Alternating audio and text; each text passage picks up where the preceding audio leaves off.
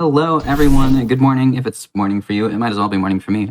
And welcome to GDQ Hotfix, and welcome to something I am very excited about, Marble Marathon. Limey and I have wanted to do this for a while. It's a bunch of marble roller games. So we're talking Super Monkey Ball, we're talking Marble Blast, we even have some indie marble rollers such as 4D Golf, Celestial Hacker Girl Jessica, if I could speak, and BALLYGON. Those are all coming up later tonight. But to kick things off, I have Super Monkey Ball Deluxe in SMB2, and I'm sure we'll explain a bit about what that means shortly here. But I am joined with pretty much the best Monkey Ball runner you could ever ask for, Glock and my Toyota. Take it away. Hello, everybody. Welcome to GDQ Hotfix. I'm stoked to be kicking it off, and like Helix alluded to, I will be playing 300 levels pauseless in Super Monkey Ball Deluxe in SMB2. And to briefly cover that before I start, Deluxe in 2, as it's colloquially known, is a really soft mod of Monkey Ball 2 that makes the Deluxe levels playable in Monkey Ball 2, which means we can play Ultimate, the kind of flagship game mode of classic Monkey Ball, on a Wii, which is huge because Wiis have better loading times, they're easier to get your hands on, and you can play on a GameCube controller, which is huge for Monkey Ball. It's the best way to play. So the category I'm doing 300 levels pauseless is essentially ultimate all levels pauseless, meaning I'm going to be taking all blue goals, and I'm not allowed to use any pause strats, which means that you're going to see a lot of insane pauseless strategies, things that don't look like they should be possible without using pausing, because being restricted from using the pause button makes us get really creative with how we can do crazy skips. This category is really cool because it's really long. It's the longest category in Monkey Ball pretty much.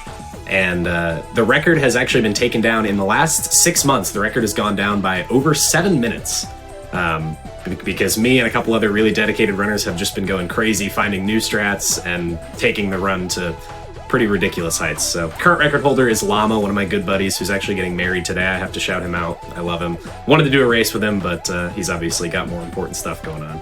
Oh my goodness. Congratulations, Llama. I didn't know that. Yeah. So yeah, I think I'm ready to get started here. I guess we can just go ahead and get going. The timing starts when I hit game start, so I guess I'll just count it down and we can get going. Go right ahead. Perfect. So 3, 2, 1, go. All right, so you start in beginner, which for the most part is pretty easy. It does have a couple hard levels, but for the most part, the name of the game in beginner is just don't die. And that's really the name of the game for the whole category. Being 300 levels long, your first priority should always be not dying. The best runs of 300, as it's known, are always going to be the ones that die the least. But it's not just about not dying. The other thing that you'll see, and I'll allude to it as we get there, one of the big things that makes this category so hard but also so fun to watch and to play are what me and other runners of this category refer to as the bonuses. And I'm not talking about the bonus stages that you'll see at the end of each stretch of 10. Bonuses are stages that have really crazy skips that you just can't realistically pull off every single time. Some examples would be like Chaos, you'll see later in Advanced, or Coin Slots, or Giant Swing deep in Expert. They're stages where if you hit the crazy skip, then you save, 10, 11, 12, or even sometimes more than that seconds. But the skips are so hard or so inconsistent because of collision that you just can't feasibly get them every run. So we refer to them as bonuses because you could have a run that dies, only like 3 times, but if you don't get any of the bonuses, you're losing over a minute just to those. Wow, that was a crazy bumpy, really fast. Yeah, that bumpy was ridiculous. The other thing that I always like to point out early in Monkey Ball runs for those who haven't seen many Monkey Ball runs is boosting. It's kind of the flagship speedrun mechanic of classic Monkey Ball, which is you'll see at the beginning of each stage, or almost every stage, I'm holding a diagonal, you can see on the input display up top, and then smacking myself into the walls like this. Basically, the reason you do that is because the walls get you off the ground. Being off the ground means less friction. Less friction means more speed. And the reason diagonals work the way they do is because the control input on this game is on a cardinal system. So if you're holding up, you're getting, let's call it 1.0 input strength. But because it's a square and not a circle, it's based on cardinal. The diagonals are giving you like 1.2, let's say, input strength. So if you don't need to be holding specifically up or down or left or right, you should almost always be using diagonals in Monkey Ball because the input is just stronger. There's Escalator's a stage that you can get anywhere between like a 46 and a 51, depending on how lucky you get. Unfortunately, I was on the unlucky end, but that's okay. Yeah, for the most part here in beginner, we're gonna be cruising. The first 30 levels of this run are fairly calm. There's not really anything crazy. You get to see some cool little skips, like on this stage, Swirl. Just a little sneak peek of how we can turn these really long, intricate stages into, 6 seconds or 7 seconds. But there's much more of that to come. But then in beginner, you also have stages like Dormant Pits that are just, not even 3 seconds, not really much to think about there. But yeah, I'm just stoked to be here, stoked to be playing. This is probably my favorite category to play, just because it's so long, there's so much time to do so much cool stuff. Runs never really feel like they're dead until they're dead. Unlike a lot of the shorter Monkey Ball categories that I've played, where you're basically just playing for perfection. This run, perfection is just about unobtainable. I don't think we're ever gonna get there, so it's just about playing as cleanly as you can and hitting as many of those big bonuses as you can. Yeah, I mean, perfection over 300 levels, especially with all the ridiculous pauseless strats that are in this run. Yeah. Yeah, I think the best way I can summate how hard it is to play that perfectly for that long is that the current record in this category by Llama has a total of 10 deaths and misses one of the 6 major bonuses. So, call it 11, 12 deaths in terms of time loss. And I think that is one of the best records in all of Monkey Ball, personally. So, just goes to show, if you can play 300 levels and only die 10 times, you're kind of going nuts. Luckily, I'm 20 deep and haven't died yet. So, I mean, at this rate, we're just going to go deathless for the whole run. My math is checking out on it. I like the sound of that. There are very few people who could. You're probably one of them. I have gotten pretty deep deathless before. I mean, not counting bonuses, because you can't always hit those. I've gotten all the way into advanced extra without dying before, but that is not something that can be realistically expected, so I probably shouldn't have even said that. It's actually like a big challenge that some community members will undertake is completing Ultimate Deathless. Yeah, that in and actually. of itself is a big challenge. Yeah, I totally forgot that I wanted to mention that. The Deathless challenges are a huge Monkey Ball thing. Really popped off in the last year or two. People like U-Bacon and ATG and others have done some crazy undertakings, playing through not only things like Ultimate, 300 levels like I'm doing right now, but also playing through crazy fan games and mods that just have insane levels. Being able to do all that stuff without dying is pretty nuts. And that's what I like so much about this category, is you kind of have to have that mentality of okay, priority 1 is don't die, but then also weighing the risk-reward of what strats can I afford to go for, while still ensuring that I'm not just going to be dying a billion times. And some of the strats you're going to see really toe over that line and probably aren't the smartest things to go for, but that's what speedrunning's all about, I guess. So we're almost through definitely the most tame stretch of the run here, the first 30. Curve Bridge, one of the longest levels in the run coming up. We just have to have some tight movement around these turns to ensure a first cycle, but it's not too difficult. Really, the main way I mess up on this stage usually is trying to be too fast on the turns and getting myself killed, so I'm hopefully not going to do that. Just want to enter these turns kind of wide and take them as tight as possible while losing as little speed as possible. That's a pretty good one too. That should be good. This should be a pretty comfy first cycle here. Yeah, perfect. Yeah, well done. Solid movement. So definitely the most, quote-unquote boring stretch of the run is now in the rear view, and the reward for getting out of the first 30 is, I think this next set of 10 is one of the coolest sets in the entire run, aside from Jolt Channel. Jolt Channel's a little boring. you just kind of move. This is a fun stage to try and get as fast of a time as possible on, because your movement has to be really good to get like really high 45s. I was gonna say, I kind of like Jolt Channel. I enjoy the movement challenge here. Yeah, it's pretty fun. 45.6, that's not too bad. That's not too bad. And now the rest of this segment here is some of the coolest stages, I think. Nice, get the inertial skip. That's kind of a mini bonus. If you miss it, you lose 6 seconds. It's just a really precise window of frames that works. There's very few stages where the pauseless strat really is just like hit this range of frames without pausing, and inertial is kind of one of them. For the most part, though, we use a lot of crazy stuff to make some of the skips possible without pausing. You'll see a bunch of stages that use like specific tile lineups and other weird alchemy to make strats work. Arc Bridges here has a chance to just not give us a clip. I'm praying that doesn't happen in front of hundreds of people. Thank goodness. You can pass right over that clip without getting a bounce sometimes. It's probably like 1 in 15 runs that it happens. So I'm glad it didn't. Yeah, that sounds about right. And this is probably the most fan favorite strat in all of Monkey Ball. It's the only stage where you use the background collision to perform a skip. We just hit this specific base on the rock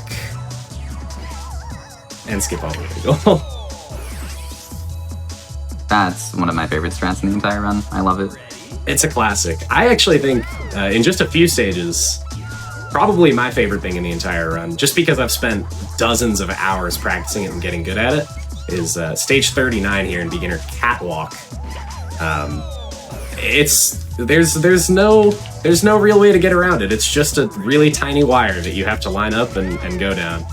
And sometimes you get it first try and feel like a boss, and sometimes you die on it 5 times because you're just not good enough at the skinny wire. So I'm hoping that my hands will stay steady. My nerves won't kill me here. Let's see. I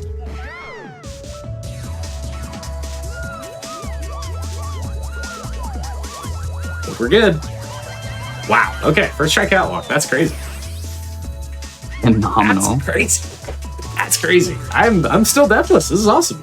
So we're just about done the base 40 of beginner here, pending catapult skip. Perfect. And we are deathless into beginner extra, which is phenomenal. I'm stoked. Yeah, incredible start. And beginner extra, for the most part, is pretty chill as well. There's some tricky stuff here and there, but this 20 shouldn't be too bad. Start off with Blur Bridge. Always tends to give me a little bit of trouble, but get through it no problem. It's just a little skip that saves 4 seconds. That's another one where you're kind of just hitting a range of frames pauseless, but you can fudge it if you know that you're early or late, and kind of mess with it to make it work.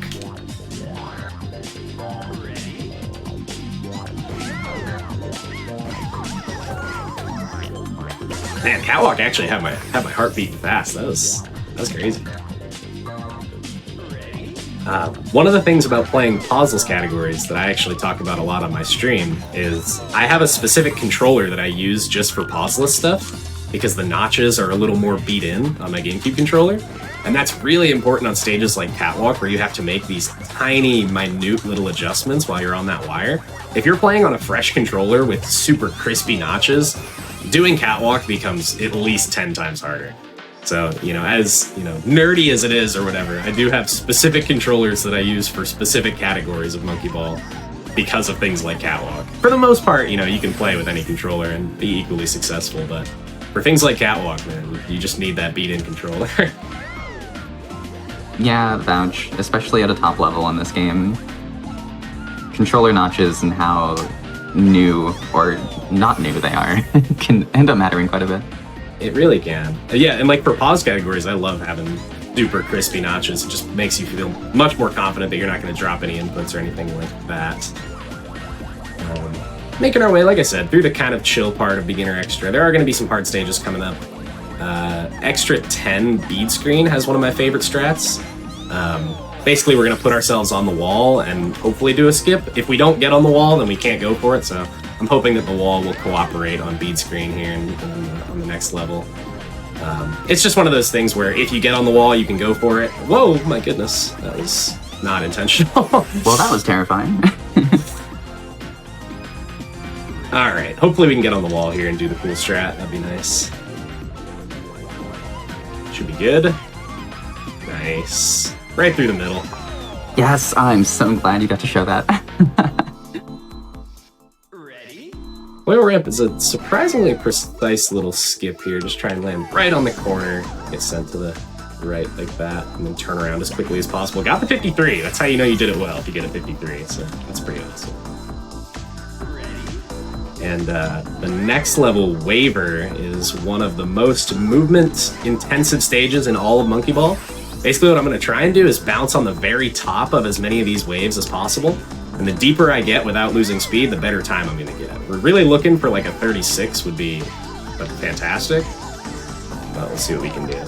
We want to kind of scoop here, bounce here, and then try and stay on the top of each of these waves. Oh, I'm already gone. Wow, that stinks. Ah, my goodness. So like I said, 36 is what you're aiming for. We are not going to get close to that here, but it's better than dying on such a long level.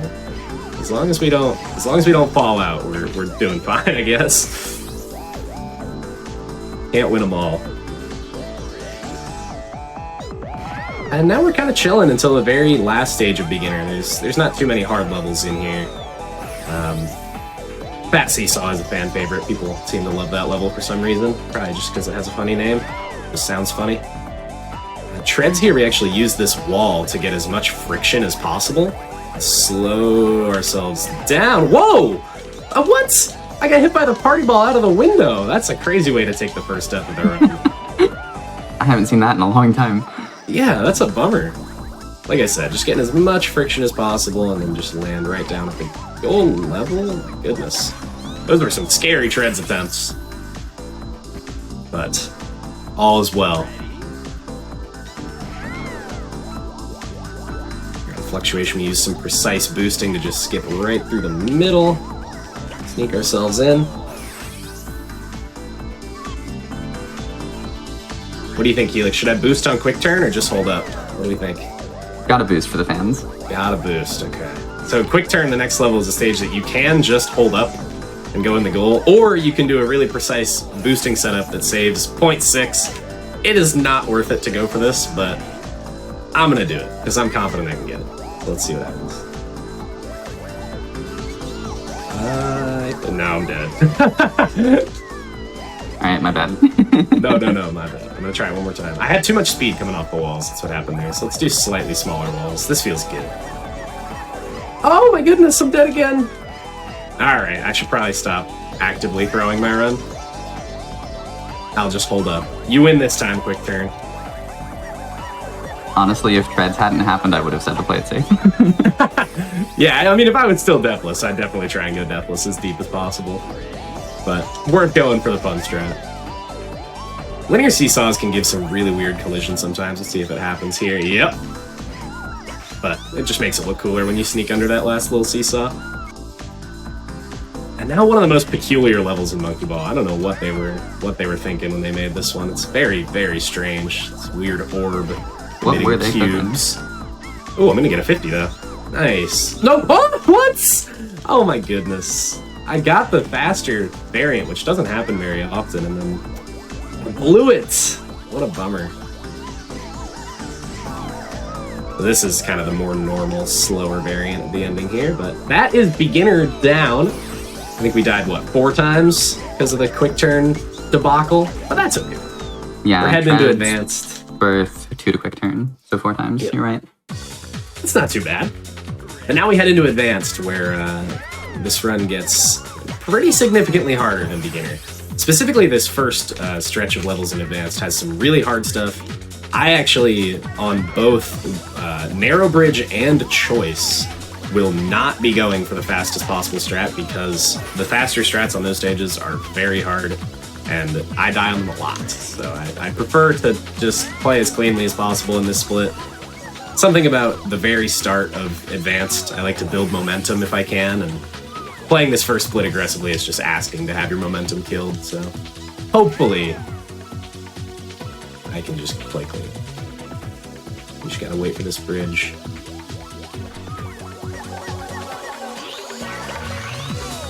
But stage 6 in advanced curves is one that I historically have always had problems with.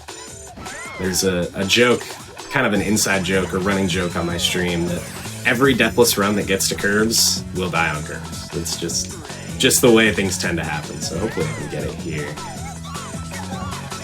Nice. It looks like just a little bit of diagonals, but for some reason it's a lot more precise than one would think. Yeah, I find that strat a lot easier in Monkey Ball 1 than in Monkey Ball 2, personally. Yeah, I don't have extensive experience with Monkey Ball 1, but I have heard that a number of stages, like I've heard Jump Single and Sega Logo in Advanced are also both considerably easier in Monkey Ball 1. For some reason, just the way the physics engine works. They are. I think it's the way the camera turns. When I'm doing those stages in Monkey Ball 2, I have to throw like a down right flick in there. I don't have to do that in Monkey Ball 1. It's way easier. So Choice here, like I mentioned, has a very hard strat where you go down this wire and then you clip up to the goal. But the clip is so difficult and so inconsistent that I'm not even going to try it. This stage has burned me far too many times. I'll just take the 3.5 seconds of time loss and, you know, leave a complete person, I guess. That's fair. Really, the next 50 levels is probably not necessarily the most boring, but definitely the easiest stretch of the run, where there's really just not many stages that are super hard. I'll point them out as they come. There are a couple that are pretty difficult, but this section, as I often say when I'm doing runs in this category, is where runs are made and broken. Because you can get out of beginner, you know, a bunch. But this stretch in advanced, the quote-unquote easy stretch, is where you just absolutely need to not be making mistakes. That's not to say that the next 50 stages are all going to be easy, obviously. Nothing's easy in Monkey Ball. But hopefully we can play as cleanly as possible because, you know, and I hate to foreshadow too much, but the last 30 levels of Advanced, meaning A60 to Advanced Extra 20, is definitely the hardest stretch of the run. It's absolutely backbreaking. Like how I said, this stretch is where runs are made and broken, like whether or not you can continue. That stretch at the end of Advanced is just where runs die. So. Yeah, I was going to say it if you didn't. Yeah, Advanced Extra, it's also painful, not only because there's a lot of hard stages, but also it's where quite a few of the bonuses I was talking about earlier are. Things like coin slots, dynamic maze, UFO, and chaos, where you can play deathless through that whole stretch at the end of Advanced, but if you miss all of those bonuses, that's 40 seconds just on those 4 bonuses alone, which is insane. You can play deathless and still lose 40 seconds. This is one of my favorite little skips. Such a long stage, and you can just skip the whole thing. Make it take 4 seconds. That's what speedrunning's really all about to me, is turning something huge into something tiny. And Cliff is a great microcosm of that. Heck yeah. This concentric is off to a very slow start, but that's alright. 50's not the end of the world. Looking for like a 52 there, get it in 3 cycles, but collision was not my friend. That's it.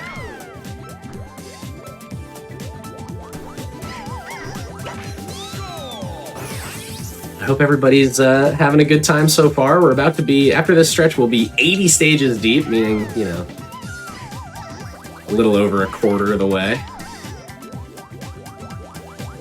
And there's much more excitement to come. That's one of the things I love about this run, is that the stages do pretty linearly get harder as the run goes on, meaning the run just pretty much gets more exciting and more difficult as the run goes on. There's not really going to be any lulls once we get through the, like I've been saying, the quote-unquote easy stretch of Advanced. Pretty much all of Expert is blisteringly hard, and then Master is Master, you know, it's what you would expect from the Master mode. So you can expect a pretty direct line of difficulty and thus excitement.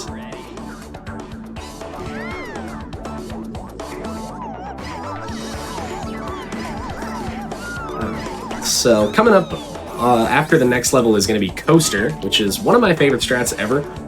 It's one of what we call the falling strats, where you're pretty much just falling directly into a goal that's very, very, very far away. But Coaster also requires some finesse on the setup, so it's a strat that if you're playing in a paused run, you would use a pause here to make it safer. but if you're really good at it, you can do it without using any pauses at all. No way! Oh, I thought that was going in. I can't believe that didn't go in. I feel like I hit it pretty much straight up. This one feels okay. There we go. Okay, second try's fine.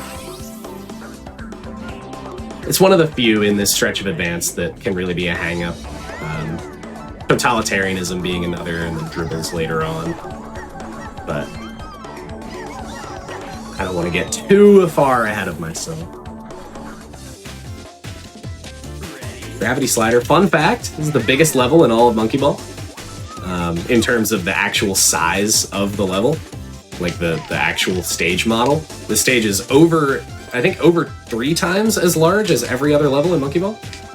Which, it might not look like it because you still beat it pretty quickly, but just in terms of the size of the model, that is the biggest stage in Monkey Ball by a lot.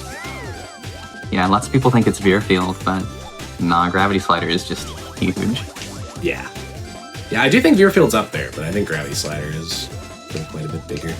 Inchworms, it's kind of interesting that you have to go so slow. There is a slightly faster method for blue goal inchworms, but it's surprisingly really, really hard. So that's one of those that we just play kind of safe. And then Totalitarianism here, fan favorite stage. Also has a pretty difficult skip. We got to hit a range of frames here, and then hit a hard goal entry there. Nice. Well done. Thank you. That is not easy, Pauseless. Definitely not. It's another one of those kind of psycho things that we've added in this category that, you know, it only saves 2 seconds. But this category's gotten to the point where every second matters. Wow, that was a really fast organic thing. Awesome. Alrighty. Well, this is the first time we get to see the Monkey Ball background. I think this is probably the most universally loved background and music in Monkey Ball. Whenever I get to these levels on my stream, there's always people in chat who are like, oh man, I love this song, or I love this background. You get to see Burger Cube in the background. I was gonna say, any Burger Cube fans? It's the place to be. Mimi's getting loose back there in the window. She's feeling good. Coming up on the most unintuitive level in Monkey Ball, in my opinion, Stoppers. Hopefully it goes perfectly and we get a 57. We'll see. Oh, heck yeah. That's awesome. That stage is really difficult. It's just super unintuitive how to move those. Those obstacles are called JAMA bars. Basically, they move with the gravity of the level, so as you turn, they move in and out. So you have to really precisely control the way that you're turning and the directions you're hitting. So if you watch an attempt of Stoppers and look at the input display, you'd be shocked at just how many inputs there are for such a seemingly simple level. Yeah, the the strat for it is nearly impossible to explain. I've had people ask me for help, and I've just been like, here's a video with input display, that's the best I got. Yeah. One of my favorite kind of fun facts about that level is in Monkey Ball 1, so obviously that's a Monkey Ball 1 level, I'm just playing it in Deluxe. Callum, who is the greatest speedrunner of Monkey Ball 1 ever by a lot, like it's not even close. He has every record by a mile. He got so good at playing that stage in Monkey Ball 1 for full game runs that he actually holds the untied individual level record as well, from just learning so well how to optimize it and how to play it absolutely perfectly. That does not surprise me. He would do that. Gonna do a little skip at the beginning of Middle Jam here. It's surprisingly tight. Nice. Saves like 2.5 seconds though, just to get in front of that next bumper. And now I'm gonna smack this bumper because I'm mad. I'm angry. We can just run into this bumper and not die. It's one of those funny things where because the bumpers are moving, as long as you hold up into them and hold up after you get hit by them as well, they're never gonna kill you. If that bumper were not moving with me while I hit it, then it would kill me instantly. I'm hearing from chat that Stopper's record is now tied. Really? That's awesome. I don't know who tied it, but congrats to them. Sorry for the misinformation. Dang, I stink. I didn't know that either. So coming up on stage 43 is, in my opinion, oh my goodness, I just messed up reversible gear. I just went early, wasn't paying attention. On stage 43, in my opinion, is the coolest strategy in the entire run. Obviously, that's up for debate. A lot of people have their own personal favorites. But I'm also biased towards it because I helped find it. It was kind of a labor of love between me and Goobs, who figured out how to set up the ideal dribbles pauseless strat. Because what we used to do on dribbles was just hit the pauseless range and then do an insanely difficult adjustment into the goal, which made it the biggest run killer in the entire run, because you either had to do a really inconsistent clip or an absurdly difficult frame strat. But now we use a very precise tile lineup. Hopefully I can get it here. I think that's good. Nice. That is absurd and really funny to me because I just discovered a dribble strat in Banana Mania, the newest Monkey Ball game, that looks very similar to that. It's funny how full circle speedrunning can be sometimes, where this game's been out for 20 years and Banana Mania's been out for, what, like 4? And we're still discovering identical strats across different games that essentially do the same thing. God, it's so funny. I love Monkey Ball. Yeah, that dribble strat is just one of those things that we've kind of theorized to be possible. Like, oh, what if you could use a tile lineup and then do some crazy air movement to find a way to the goal? And then Goobs, one of the best speedrunners of Monkey Ball currently, who has a run actually tomorrow night in this marble marathon, he came to me with that dribbles idea and was like, I think this can be made consistent. He basically had it in like a rough state where like he could hit it every now and then, but oh my goodness, Twister, what are you doing to me? He could hit it every now and then, but it was still in really rough shape. And then we basically both just spent hours trying to figure out how to make it work and got it to where it is now, where it can actually be in runs. So that's just one of my favorite strats, not only because it looks cool and solves a really difficult stage, but also because of the kind of context of the strat. Oh my goodness. Okay, I guess I'm playing this stage slow. Yeah, okay. Supposed to drop straight into the goal for a 56, but I guess you take whatever you can get. I hate walls in this game. Yeah, they can be pretty tricky sometimes. They're worse than Banana Mania, but I don't like them in this game either. Yeah, in Banana Mania, you don't like have to use them on most stuff though, right? Isn't it usually faster to just use cardinal inputs in that game? You don't have to use them for boosting, but we have certain strats that require getting on the wall, and that's not the most consistent thing in the world. Amen to that. So this stretch, I always make jokes, and I'm setting myself up to be embarrassed if I fall out in this stretch. But this is the easiest stretch of stages in any Monkey Ball category, in my opinion. 50 to 59 here. There's pretty much nothing consequential. I think spiky is the only thing in this stretch that is even remotely difficult. Like, look at this. Like, what is this level? What do we do? That's basically a hold. Come on. Labyrinth is interesting. The green goal here is actually easier because you just clip off of this first square hole in the ground. But remember, we can't take green goals, we can't take red goals, so we got to do a little clip across and take the blue goal back here. I think this is a great time to remind everybody that second round submissions for SGDQ are open. They close today, though. So visit submissions.gamesdonequick.com for more information. Any game released after February 14th is eligible for that second round submissions period. Also, if you are crafty and would like to submit a prize to the event, prize submissions are open until June 16th. Nice. That's awesome.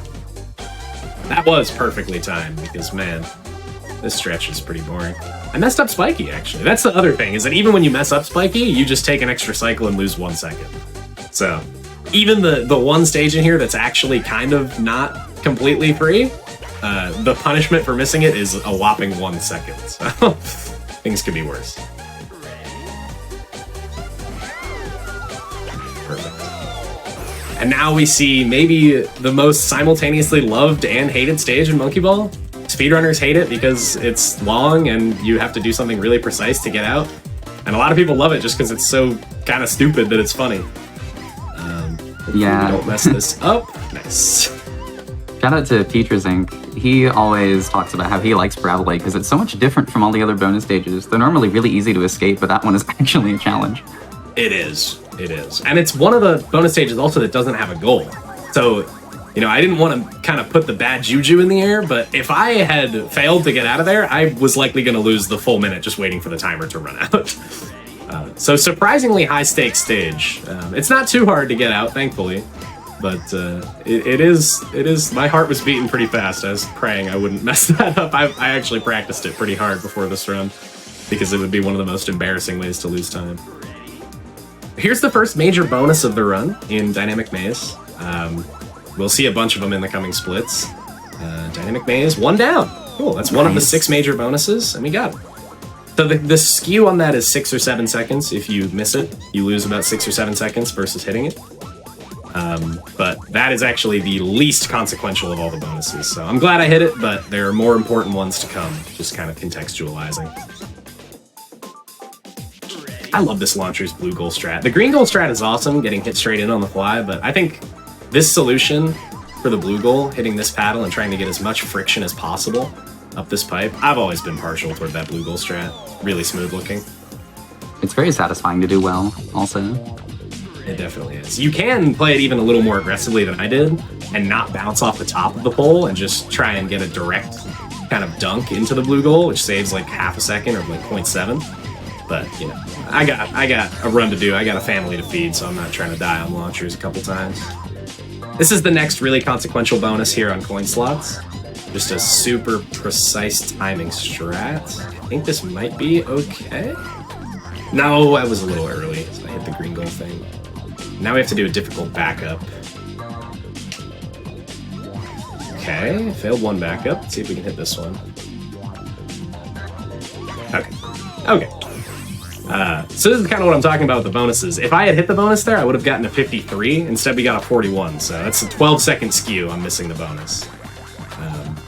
We're now 1 for 2 on major bonuses. But there's much more to come, so we'll just see. The Seesaw Bridge is off to a pretty good start. Having good movement on this stage is always satisfying. It should be a high 35 would be my guess. Let's see. Oh, not quite anymore because of that clip, but low 35 is fine too. Most hated stage in all of Monkey Ball, maybe? Right here, Arthropod? It's up there, so is launchers. People always seem to get a kick out of watching this stage get destroyed like that. I love that strat so much. It's so smooth. It just feels so good. And you know, all things considered, I didn't fall out anywhere in this split, and I may have lost 12 to coin slots, but only losing 12 in that split is not too bad, because that is one of the hardest stretches of 10 in the entire run. The unfortunate thing is that it gets followed up by 2 more of the hardest stretches of 10 in the entire run. Both segments of Advanced Extra are very, very difficult. Got Blur Bridge again, though. That's nice. 2 for 2 on Blur Bridge. We'll see that again in Expert Extra. 2 down on Blur Bridge. That's always good.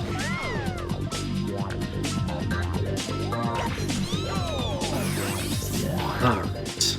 Puzzle here is an interesting stage. You can get really unlucky on collision, but most of the time it works. And I think this is a really cool, kind of sleek solution to this stage. Not having to rely too much on really janky collision, but also still having just enough jank to work. Yeah, the pauseless strat for puzzle skips over the whole thing and is multiple seconds faster and is extremely inconsistent. I hate it.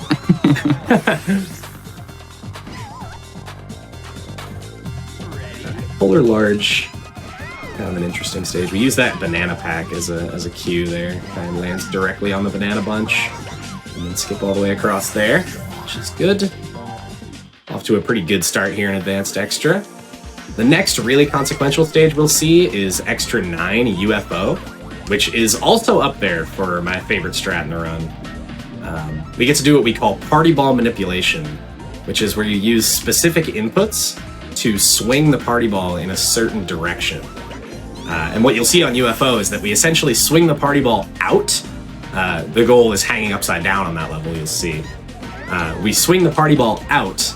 That way we can land directly on it and have it push us into the goal while the goal is upside down. I know that sounds like a lot, but you'll see what I mean, hopefully, if I can get it. And it is another one where if you get it, it saves 12 seconds, and if you don't, obviously, it doesn't save 12 seconds. So it's another one of those really important bonuses that happen throughout this run. But it is one of the most controllable of the bonuses. It doesn't rely on any janky collision. If you set it up properly and execute it properly, then it should work every time. So hopefully I can do that. Let's see.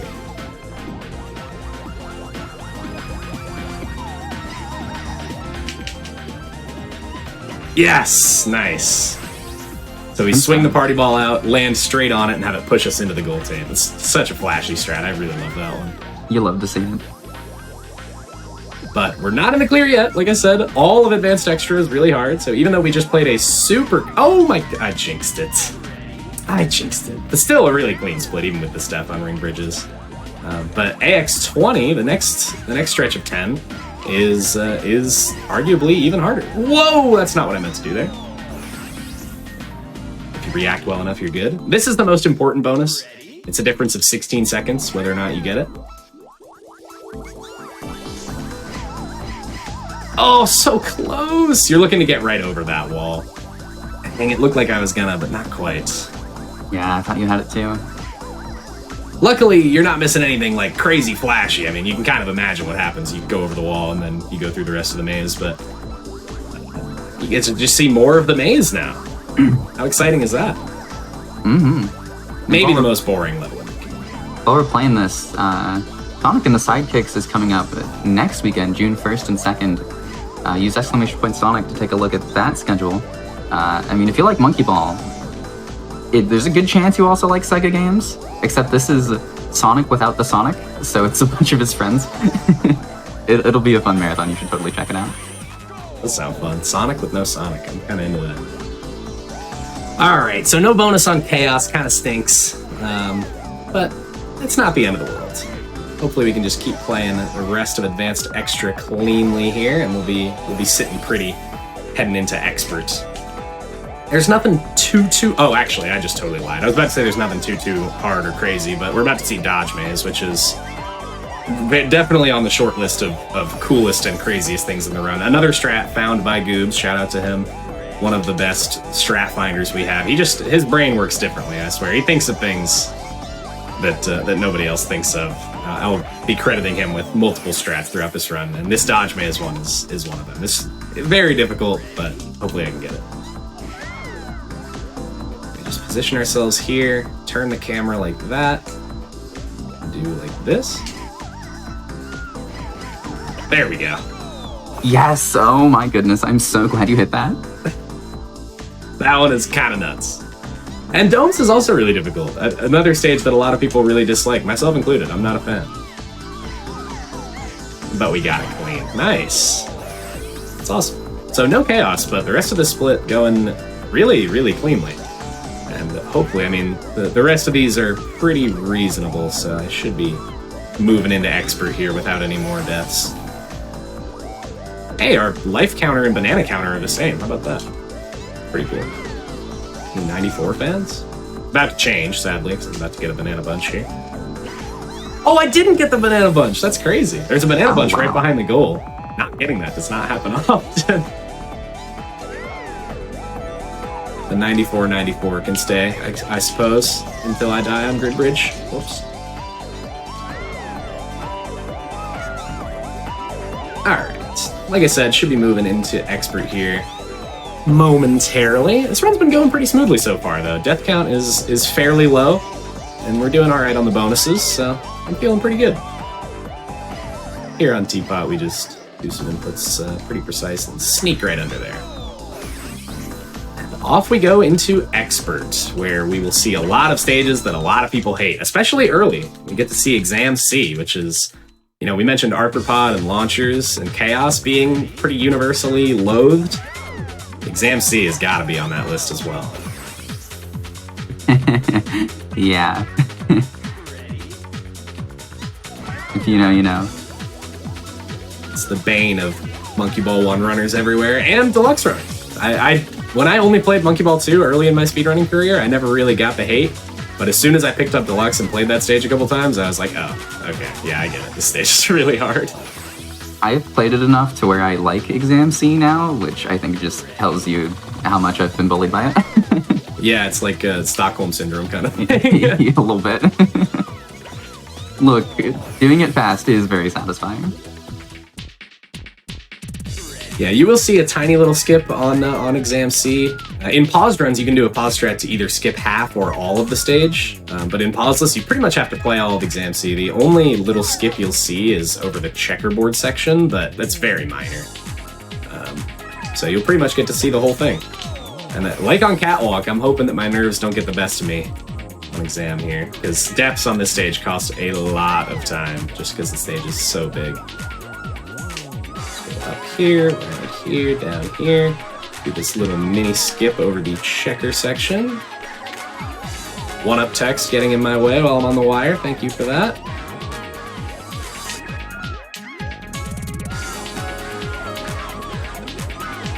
All right, cool. Through the one-up text and everything. Very clean. That, I hate the one-up text. I wasn't gonna say it while you were still playing the level, but I hate that they put it like right over the ball. Like, what were they doing? It's brutal. It's always brutal when it happens on a stage like Exam C, or actually you'll see it a lot on Gears later in Expert. Just the way the bananas tend to line up, you see one-ups on Gears happen quite a bit, and it can be very annoying. This stage tracks is also very annoying. If you do the setup perfectly, it works pretty consistently like that, but it is very, very hard to get that skip across every time. So second try, not too bad there. Not upset with that at all, because I've had runs where I just die 5 or 6 times there from either doing it wrong or getting slightly unlucky, or a combination of both. Downhill hard, always a stage that I've for some reason struggled with. I do not like that level. It always makes me nervous. It's terrifying, especially in a category as long as this one. And if you die toward the end, you lose, 10 plus seconds. So I totally get it. This is one of the last bonuses of the run. We're through most of them, but Wormhole's a really big one. It's a swing of about 15 seconds. So let's see. Nope, no clip. That is just one of those things that, you can't reliably get a clip there every time because of the way that collision in Monkey Ball works. We call it pseudo-randomness, where there's really nothing you can do to make it happen every time, even though it's not inherently like RNG or inconsistent. So it's a bummer, but nothing you can do about it. You'll see that again on the last major bonus of the run in Expert Extra. I'll point that out when we get there, where it's basically just collision dependent. But that's the thing about collision dependent things in Monkey Ball as well, is that if you set them up really well, you can kind of tell when they're gonna work. So it's not just like you're, holding random directions and praying. There are things you can do to make it more likely to work or more lenient. But at the end of the day, you are still kind of at the whims of the way that collision is checked in this game, which can be a bit of a bummer.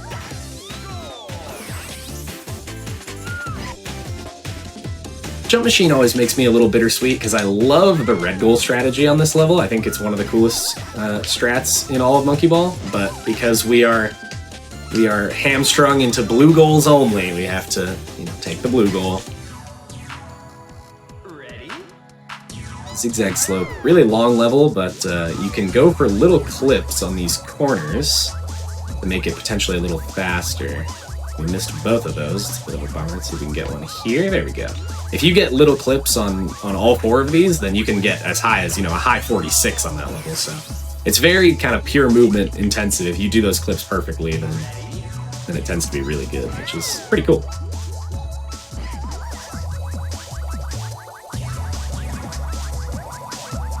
Tower here, we just turn it around. We gotta do a precise angle into that goal. Nice. It's a little closer than I'd like, but it all works out.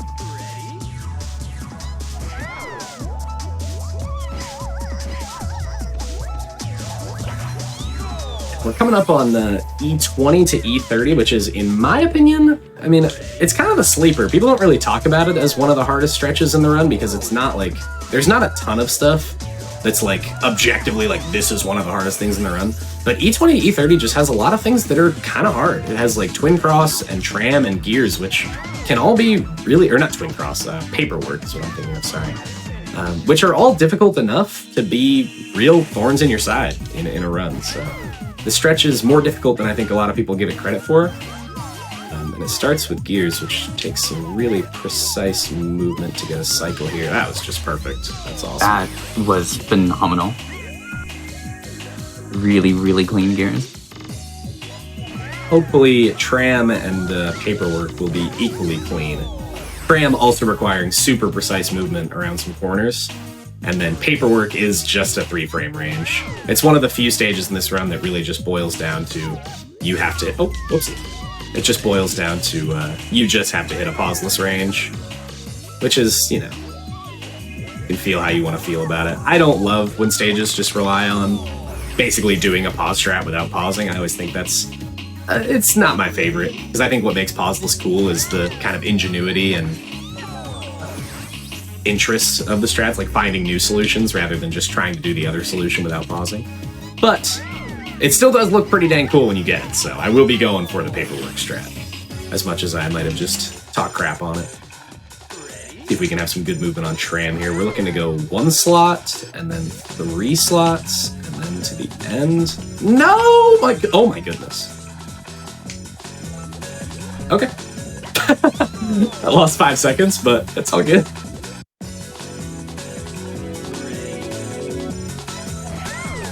That was crazy. Swing bar long here. Pretty much swing bar, but longer. I know the name might be misleading, but nope, it really is just swing bar, but longer. And now here's the paperwork. Hopefully we can hit the range here. Nope, it was a little early there, I believe, so hopefully we can get it here. What the heck? I've never even seen one that looked like that before. I don't know what happened there. There we go. That's what it's supposed to look like. It's one of those stages where if you can get the range first try every time, it will save time. But it's really risky, and I've kind of gone on and off of using it in record attempts because the risk reward is really tight on that. If you feel like you can get it first try every time, then you should go for it. Otherwise, it's kind of difficult. But because this is a marathon setting and I'm just playing for fun, I'm going for as much cool stuff as I can. And that will manifest in this stretch as well, where I'll be going for incredibly difficult and unwieldy strats on both opera and tiers. Strats that I would not normally go for in like a record attempt. Shout out to Monkey, one of my good buddies, who taught me how to do this opera strat. It's close. I'm gonna try this till I get it. This could be a few attempts.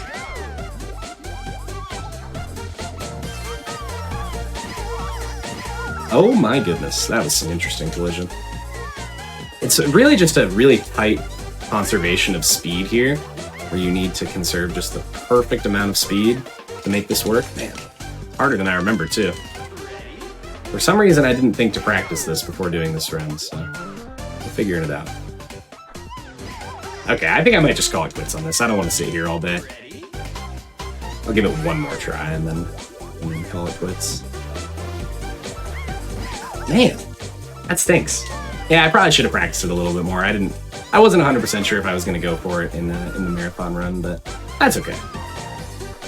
We'll just take the safer strat here, take a little double bounce, and then dunk the goal. Even the safer strat there, not totally easy. Hopefully the hard strat on tiers goes a little bit better than the one on opera. I do think it's a little easier, and I have a lot more practice with it, so I think it's likely to go quite a bit better. Let's see. So we're going to take the second wire here. It's a really thin wire. It's curved. It's angled. It's just really, really hard to do consistently. Whoa, can't take the green goal. Hold on. We did get the wire, though, so that's good. Happens to me a lot when I do that strat is I have a lot of trouble making it to the blue goal, so I end up taking green goal. Obviously not an option here. Got the 55 strat there on Cliffs, just a pretty aggressive strat to save 1 second. Yeah, that tier strat, the green goal versus blue goal thing is interesting because that strat kind of first started getting used in story mode all levels runs of Monkey Ball 2, where it doesn't matter what goal you take. So part of the appeal of that strat is if you get the good ending, which gets blue goal, then awesome. But if you get that weird clip that I got and have to take the green goal, that's okay. But in 300, it's a little different because, you have to get that good blue goal ending or else you're going to have to slow down and get down to the blue goal. So it's a little less reasonable to go for. I would be remiss if I didn't mention Switch Inferno in Deluxe has a collision bug with the goal, where normally you have to press a button to make the goal go up. In Deluxe, you can just go right in the corner. Forgot about that. That is a classic. And now this is one of the tightest cycle-based movement strats in the game. It's like Curve Bridge from Beginner, but on steroids. But this should be perfect. I mean, that movement was pretty fantastic. Wow, 47.6 even. Yeah, it's about as good as you can do it. Well, no, but still. All right. Wait. Moving into the Desert Split, which is home to a lot of stages I like, but also a few that I really dislike. I like Sega Logo a lot. I think that's a pretty cool strat when everything works properly. We're about to see Wind, which is up there with Chaos for most boring level in the run. It's one of those ones where there's not really anything to it. There's nothing too cool to point out. You do a tiny little skip at the beginning, but for the most part, you're pretty much just climbing up a ramp. So let's see here. So we do this tiny little skip, and now we're just going to be climbing a ramp for 20 seconds, basically. It is fun sometimes to try and optimize your movement, see how good of an IGT or in-game time you can get. So I'll try and take these corners pretty tight, try and have as good movement as possible. Good time here is anything 29 or higher. If you can get a 30, you're really going crazy. I couldn't quite get the 29, but that's alright. Who cares? It's a very menial difference. Now that we're through that, the rest of the split is pretty exciting.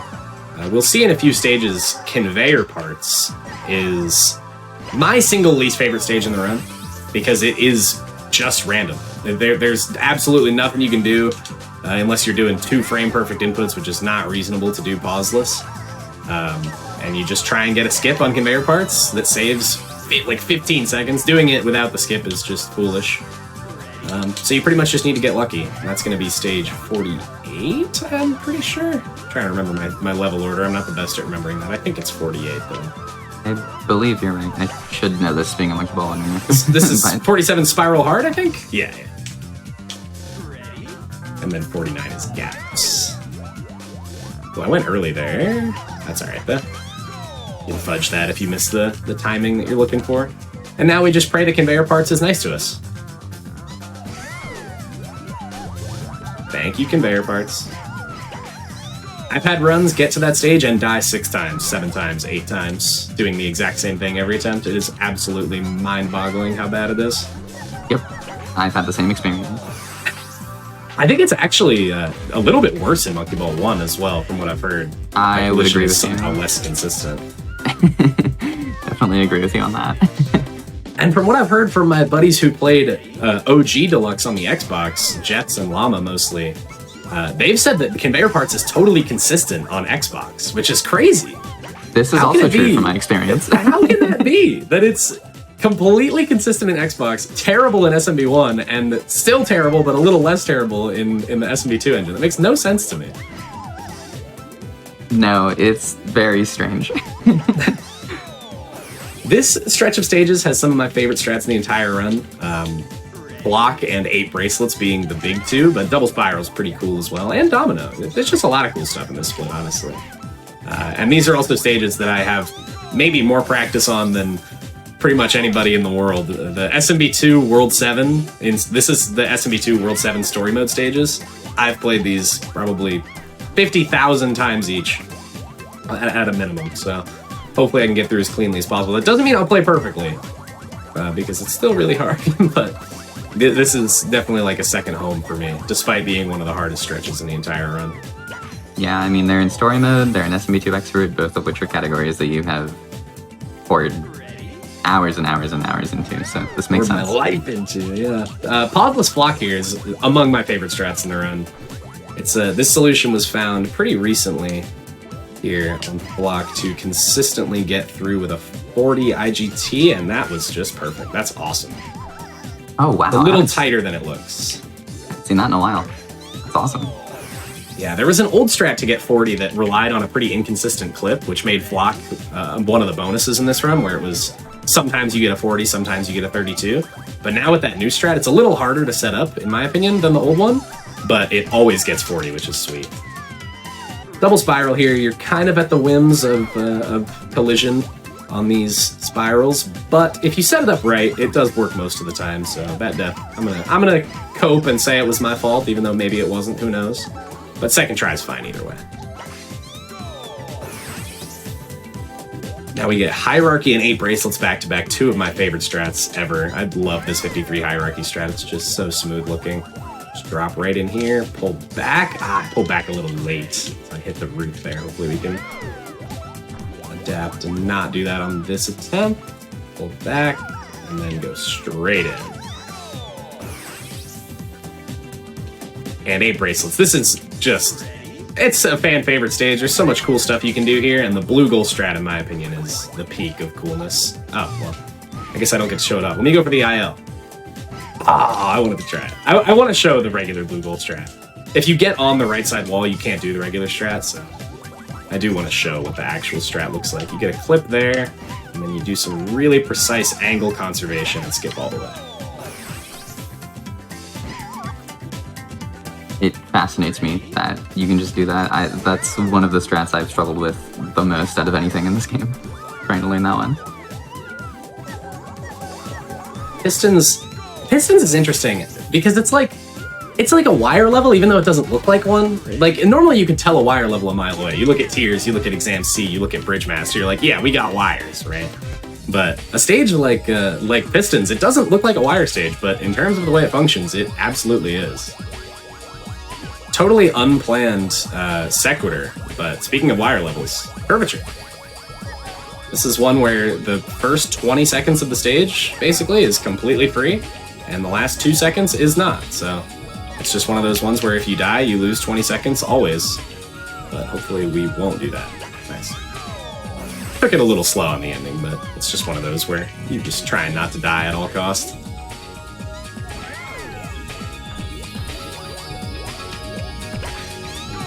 The rest of this segment's pretty smooth for the most part. There is a pretty cool looking strat on Quake that I only picked up recently. That saves 1 second over what I used to do there, but for the most part, this segment is just beating the levels in front of you. There's nothing too flashy in here.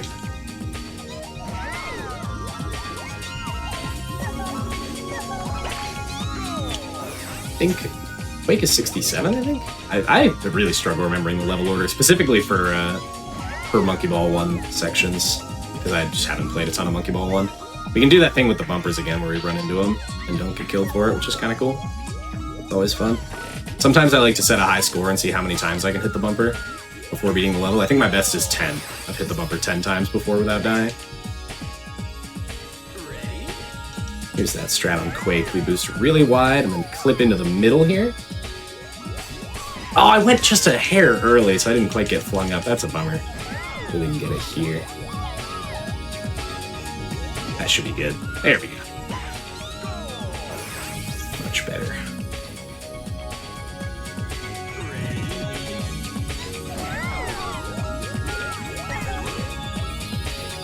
Yeah, like I said, pretty smooth sailing for the majority of this split. Quake and I guess Curvature at the very end are really only things that are too consequential. One of the few kind of respites you get in Expert. Really, this stretch of stages, and then 90 to 100 actually is probably the easiest stretch in all of Expert. But those are pretty much the only respite we're going to get for the remainder of the run, because Expert Extra is very hard, and Master is very, very hard. So you kind of got to enjoy these oases when they pop up in the vast desert that is Expert. A lot of hard levels, so you got to appreciate the easy stretches when they come.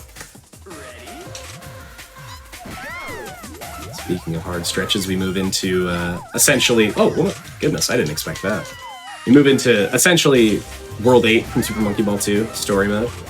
A lot of hard levels in here, as I've been saying about pretty much every stretch in Expert. Like I said, pretty linear development of difficulty in this run. It pretty much gets harder as you go on, minus a few outliers. Here on Momentum, we just sneak around the outside. Nice. And Entangled Path is one of the stages where people who have watched a lot of Monkey Ball speedruns have probably seen the green goal strat on Entangled Path a million times, where you jump straight in and land directly in the green goal. But again, no green goals for us. Blue goals only, so we gotta do some waiting. Let's take a look at the sights back here. Isn't that just beautiful? Look at the background. Look how much work they put into this. It's so gorgeous. I love it. Anyway, we get back here. We want to press this button at about 38.0, give or take. Don't die on that little wire, and then just gonna send ourselves all the way down here. Take the ending extra safe to make sure I don't die. 30 seconds deep. The next level, Vortex, is one where we're it's one of the few stages where we're kind of at the whims of collision. It's another one where, you know, if you set it up perfectly, it should work most of the time, but it's hard to reliably do that, so hopefully the collision doesn't decide to give us a tough time. That one was totally my fault. If the button doesn't press, that means you did something very wrong, so. The collision that matters is this one here, which we did get, so that's good. That's really all you need. As long as you get that first collision, then the rest of the stage works fine. Sometimes you'll get really unlucky and that collision will whiff you like 5 or 6 times, and I've had runs die like that before. It's a pretty heartbreaking way for record pace to get ruined. But luckily the collision was nice to us this time. Here on Warp, it's a good example of how diagonals are so important. If you try and beat this stage without using diagonals, it's impossible. Not even virtually impossible, it's straight up impossible. It's a stage where you can see in real time the extra strength of the diagonal inputs. That is what makes that stage possible. But definitely a casual killer. I've had friends who are like, dude, I'm playing Monkey Ball for the first time. How do you beat Warp? And I always tell them, just use diagonals. And then they text me an hour later and they're like, dude, it worked. One of those funny little things.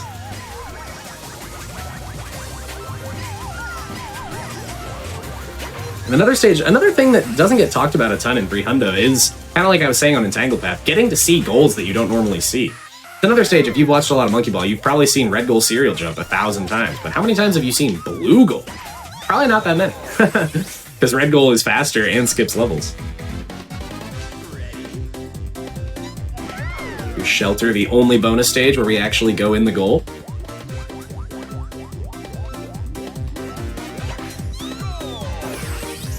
We move into the last little bit of Expert here. We got 2 segments left. This segment, for the most part, isn't too bad, but it does have Carpet and Clover, which I think are both probably in my personal top 10 hardest stages. I really, really struggle with both of them, so. There's Carpet, that is perfect, nice. That full skip there is really, really difficult. There's a half skip that's like 3 seconds slower, but obviously it's 3 seconds slower, so we don't want to do that.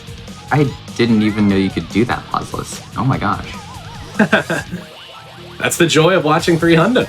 You get to see crazy stuff.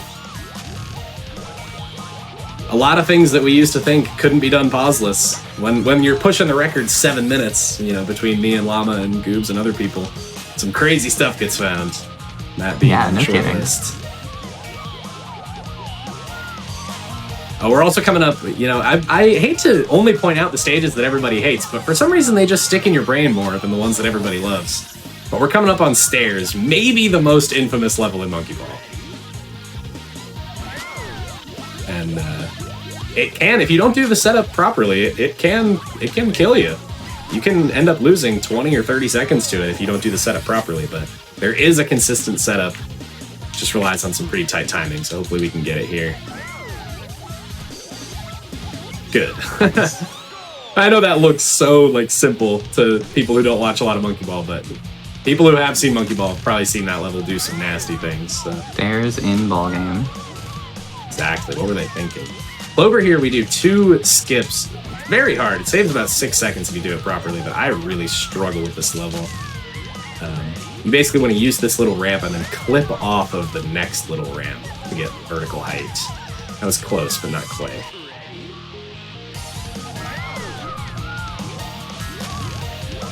There we go. So that's the first skip, and then the second skip, you do that. Oh, man. Normally you get a little clip instead of just flying straight into the wall there. I guess I just had too much speed. More speed than normal. So now I'm just flopping all over the place on Clover, but I do want to get this. Especially because I'm not that good at just doing the stage normally, so I'd like to just get the skip to work. Oh, wow, okay. This ending is doing things I've never seen it do before, which is kind of unfortunate. Oh my goodness. I'm about 1 try from giving up on this. This is peeving me off. Oh my, that was totally my fault. Okay, I'll just beat the level now. I'm tired of this. I'm sick of you, Clover. Like I was saying, it's probably in my top 10 hardest stages in the run just because it's a lot trickier than it looks. The speed management and lining up for the clip are just not that easy. So I'll let it steal a minute from me, but I won't let it steal my spirit. And we'll just move on. And now, like I was saying, how you have to appreciate the kind of oases, the pockets of easiness in a sea of difficult levels. That's where we are right now. From 88 to 100, there's pretty much nothing difficult. Guillotine is kind of hard, which is stage 95, I think? 96? I don't remember. But yeah, for the most part, we're chilling until Expert Extra. I think 95. Yeah, I think 95 is right. Because it's cross floor, spinning saw, chip pipes. No, it's 94. No, yeah, flat maze is 94. Yeah. Guillotine's 95. Goodness gracious. It's 9-6 in story mode, but then like you subtract 1 from that because of the way Ultimate orders its levels. Yeah, the Ultimate level order just always throws me off. I promise I've played this game for thousands of hours. Just because I can't remember the stage order doesn't mean I'm not a speeder. How about that? But yeah, there's nothing too difficult in this stretch. Guillotine's pretty much the only thing. That's not to say that there's nothing cool in here, because I think the chip pipe strat and the guillotine strat and the flat maze strat and corkscrew are all pretty cool. But nothing too difficult. This is commonly... So this is also pretty much just World 9 from Monkey Ball 2, like Helix was saying, Guillotine being 9-6. And World 9 in Monkey Ball 2 is widely regarded as, like, the oasis in story, where you basically just spend World 9 charging up to play World 10. Because World 10 is so hard. And as much as I hate to be a tease, World 10 is actually the only levels that we won't see in this run. 300 levels is every level from Challenge Mode of Super Monkey Ball 1, 2, and Deluxe, which means that there's no Story Mode exclusives, and the only Story Mode exclusives are Monkey Ball 2 World 10. So if you were looking forward to seeing, you know, Created By or Postmodern or Gimmick, unfortunately, this is not the run that you'll get to see them in. However, you will get to see them during the Super Monkey Ball Banana Mania Story Mode race at this time tomorrow. First run tomorrow. Look at that! I'm a host and I didn't even know it. Setting you up for the alley-oop. This corkscrew is a little weird. Got a weird camera turn there. Hopefully still get a 45. That's the time you're looking for here. Yeah, okay. Okay. Oh, shout out to Complex Plan, one of my best friends that I've made through Monkey Ball. He has just left his fingerprints on this stage. He always used to push it so crazy and inspired everybody else to play it as crazy as he did. I messed that up just for you, Complex. He was infamous for just playing Orbiters like a psychopath. That was like his level. He really played every stage like a sociopath, just trying to save 0.1, 0.2 on as many stages as he could, and ended up driving himself crazy for it. But it made all of us better trying to match him, so shout out to Complex. I love that guy. He did get Story Mode record, the first ever 27. It paid off. He did. One of the greatest runs in all of Monkey Ball in terms of significance. Alright, and now the Oasis is gone and we move into the scariest section in all of Monkey Ball. Not just Expert Extra 1 through 10, which is, in my opinion, the hardest split in the entire run, but also Expert Extra as a whole, and also Master Extra. The next 50 levels, the final 50 levels, this is what separates the men from the boys, so to speak. It separates the wheat from the chaff. Ooh, this charge is looking good, though. If I get collision here, it should be a 1 cycle. Go! Oh, what? Oh, I thought I had that. Bad decision, I suppose. That's alright, then. Charge is another level where you kind of are at the whims of collision. Oh, nice. Cooperated that time, though. Got a nice 1 cycle. If you don't get collision, or if your collisions give you bad speed, then you can get as low as like a 38 on that level, but the ideal first cycle gets 48. We really can't even afford to breathe in this stretch because pretty much every level is hard to get Strata first try, which is fantastic. Square Dance, also known as Puzzle in Monkey Ball 2, one of the stages that got its name changed because they gave the name Puzzle to a Monkey Ball 1 level. That happens with a few other stages in the Deluxe versions. And now Giant Swing, the final major bonus of the run, also probably my least favorite of the bonuses. We just need good collision here. Oh, not quite good enough for the full skip, so we gotta go for the half skip instead, which is also very difficult. I think we're good, though. I think this should work. Oh, no. Oh, no! Dang, man. Not quite. Got too much height, so I couldn't even do the half skip, so we just have to play the stage, you know, the casual way. Just take the most comfortable cycle here. It swings at about 33, and get hit all the way across. So this kind of speaks to the difference between bonus and non-bonus. The full skip there that you're looking to get gets a 52, so we just lost 25 seconds by missing both of the skips there, which is really a bummer, but there's not a lot you can do. It's just a hard level. And now the rest of the split is filled with hard levels too. We got to take the blue goal here on free throw, and then we get pendulums and conical slider back to back, which are both just incredible, incredible strats. Two of my favorites. Blue goal here requires some tight air movement. Nice. Now pendulums, it's going to look like we're just throwing ourselves down and falling out on purpose, but I promise we have a plan. Nice. And conical slider here. This is probably the most universal favorite strat in the run. I think most of the people who watch and play this category think of this as one of the coolest in the run. There we go. Sweet. Yeah, you're right.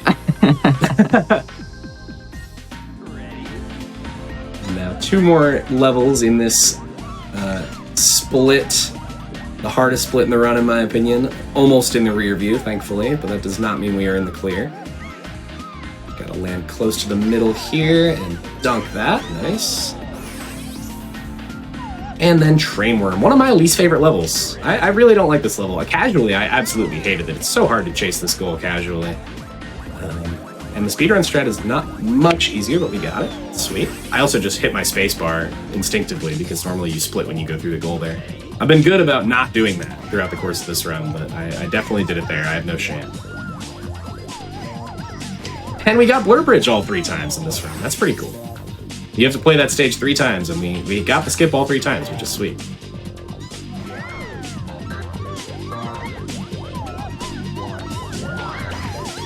We're moving through the SMB1 extras section. There's only a couple stages in here that are super difficult. So I might have lied about this whole endgame being super hard, because this split isn't too bad, but it does have some tricky stuff. It's got Blur Bridge, it's got Factory, and some tricky stuff. And the one I didn't mention intentionally is EX20 Daluma, which is... I know I've said this about 1 million strats already, but it really is one of my favorites in the entire run. It's another finding of Goobs, the hero, who has found so many strats for this run and really helped push it so low. Daluma is about as cool as it gets for this run. So we are cruising so far through the split, which is nice. Curl Pipe's not super easy, but we got it. Hopefully we can cruise all the way to Daluma with no more hang-ups.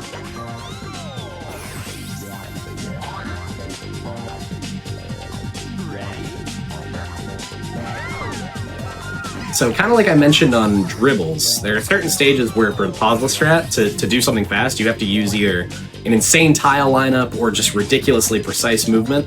Daluma has both of those things. We're going to line up on a specific tile on the ground, which is also crazy in this background because it's not easy to tell exactly which tile it is because it's all black and white and kind of freaky looking. And then we have to do some precise air movement. We're going to get hit by this hammer straight into the goal, hopefully, if all goes well. We line up on this tile here. Do that. Sweet. It didn't land in the goal cleanly, but we did get the skip. When Goobs first found that, I was like, there's no way people start going for this. And now I just saw it in a marathon style run. I said the exact same thing when it was found. Goobs posted about it, and then he came in my chat and was like, yo, I found this thing on Daluma. You should go check it out. And I checked it out, and the first thing I said was like, are you crazy, man? Like, there's no way. And then I practiced it for 9 hours, and all of a sudden it felt doable. Yeah, practice it for 9 hours. That'll do it. All right, so Master 1 through 10. Oh my goodness, that was some crazy collision. Master 1 through 10 has some tricky things. This is one of the splits. There are a few of these throughout this run that if you are taking green goals, this split is outrageously easy. Because you get to skip a bunch of levels, and a lot of levels become easier doing the green goal, like Passage, which is Master 4. But you also skip levels like Cylinders, which can be really problematic, or Notch, which can be really troublesome for people who haven't practiced it a ton. So this split is made a lot harder by the fact that we have to take all blue goals, and it's made harder by the fact that we can't pause. That plays a part too. And I'm Foreshadowing it now, I know I've committed to a lot of hard strats and died a bunch in this run on stuff like Clover and Opera, but I told myself that I would go for double twin IL in this marathon run, which is one of, if not my favorite strat in all of Monkey Ball. I'm going to say that for about the 20th time this run. And it has a special place in my heart, because I've practiced it maybe more than anything else in Monkey Ball, the double twin IL strategy. And it is doable in full runs. It actually is done in the Monkey Ball 2 expert world record, which is pretty insane to think, because it was always one of those things that we talked about as like, oh, maybe one day this will be done in longer runs. But it really is done in longer runs now. So I figured, why not try it in front of hundreds of people in the longest run of Monkey Ball?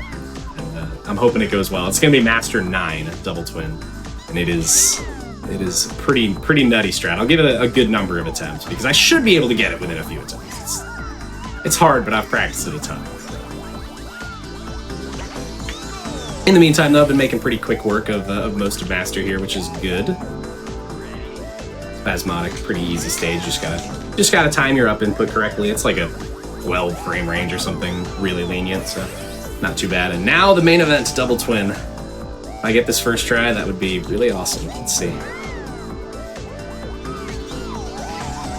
Just a little too much height there on the bounce. I can't even really describe what's about to happen, but hopefully I can just get it and we'll all see together. No, I'm gonna die on purpose because I want to give this a few more attempts. I really think I can get it. That's probably not gonna work. Yeah, not quite. I'm gonna say 3 more tries. I really want to get this. Just one of my favorites. Oh my goodness. Just not doing the wall properly. It's not putting me in the right spot.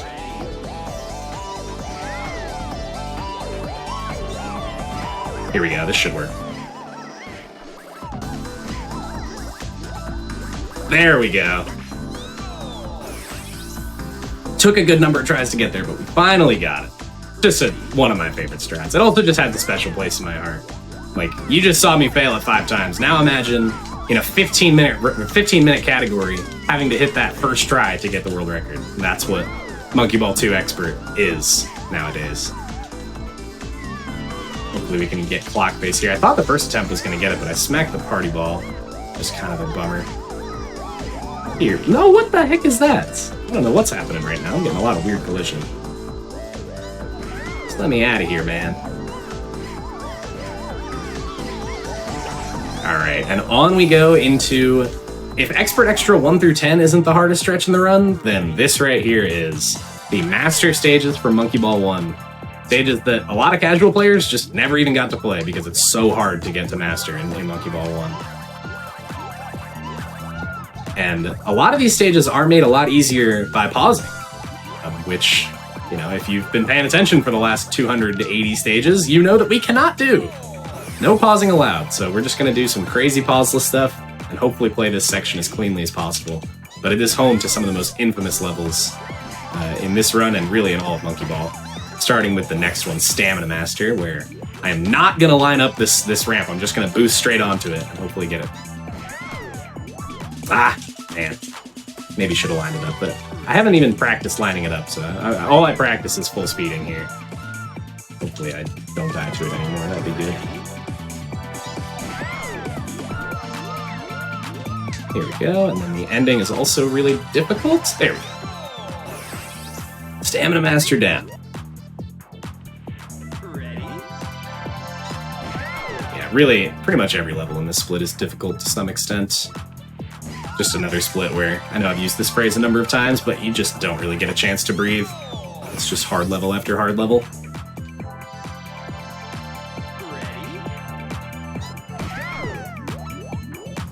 Pretty precise movement there. Even Roll Master, you kind of have to pay attention on. It looks really simple, but the inputs are a little more precise than one would think. All good, though. Master, also really difficult. Nice! That's awesome getting that first try. And coming up here on 19 is maybe the hardest level in the run. I don't know what I'd consider the hardest level in the run. Whoopsie. But it's certainly up there. It's up there with the catwalks and the giant swings of the world. The infamous Bridge Master. We're just going to do 2 skips and hopefully beat it in 5 seconds. Let's see.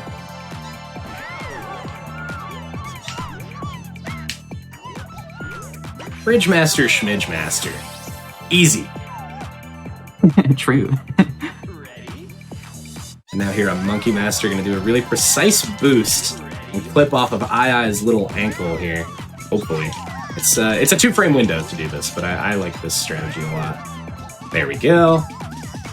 And just get in the goal, thank you. That goal entry is that's pretty neat. hard. I didn't consider that strat on that stage. Yeah, it's kind of risky. It saves about 2 seconds over the slower strat, and the slower strat has so many more chances to get weird collision. So I kind of like just hitting the 2-frame window, even though I did talk earlier about how I really tend to dislike strats where the technique is just, oh, hit a 2-frame window. But sometimes it's worth it in the long run. So we're actually in the last stretch of 10 here. These are the final 10 levels, starting with variable width. And there are going to be some pretty flashy things in this last little segment. So it's a pretty cool little ending, little fireworks show to get it done here at the very end.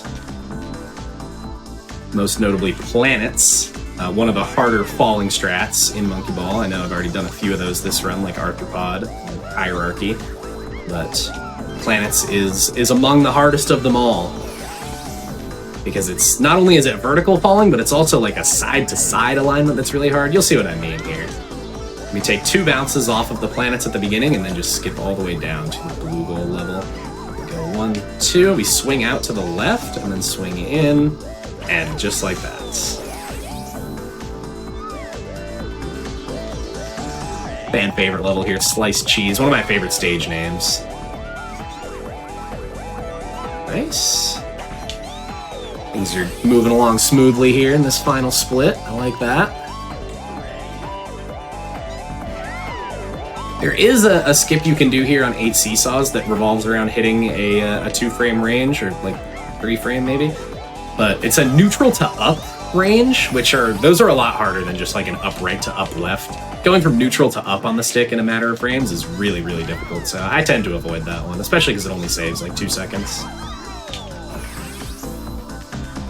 But I gotta do one more crazy strat for the road here in Helix. I can't, especially with my host being named Helix, I gotta do something cool on this level, so. Nice, got it. That's awesome. Let's go. And 2 more to go. Dizzy system should be pretty smooth here. I've played this level probably 30,000 times in my life. And finally, Destiny, because this run being over is my destiny. It's been a long and arduous journey. Shout out to Opera and Clover for killing me 20 times each. But, you know, we got through it. And I'm pretty stoked with how this run went.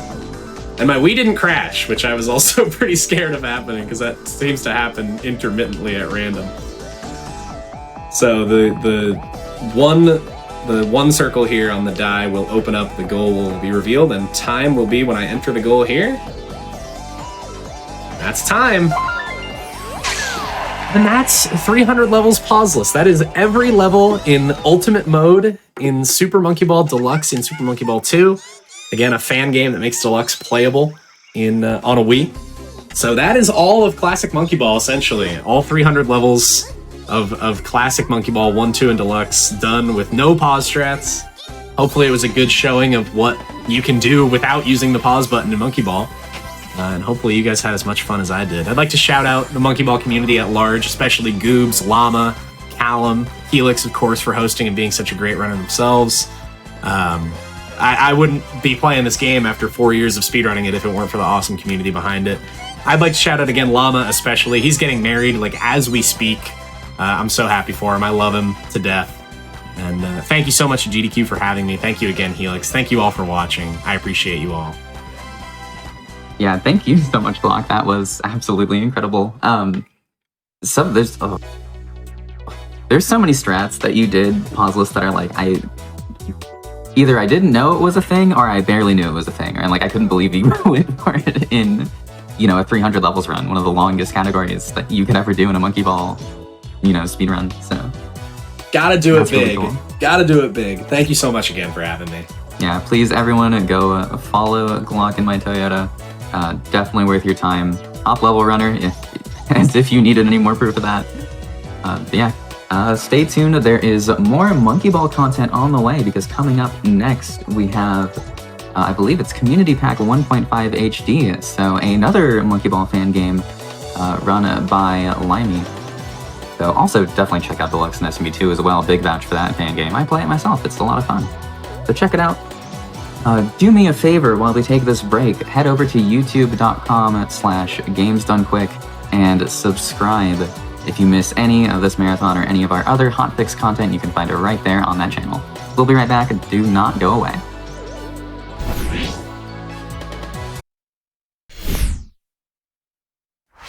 Welcome back, everyone, to Marble Marathon on GDQ Hotfix. This is a marathon that's happening today and tomorrow, all about marble games. We've got Monkey Ball, we've got Marble Blast, we've got some indie marble rollers. But right now, we have a Monkey Ball fan game, Community Pack 1.5 HD by fellow Parallel Universe host Limey. Shoutouts to Parallel Universe, !PU in the chat. Hi, I'm Limey. I've been running Monkey Ball for a long time. I've been taking a break recently because like I'm getting into 10 years. I'm like a Monkey Ball speedrunning senior citizen at this point. But I dusted this pack off because I love running this pack. It's so fun. It's one of the more accessible ones, and hopefully this inspires people to play some of the fan games and even try to play vanilla Monkey Ball or speedrun. Maybe, hopefully. So if you're looking at the category and you're used to watching event runs of Monkey Ball, and you're like, what is story to skip? Massive TLDR before we get started. You can skip levels in story mode with by exiting game and being able to pause in a menu that devs didn't intend you to pause in. You can skip levels like that. You can skip 2 levels, but the second level you can only skip as long as it's the last level in a world. You can't skip more or else you crash without exiting the game and then going back in. So this is kind of like an in-between where you can skip some levels, but like you have to still play literally 80% of the levels. I think it's a very cool in-between category. It's super fun. And in a pack like this, you get a good mix of like some longer levels from a lot of packs, but a lot of shorter levels and some pause strats too. It's super fun. But I'm just going to be getting into it. I'm going to be playing Mimi for the PB. And I'm going to be getting into it real quick. Deluxe, if you would like to give me a countdown after I put in my preferred file name. All right. On go. 3, 2, 1, go.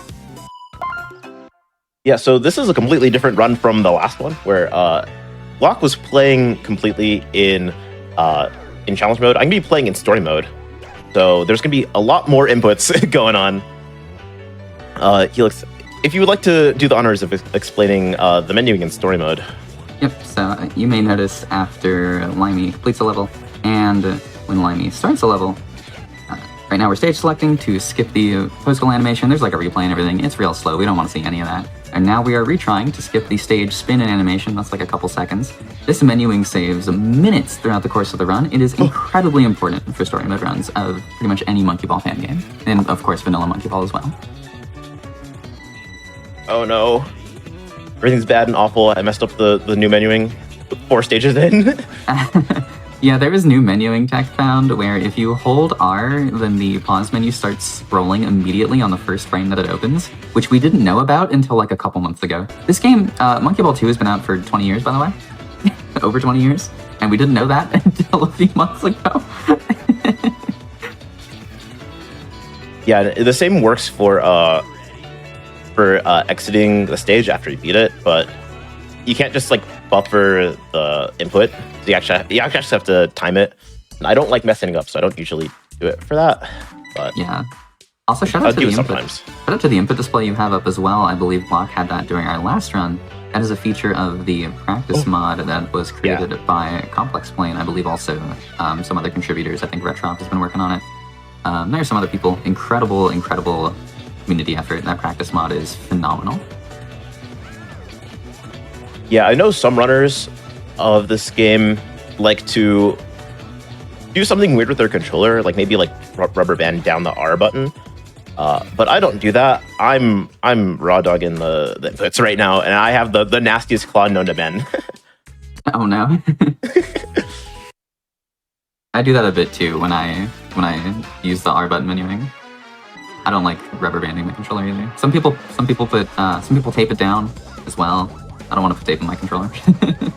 Yeah, one thing actually that we found out while like setting up for this run, not today, but like a few days ago. Also, I gotta lock in for this real quick. Hold on. Gotta lock in. There's a pause trap, but I'm doing the pauseless variant. It's fine. I'll eat the 15 seconds. I'll just go around. The only thing that like matters for the like R button menuing is the analog actually, because I have a fob that I like using for Monkey Ball and also for Melee that has trigger plugs in it that help my hands whenever I like do wave dashes in Melee and stuff. With the trigger plugs, because the stick doesn't go all the way down, I can't get like the menu on that controller, even though I like that controller a lot more for this game.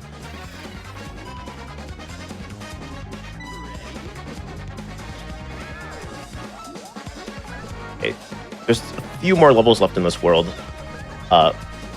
One difference between this run and the last run is I'm going to be doing some pause strats. There aren't that many pause strats that I will be doing because I don't have to do that many. I also just don't really like pausing too much.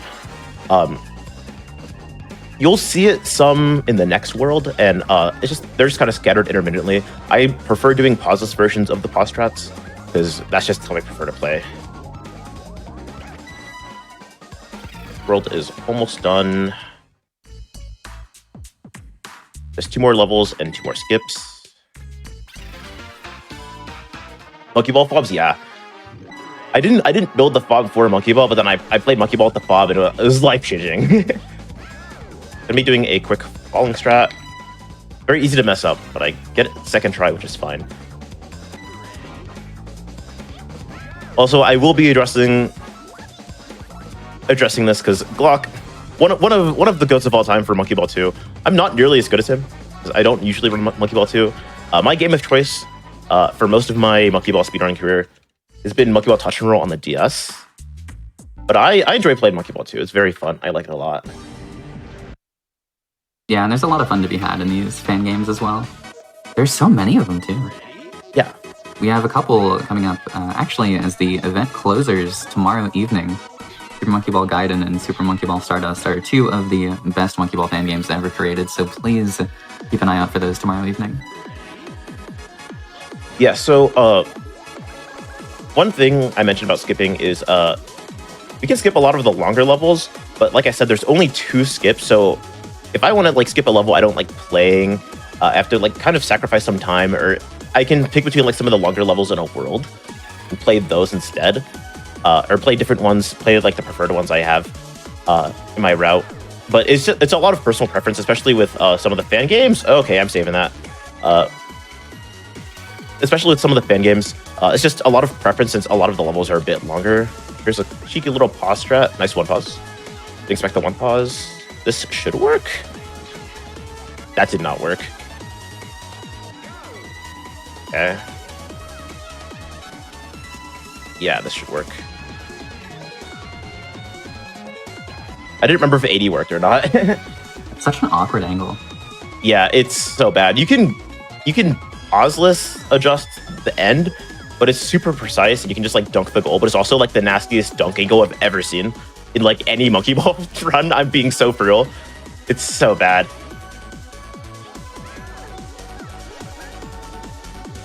Also, just a little bit of insight into my route. There's 4 worlds in this where I skip the 7th and 10th levels. And then at the end, there's 2 where it's 6 and 10. So it throws me off. It's really funny. Also, this is a very fun level just because just gain a bunch of speed and then fall into the goal. It's also very easy to mess up. Okay. I'm trying to like get the very edge of that yellow one. Oh, I did. There we go. And then here's one more pause strat. I'm not expecting to get this. This is a fairly new one. I found this a couple of days ago. Oh, 1 frame, yes.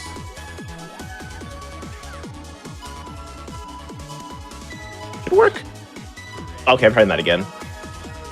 I like had the worst last second adjustment. Should work? Okay. I'm just gonna play it normally. Yeah, it's a really awkward like adjustment to get the back goal, but it saves quite a bit of time over going all the way around. But it's not like that necessary for the run. Really just whatever.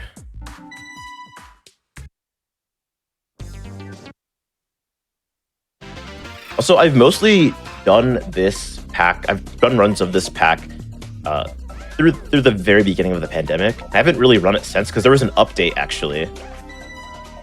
There's 1.5 definitive edition, but I'm doing basically just like the Monkey Ball fan game version of down patching because I like the run of this a lot more. Though definitive edition is a lot better casually, and a lot of the themes and levels are more cohesive. So definitely, if you want to play this, I recommend playing that first. If you want to find the download for this later on, it's definitely nice to play after playing the other one. Just because like Monkey Ball modding has gotten a lot more advanced. One of the stages that got changed was this one actually, the one I just played. They changed it to launch pads instead of bumper jumping. Bumper jumping is kind of just like a relic of the past. It's not really used anymore, but bumper jumping is hilarious. Just landing on the top of bumpers to get little jumps because there's no jump button in Monkey Ball. Yeah, I remember. Kind of looks like it sometimes. I remember when Monkey Ball modding was just getting started. That was one of the big things that people like playing around with was bumper jumping. Yeah, there's a few like Kaizo difficulty stages where you have to like get multiple bumper jumps in a row, and it was awful.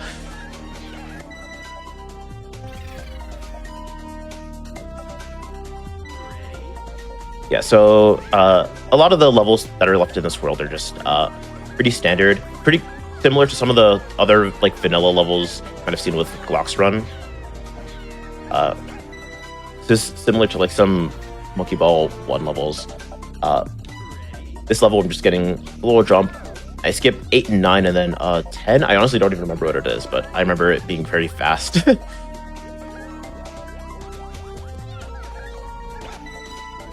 So I just hold down here to buffer the input. Oh yeah, that is just a quick corner cross level. Super Hecka Mecca, my beloved. Love that. Super Hecka Mecca. Hard Ice Emoji. That's what this stage is from. Yeah, then I can just skip the last 2 in a row and not have to worry about anything else.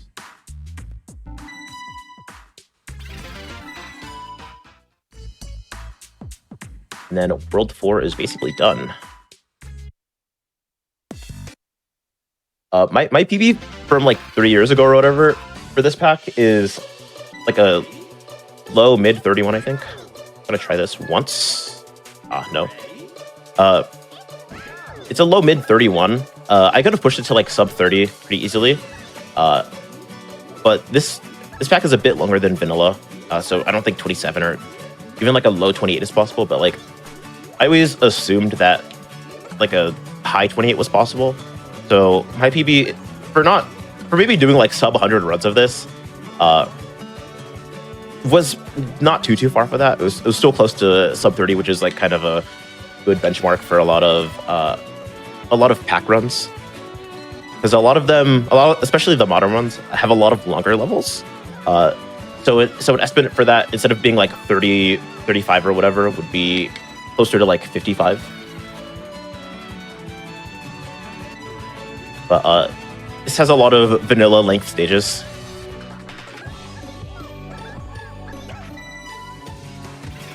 Menu again.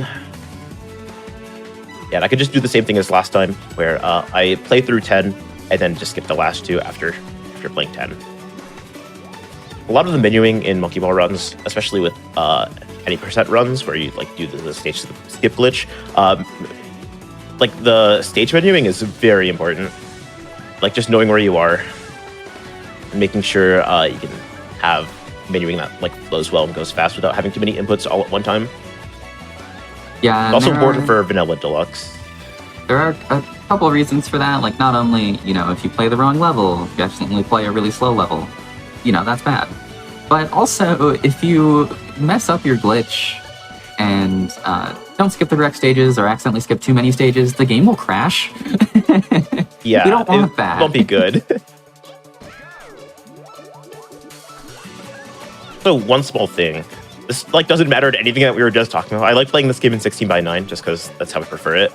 A lot of people play in 4:3, but I just like the little stretchiness of it, and also it works better for my personal stream layout, so I like it more. This is actually okay. There's actually a sized up port of a Monkey Ball touch and roll level, but the same skip on it doesn't work. So I like need to remember to not do it. Also, the goals in this game, like even if I would go for it, the goals in this game make it a lot harder to just dunk the goal like I can in touch and roll.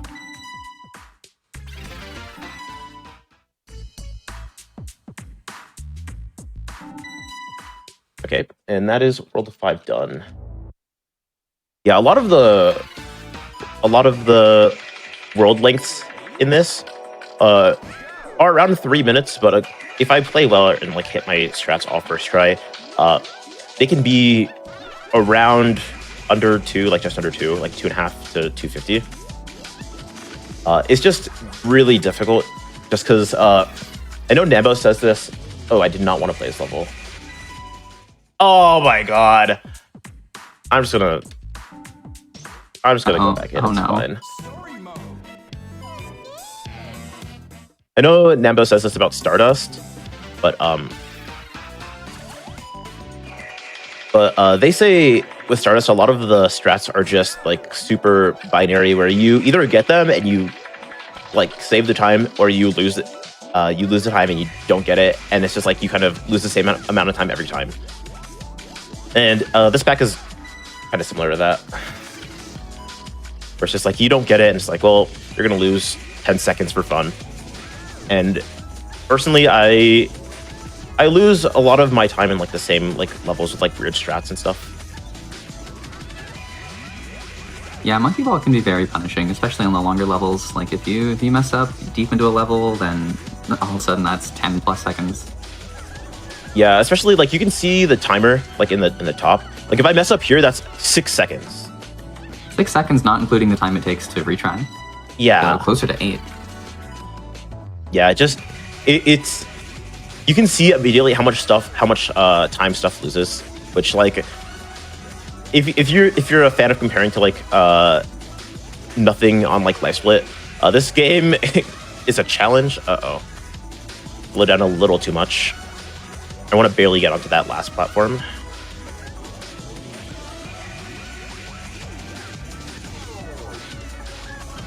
There we go. But yeah, at this point of the run, there's some new gimmicks that will come up, but not too many. We're just getting into the part of the Monkey Ball run where it's like, I'm going to be doing the cool strats, and then chat's going to be posting the clap emojis and all that. Standard for every Monkey Ball run, I feel. As it should be. There we go. Here's one pause strat that is a little new.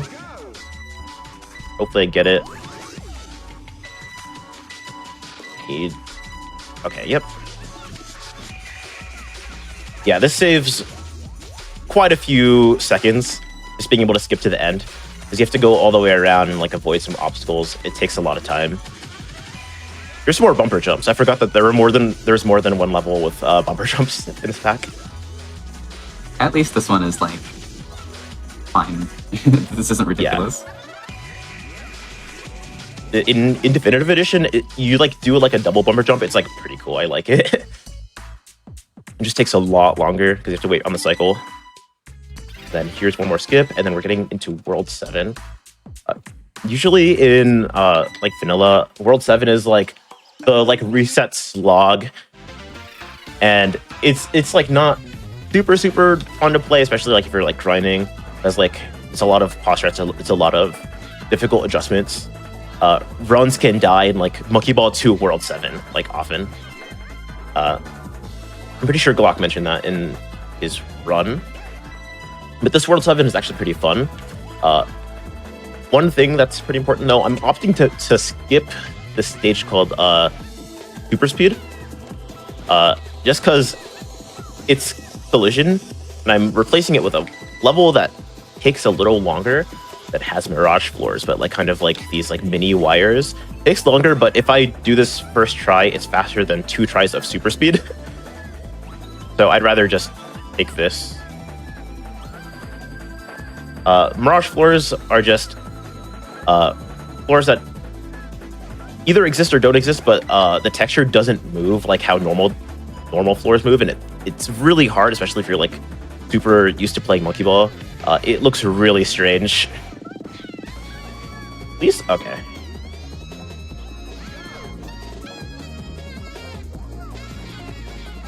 Okay. Yeah, this level's a little weird with how I do it. There we go. I have to do party ball manipulation to avoid getting hit by the party ball and falling out. It is a nasty manip. And then dunk, yep. I get those. Yeah, I'm seeing Nambo, who made Stardust and is also running as the closer tomorrow, I think. They're talking about how accessible monkey ball packs are.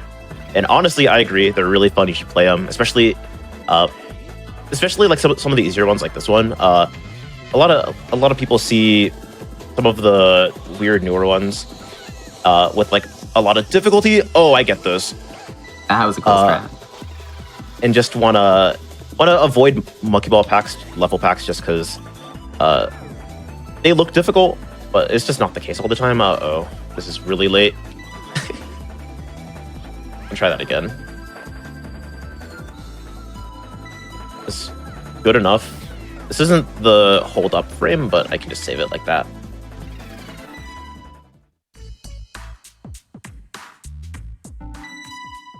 Then one more skip. Then we're getting into World 8. Getting into the end game of this run already. Yeah, this is going by real fast, which is somewhat expected from 2 skip. I mean, we're skipping 2 levels every world, so... Yeah, instead of the standard 100 levels, playing 80. Oh no. Fine. I was going for a skip where I get onto this, this like second level. Also, shout out to Super Uncle 651. Me and Helix both said we would run it and then have it. And this has been going on for years. It's complicated for me. I'm waiting on a specific strat to be developed a bit more, and I've been trying, and nothing helpful has come of it yet. Okay. Oh wow, nice I saved those. Nice save. My brain is massive. I'm so good. I'm trying this once because I don't like this strat very much. I'm trying this twice because I don't like this strat very much. Okay, I'm trying this 3 times because I don't like this strat very much. Okay, you know what? It's done. I'm not trying this anymore. Okay. I can get a little clip off of here and then basically ramp up that. You can Zorp those stairs and it looks so unnatural, but it like works every time, I swear. Yeah, by Zorp we mean not getting collision when you would normally expect to get collision. Yeah, you just like go up a level. Very strange. Yeah, it's hard to describe because it is extremely strange looking.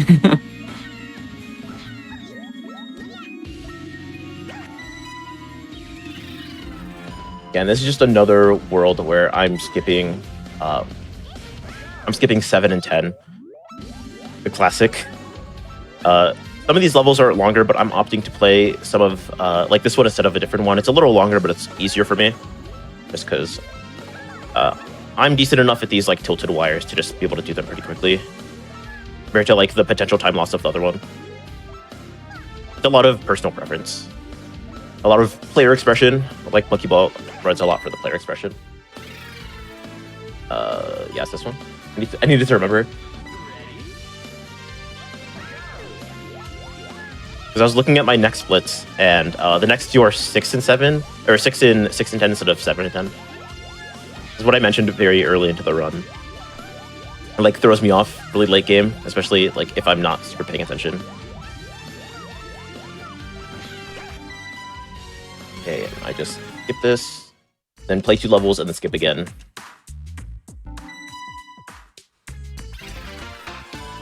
This level is actually a Banana Blitz level.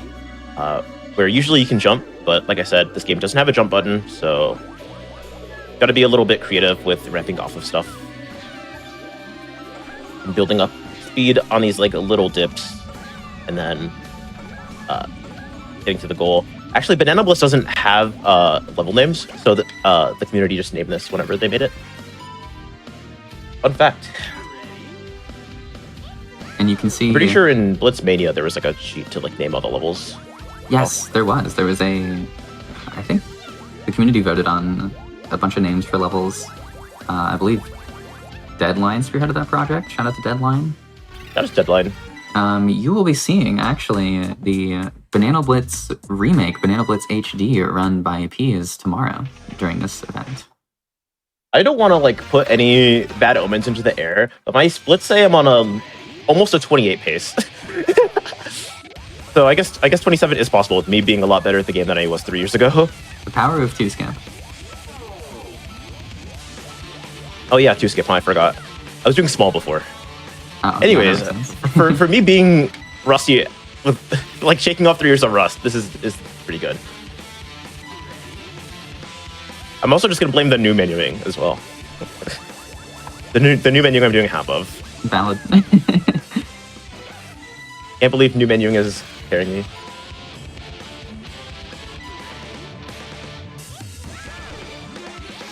Okay, this level has a very weird end, where there's this like big pyramid, and I need to get across, but if I try and go through that too fast, I can just fall off, and it's like the worst.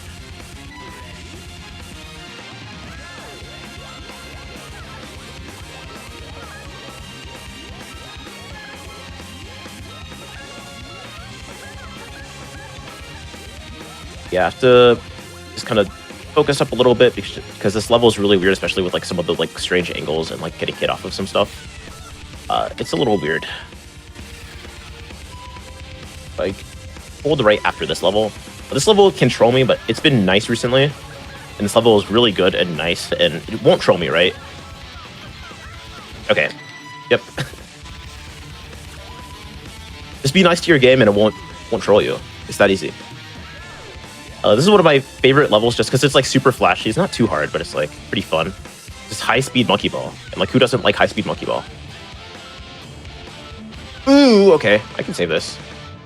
Yeah. I was trying to get into the green goal, but I'm good. Getting into the blue goal, it's not that bad. It's better than a death for sure.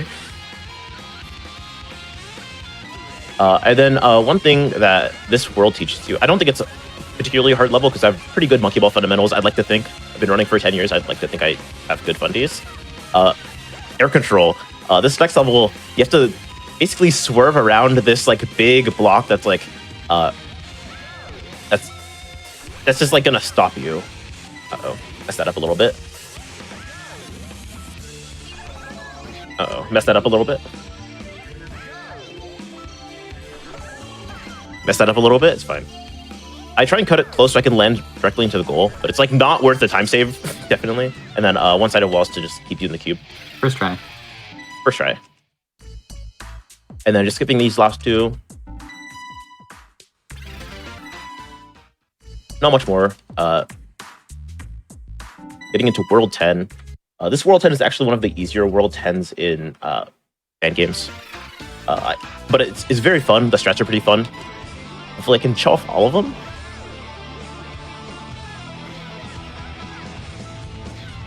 Yep, that one's really fun. I like that.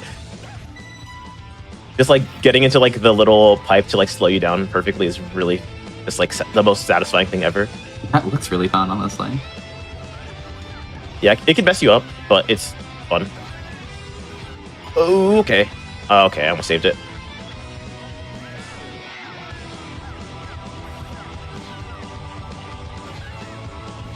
Okay, almost. This isn't that bad, it's just a little awkward. Okay, there we go. The party ball just scares you on that level. I'm a fiend for getting scared by the party ball.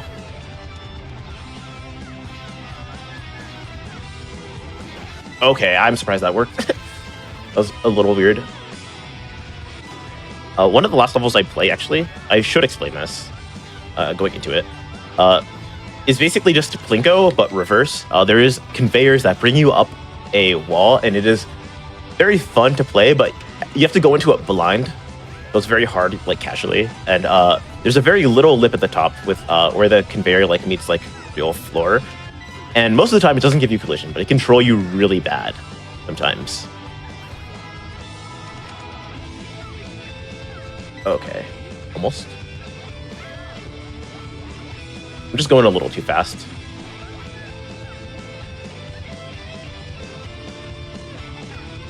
There we go. If you slow down, it makes some things easier. Okay.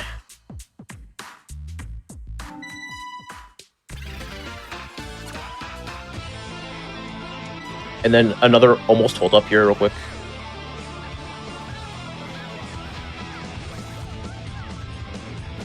And then just hitting off of that angle of the platform.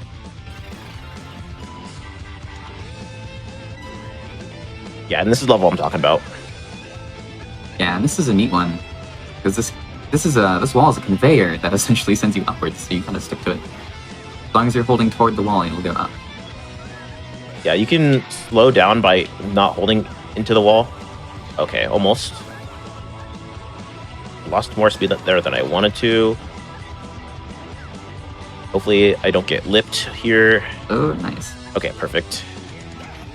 Wasn't perfect, there was time loss, but it's perfect enough. Perfect enough for me.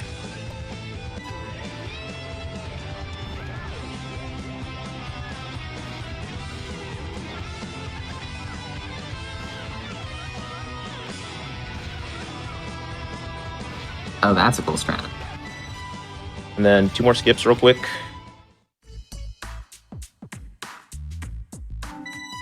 And then 1 more skip real quick. Time's coming up here when I click select stage. Time. Mine, that was a 29:10. Wow. That was a real PB. An actual one. Let's go. Congrats. Yeah, that was very fun. Please play some of these Monkey Ball fan games. There's an entire community dedicated to making them. And there's a lot of progress being made towards just different ones by different people all the time. They're being released literally all the time. It's so fun. There's, like Helix said earlier, there's a few, like in the closing block of Marble Marathon tomorrow. They're going to be great. They're going to be fantastic. In terms of shoutouts, though, follow me on Twitch, twitch.tv/LimeySR. And as Helix mentioned, we both co-host Parallel Universe. The next episode is going to be next Friday at 10 p.m. Eastern. I don't know if the schedule was announced, but I'm just going to say it here first. There's Jet Set Radio Future on GDQ Hotfix. I like that game a lot. Smile. I'm going to be hosting that. I can't think of anything else. Follow me on Twitter, also twitch.tv, not Twitch, twitter.com/LimeySR. Watch the rest of Marble Marathon. That's all of my shoutouts, though, I think. Yeah, Deluxe. Yeah, thank you for running this. Good time, as always. This is the end of our Monkey Ball block for today, but of course, there's a lot of Monkey Ball tomorrow as well. Starting at 1 p.m. tomorrow, we'll have Super Monkey Ball Banana Mania, into Banana Blitz HD, into Banana Blitz Mania, which is a community project working on porting the levels of Banana Blitz over to Banana Mania. Really cool thing. I'm excited that Snowball will get to show that off. And then Monkey Ball Gaiden and Stardust, 2 more custom level packs, will be closing out the marathon tomorrow. So, you know, there's still lots more Monkey Ball content and lots more Marble content on the way too, because right after this, we're entering our Marble It Up block. Marble It Up Classic with Hatchet is up next, and after that will be Marble It Up Ultra with M2K, and then we have some Indie Marble Rollers after that. So still lots more ball content on the way. Please stay tuned. We will see you all again very soon.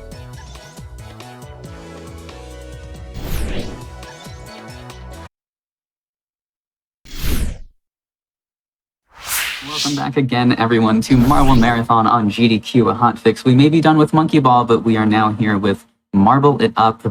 I'm really glad. Shout out to the Marble It Up community because they jumped at the opportunity to join us in this Marble Marathon. Really excited that we get to show off some of this awesome game. Speaking of Hatchet and Casses, why don't you take it away?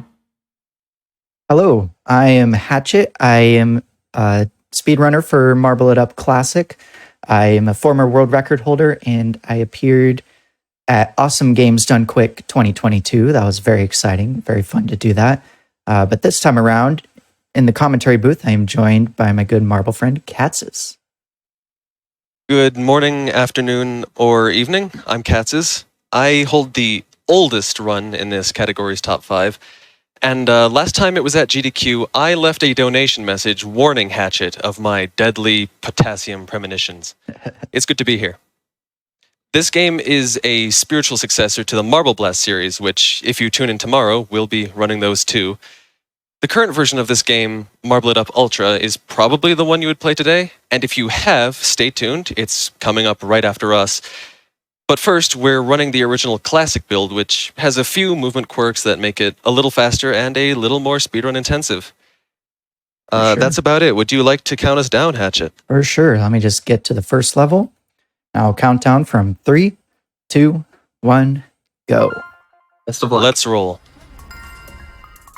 Now, mechanically, these games are very, very similar to Monkey Ball, but instead of manipulating gravity to get the ball rolling, our marble can roll and jump all on its own thanks to divine intervention. Rolling on the ground causes friction, so generally we're going to stay in the air for as long as possible to build all the acceleration we can. You can buffer a jump every time you land just by holding the button down. On this level, the goal is actually right in front of us, but it's locked until we collect all of these pink gems scattered throughout the level. We'll grab these 2 on top, and then jump down to get the 2 on the bottom.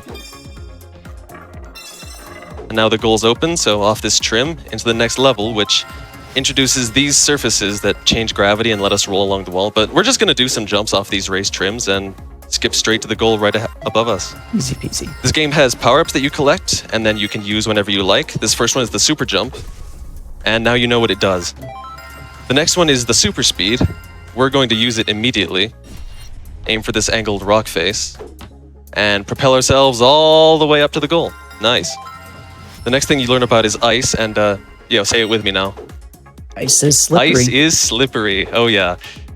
Yes, in fact, ice has less friction than the air, so we'll jump around the rocks. And once again, aim for an angle off that rock and send ourselves flying straight to the goal.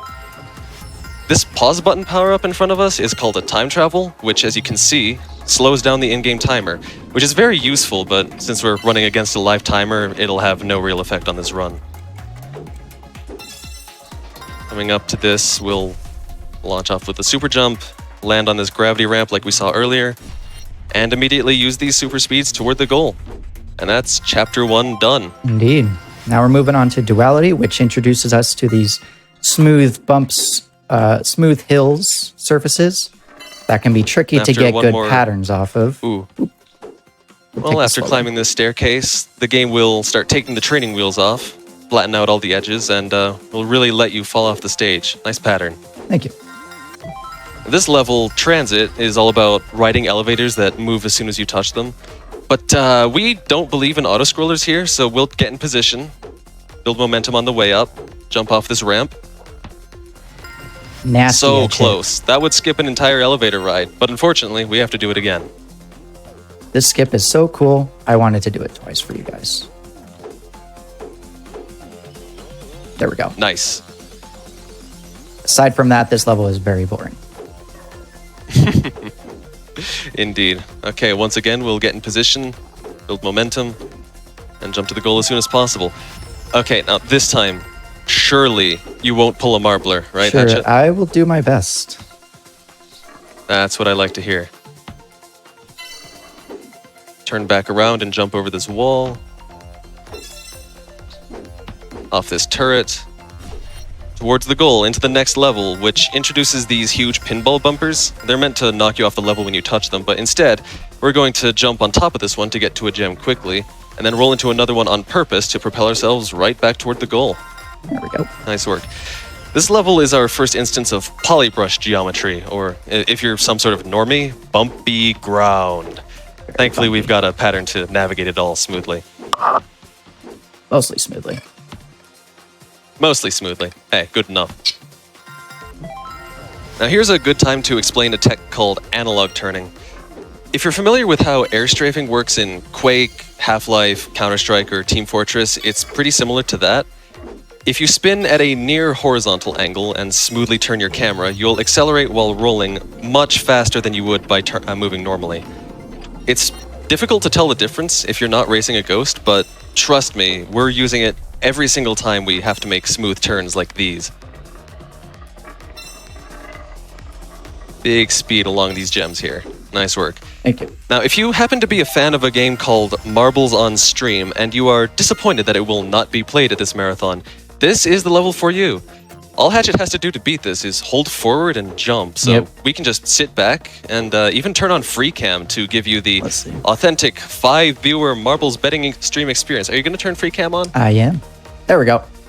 Now you can very easily see what's going on. If you can correctly predict Hatchet's score on this level down to the millisecond, you can win 1 whole internet point. Get your chance now while bets are open. Bets close in 3, 2, 1. Oh, that was strange. Ooh. I think I accidentally tapped it. It's supposed to ricochet Okay, back to the run. This last power-up is a feather fall, which will lower our gravity just long enough to slope off this ramp and skip straight to the goal. Oh, I love that. That's cool. And this level is a choose-your-own-adventure kind of design, which we're going to bypass with some fancy movement. I'll just let Hatchet focus for this.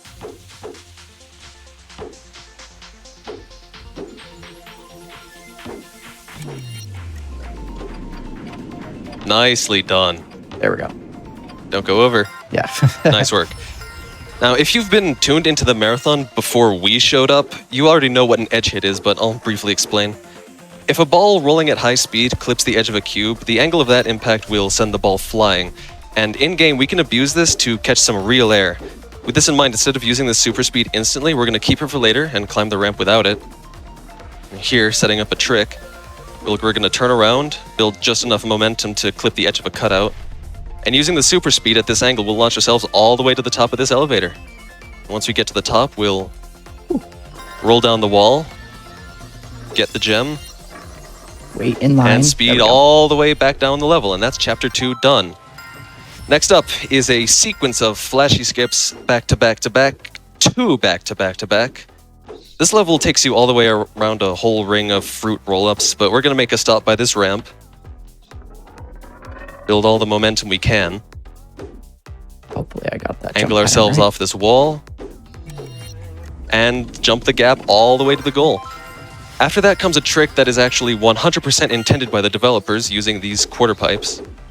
When your marble lands on something in this game, you either ricochet off the surface you hit in the same direction you're spinning, or you land at a shallow angle and smoothly roll along that surface, keeping all your built-up speed, like we wanted here, but sometimes doing that can send you completely out of control, so to make sure that doesn't happen, we can use a technique called a natural bounce.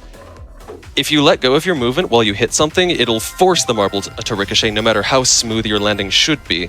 And here, Hatchet's going to use some natural bounces just after cutting this gap to ricochet off these 2 pillars right into the goal. Nice work.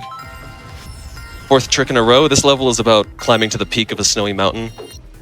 But we'll chain 2 super speeds and a quarter pipe together and fall with style to the peak instead. Good. And we're not done with skips yet. Here, Hatchet's going to set up to attempt an edge hit, and I'll let you focus here.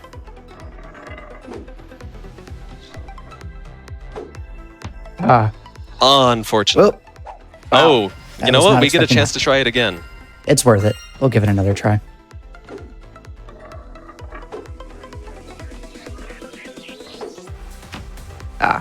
Wasn't meant to be. Unfortunate. Luckily, there's a backup. If you clip the edge there, it would have propelled him up to the top of the stairs, but since he missed, instead we're going to turn around, build some momentum,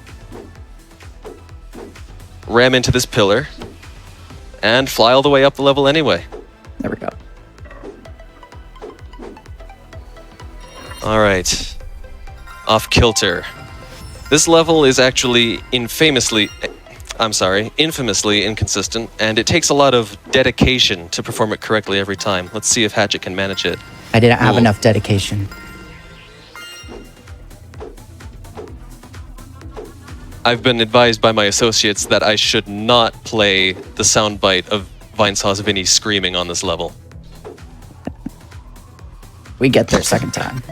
Okay, all dead horse beating aside, Vinesauce Vinny is the reason that I learned this game exists in the first place, so hey, my eternal shoutouts to him. This is another collection level. We'll get the gems on the bottom first. Climb up to this super jump.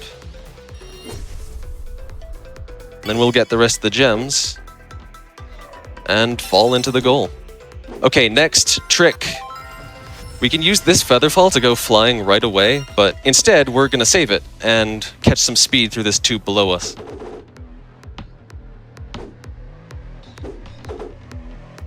And once we fly out the tube, Yeah. on our way down we'll pop the featherfall and it's all smooth sailing.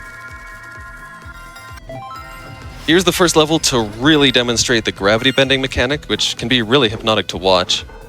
It's also balanced around catching as many time travels as you can, which we don't want to do, so this is the only level in the run where we definitely won't get a diamond medal. It's a shame. My 100% completion! I have to run the level slightly slower. No, you'd have to get trophies too. And coming up to top off the chapter is one of the flashiest skips in the run. This level is usually a scenic climb around in between a bunch of cogs, but we'll just show you what we do instead.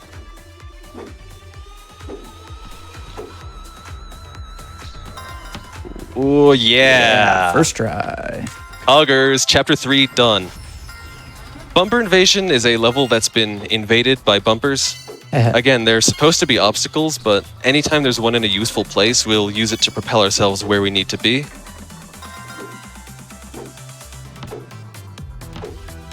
For example, Right here.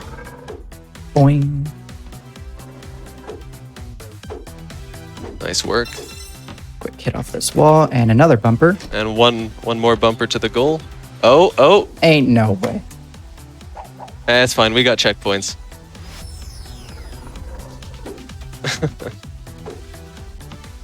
We'll just give that one. Yeah, the tough truth of it is marble physics can be unpredictable and deaths can be very punishing. Chokes are just inevitable. In fact, as far as I know, only 2 runs in this category's history have been totally deathless, and even those have notable mistakes. This level is a bunch of winding paths and dead ends. Of course, we're going to treat it like it's one big straight line. And once we get to the gem, you can see the end is at the top of this winding labyrinth. We're going to keep our momentum, grab a super speed, aim it at this rock in the back of the level, and that'll ricochet us right where we want to be. Now is the best time to explain. Like a lot of modern platformers, this game has coyote time, meaning anytime you leave the ground without jumping, you get a few frames of leeway to jump in midair and maybe save yourself from falling just in time. This applies if you roll off a platform, but also if you ricochet off the floor. And that lets us do a tech called a buffer jump, where we'll jump, land, and jump again just as we bounce off the floor, getting us a little bit higher off the ground. And we'll use this to get the fastest head start we can at the top of these elevators, shaving just a couple seconds off our time. And that's the most interesting thing I can say about a level like Sunspire, unless you run it with an extraordinary amount of swag. There's a difficult skip you can do at the end here that saves all of 3 or 4 seconds. This level is all elevator, no action. It's not really viable unless you're using rewind, which it's banned in Speedrun, so we can't show it to you. But this game has a built-in feature that lets you rewind your movement for as long as you want, even right back to the start, which lets you get all the practice you need on individual parts and is a large reason why the strats in this game developed so quickly. There and back again to the goal. Yep. Okay, now here on Retrograde Rally, Hatchet's going to try a more dangerous trick than he did last time, aiming for an edge hit on the start of a quarter pipe, and I'll let you focus for this.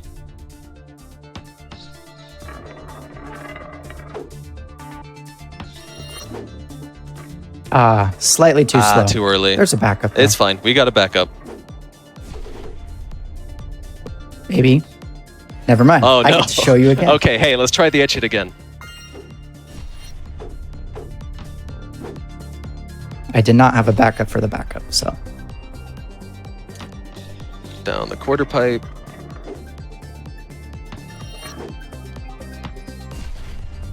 Oh, no! Scammed. That was can gonna only be happen in a beautiful. marathon, huh? It was so good. Only at GDQ. All right, we'll give this one more try for you guys. It always worked in practice. There we go. Oh, third time's a charm. Let's go. Oh, well done. Believe it or not, I like to think that that trick is not that hard, but I have proven myself wrong. All right, on this last set of curves, we'll ramp up this quarter pipe and hug the edge of the track, and that'll send us straight toward the goal. Now we've got another gem level. Gearheart has 3 sets of puzzle sections, each with their own little gimmick. You had the rotating ice, these stairs, and then coming up are the seesaws. Ooh. Very fun. Totally not gatekeepers for how fast you can do the level. Everyone loves cycles. Nice and smooth. There we go. And that brings us to our first tightrope level with lots of jagged corners. Obviously, we don't believe in that, so we'll just cross in a straight line like this. Get some speed on the turn. Some analog turning. Dodge these bumpers on the ice. And swing right back around to the goal. There we go. This next level here introduces these friend-shaped angry cubes called bashers, and we love them. We do. We give them all their own names. Now, if there are any Celeste fans watching, I know what you're thinking, but no, none of them are named Kevin. Okay, no, there is one called Kevin, but you'll have to wait until Marble It Up Ultra to meet him, and you'll know him when you see him, okay? For sure. Hey, say hi to Kevin for me when you see him in Ultra, would you? Thank you. He's M2K's favorite. Kappa. Back to business, Ex Machina. This is a very beautiful level with a whole bunch of pretty curves and obstacles. But you know how I feel about curves by now. Curves are just fancier straight lines, so we'll just give everything a scenic flyby. And to end the chapter, Diamond in the Sky. If you're familiar with ski slopes or Black Diamond from the Marble Blast games, this should look pretty familiar to you. There's a wall up ahead to stop us if we're going too fast, but we're going to ramp into it on purpose to propel us across the track like this. Land on these blue triangles. And keep our momentum through these wedges. Do it. And one Yes. more time. I'm sorry. Ramp off the edge of the wall, and that'll send us down the road right along to the goal. It tried to kill me there. I had to use a couple natural bounces It to tried. stay on. Chapter 4 done. Here, Hatchet's going to slow down his start and time it to clip the edge of this cradle just as it comes up. Keep as much speed up this spiral as we can. And if we have enough speed, Not we quite. do not. We would be able to jump across those side platforms there and break a couple cycles. Oh no! I'm trolling. Hey, it's fine. You got a checkpoint right there. There we go. You could still do a short And skip over across here. this cradle right to the goal. Nice work. Next up is a gem level called Archiarchy. It's called Archiarchy. No, it's definitely Archiarchy. No, everybody calls it Archiarchy. No, it's a hierarchy of arches. It has to be Archiarchy. That just sounds dumb. Hey, chat, you decide this one for us, okay? And while you're figuring that out, and while Hatchet's cleaning up the rest of these gems, the level coming up next, Staying Alive, it has both the coolest and most impactful skip in this entire run. It takes a lot of focus to get right, and it actually incorporates every single tech I've explained so far. And here we are. This is the game's designated auto-scroller level. You're supposed to ride this platform and just dodge obstacles until it reaches the goal, but as I've said before, auto-scrollers do not exist, and I'll just let this strat speak for itself.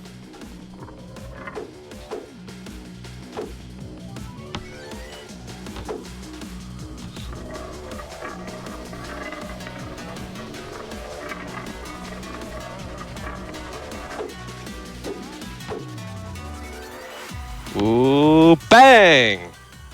There we go. That's what I like to see. Who needs a carpet? Nice Ain't work. nobody. All right. And after that comes Gordian, which is a Gordian knot of a gravity maze that you can solve like it's a race, like it's a NASCAR track. Anytime you make a turn, just turn left. Yep. Just turn left, Can we brother. get some- K-Kona. Can we get some K-Konas in chat for the Gordian 500? Hell yeah, brother. Heck I'm yeah. sorry. Coming up, the last gem in this level is on top of a winding hill you need to climb, and Hatch is going to try a tricky edge hit to get to the top quickly. Ooh, nicely done. I never go for that. It kills me every time. The curse. Oh, Next I up just is the got the iciest cursed level in the combo. game. And here Hatchet will aim for an edge hit off this diamond cutout. And then he'll start spinning as fast as possible.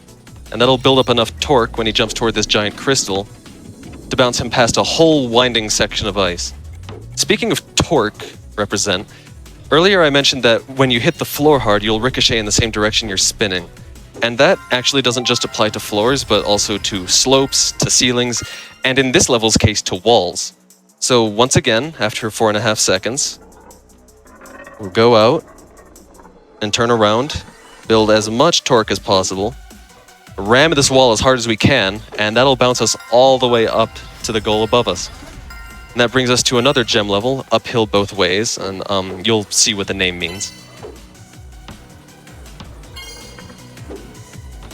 Once we get this super speed, instead of taking the ramp behind us, we'll use this slope to send us right to the next gem, Ooh. Almost slipped. and then onto this grav ramp. And then we'll start rolling along the bottom of the level.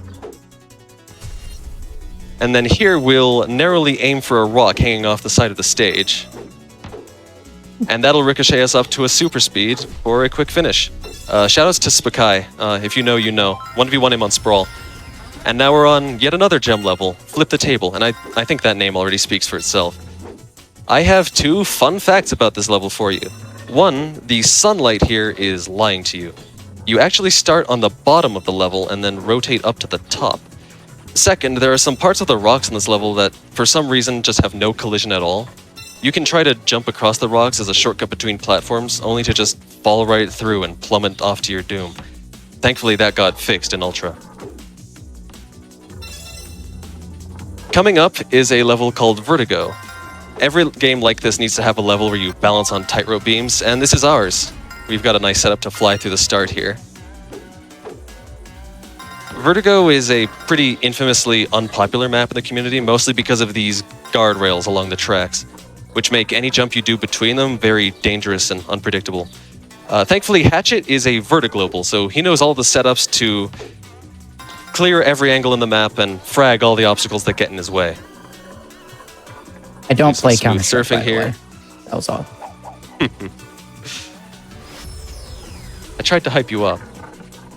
Oh, well, I appreciate that. Nail it this time. There we go. There we Easy go. for Rents. Just have to pay attention to the cycle. And that brings us to Warp Core, which is the first really confusing gravity puzzle in the game. Of course, we've got a route, so get your pen and paper out. After grabbing the first gem, turning right, and catching a second, we'll jump across and down to catch a third gem off the side. There's another gem below us, so again, we'll line up a slide down this wall and catch a gravity ramp on the way down. And then we'll do it again. Coming up to end the chapter, Hatchet will attempt the hardest strat in the run on this level ominously named the Pit of Despair. Now, you'll never truly be able to skip the despair, but we can skip the pit, so I'll let Hatchet focus up. I was close. I'll So give it one more close. attempt. We'll do it one more time.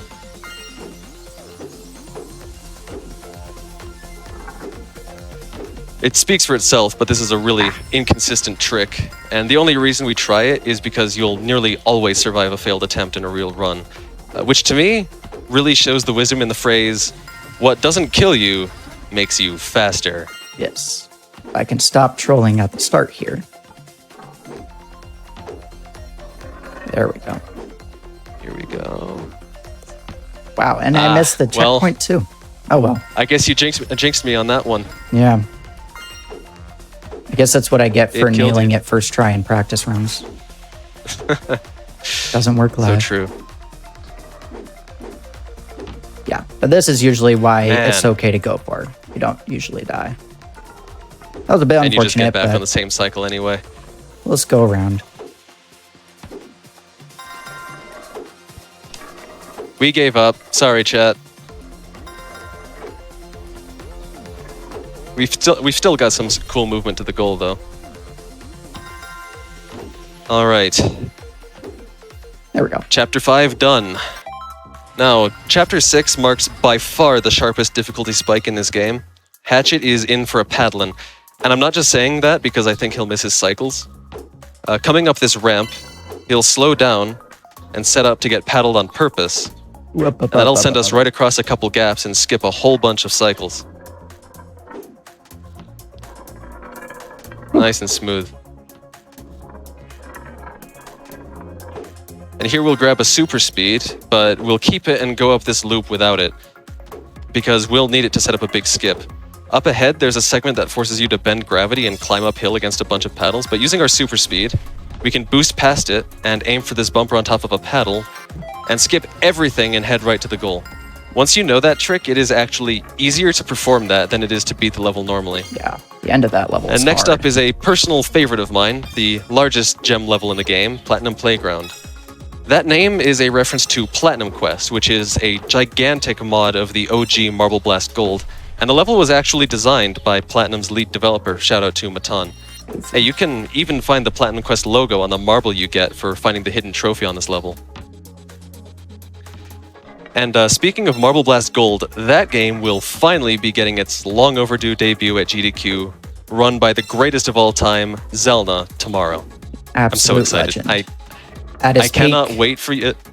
I cannot wait for Zelna to show you how absolutely crazy he is at that Yeah. game. At his peak, he held over 90 out of 100 level world records in that game. That is no joke. That is unparalleled dominance. Oh my gosh. And he's been doing it for, Oh gosh, 20 years. Aware. yeah, he's a little bit of an ancient. Stinky gem. Oh, Atari Jump, shout out Hiron. One time I could fit that in. Sorry. I should probably focus up. I am goofing around. Where am I going? You're going too fast, boy. But it's a speed run. I'm supposed to go fast. You need to hit the patterns too. Okay, Fine. now on to Radius, which we are morally obligated to call the Fletchin' best level in the game. We're gonna catch the fastest elevator cycles we can, and they're gonna rotate us around the level's radius. Yeah. There's a bunch of time travels on this level, but even without them, we can still get a really Fletchin' good score. Hatchet got it anyway. Now, at the end here, Hatchet's going to aim for a very difficult pattern to the goal, and so I'll let him focus.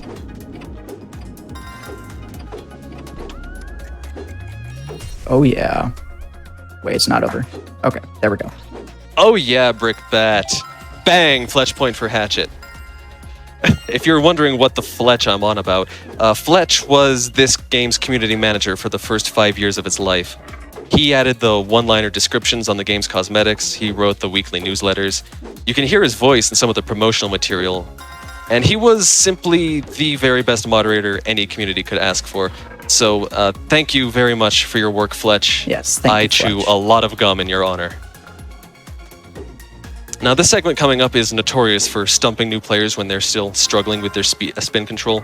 We'll build speed to cross this first bridge quickly, and then Hatchet will aim to buffer jump. That didn't feel never right. mind, we don't have the pattern. That didn't feel right. We'll take the slow way. Just jump across every time the platform switches. It's not that hard. And this next one, Centripetal Force, is also actually a reference to Platinum Quest, and is a level that will spin you right round. Thankfully, though, we've got a route, shout out to Old Man Sea Murder, that is so incredibly easy, it makes it almost impossible to get turned around. Now coming up, pardon me. Coming up is the tallest level in the game, Escalation, which normally would take a couple minutes to climb, but using a trick you might have heard of before called a kickflip. Ooh. That's rare, but it can happen sometimes. Need a smooth jump here. There we go. We can skip a large section of a level with a kickflip, and then if we combine that with the power of a super jump in our hands... Whee! Ooh. Huge. Not the max height, but unfortunate. But hey, that still saves us over an entire minute of climbing after these little slalom jumps and an elevator ride. One more. We can do one more kickflip straight to the goal. Sky high. And that brings us to by far the most confusing gravity maze in the game. Normally you have to reach all 6 angles to get the gems from these 2 central cubes, and it can be impossible to know where you're going. So once again, feel free to use our run as a guide. You don't need to match our speed if you want to follow along. After this gem, we'll aim to slide down and catch this one on the side.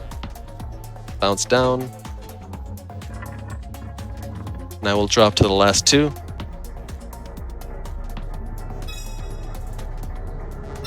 And that sends us right into the goal. There we go.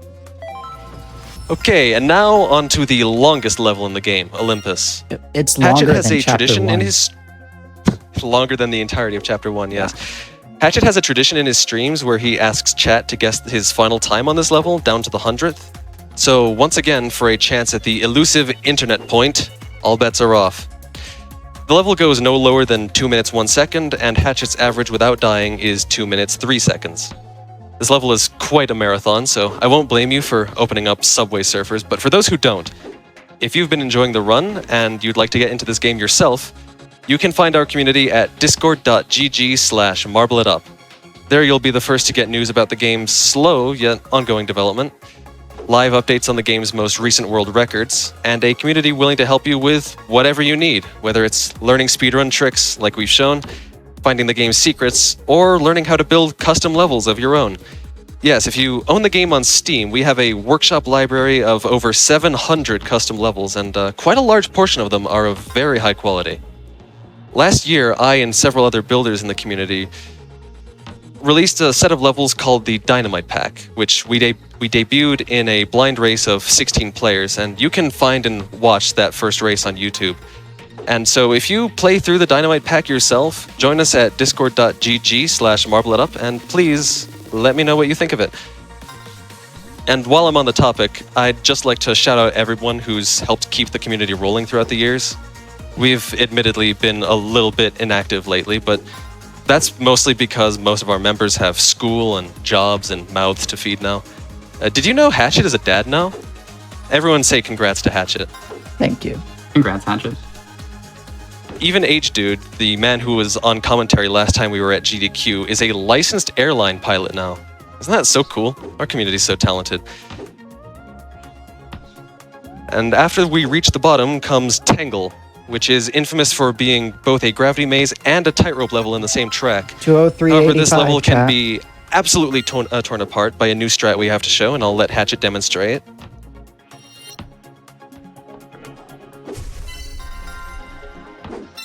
And bang! Both gems, and that's the whole maze done already. And with that, we're on to the final level, and Hatchet's favorite level in the game, Stratosphere. This track is about staying low and making smooth landings, but here we're going to get too much height on purpose.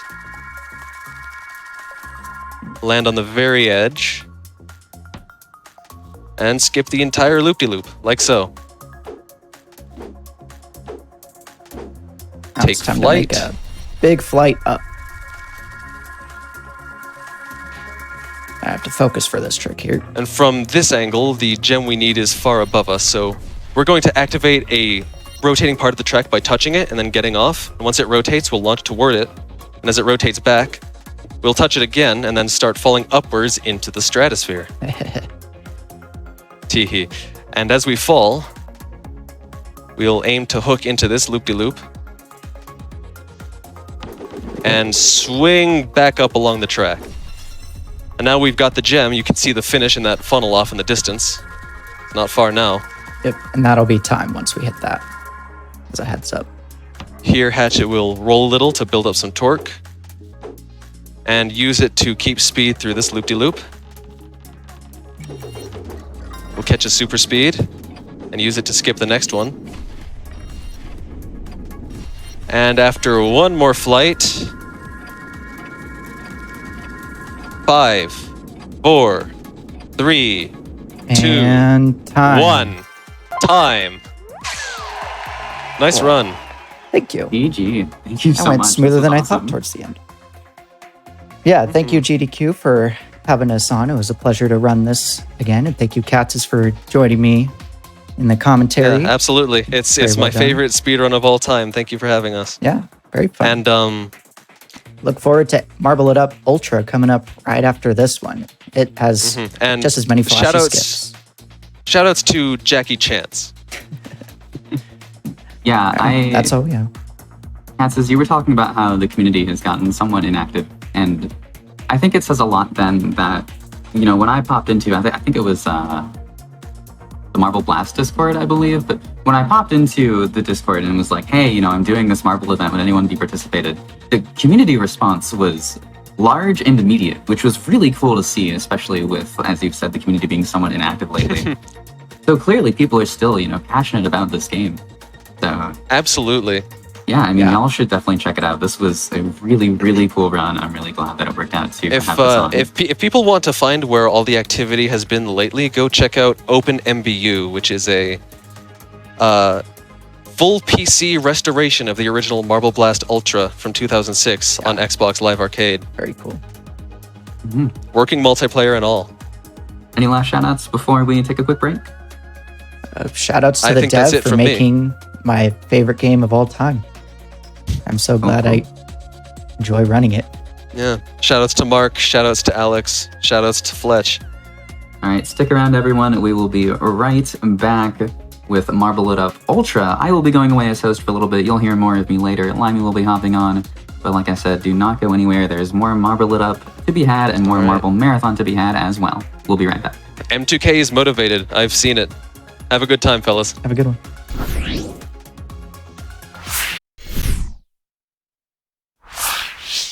Hello, everyone, and welcome back from Tech Issues Heck. We're finally ready to start Marble It Up Ultra. We're going to be getting 69, trust me, this is real. I got word of this. 69 incredible levels from Marble It Up Ultra. And I just know that it's going to be a treat. M2K, if you want to introduce yourself. Hey, I'm M2K. I am a runner for many Marble games. Today I'm going to be showing off Marble It Up Ultra. This is the successor to Marble It Up Classic that you just saw run by Hatchet, who did an amazing run. And I am the current world record holder for all categories in this game. I am joined today by the former world record holder of all categories in this game, J2. Hi, I'm J2, a fellow Marble It Up runner. Yeah, I speedrun this category, as well as I like to make a few custom levels for this game too. And I'll be helping to provide a lot of the commentary for this run here today. Yep, so J2 will be doing a lot of talking, I'll be doing a lot of the running, but let's get into it. Let's start the countdown. The first level, learning roll.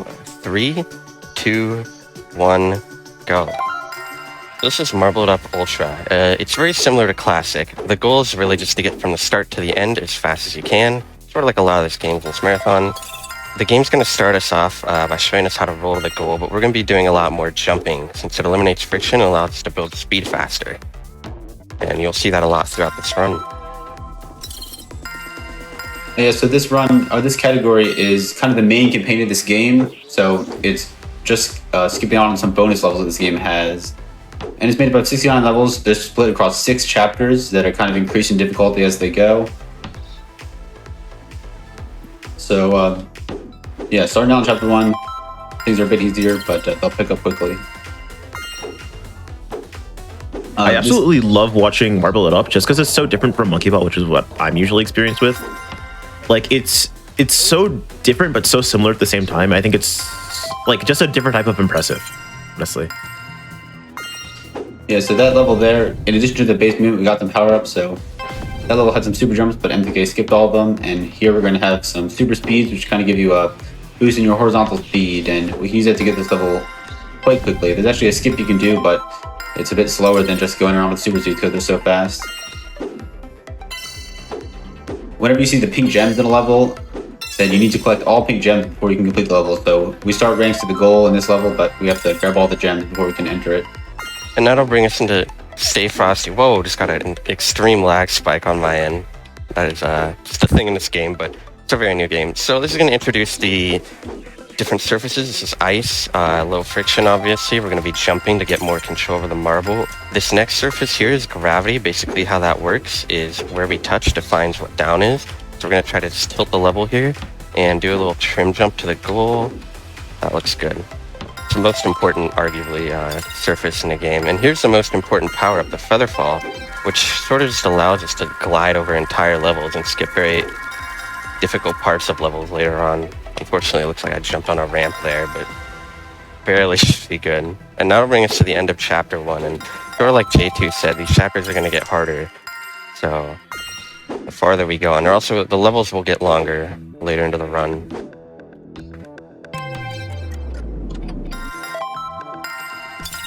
Oh yeah, and the final surface in this game is called the bounce surface. You're going to see it coming up. It's this yellow surface. Whenever you touch it, it gives you a bounce away from the surface, and everybody's going to use that to get a jump off this rail and skip most of this level here. I'm seeing some absolute just like hype in chat over that treasure trove. Everyone's saying that it was absolutely like nuts. Oh yeah, that is very hard to get first try. Just sliding perfectly over that edge. You'll be seeing some gem gates, so he's not actually has to directly touch these gems. There's kind of an area around them where if you pass through it, you'll grab the gem, which makes some a bit easier to grab at high speeds. Here's going to make use of some bumpers, these kind of pink cylinders, which are very useful for speedrunning. They let you gain speed quickly, redirect your momentum, or even gain some height sometimes, so you'll be seeing some more bumper hits before this run is over.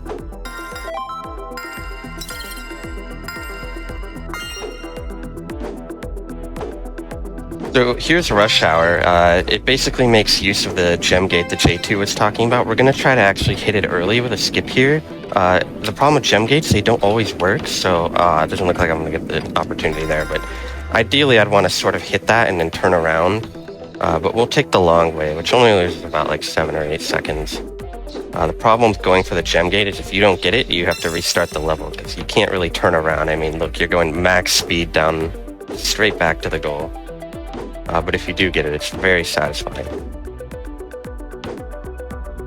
And the way back to the goal looks easy here, but it's easy to accidentally jump off one of these edges and kind of just whiff the goal here.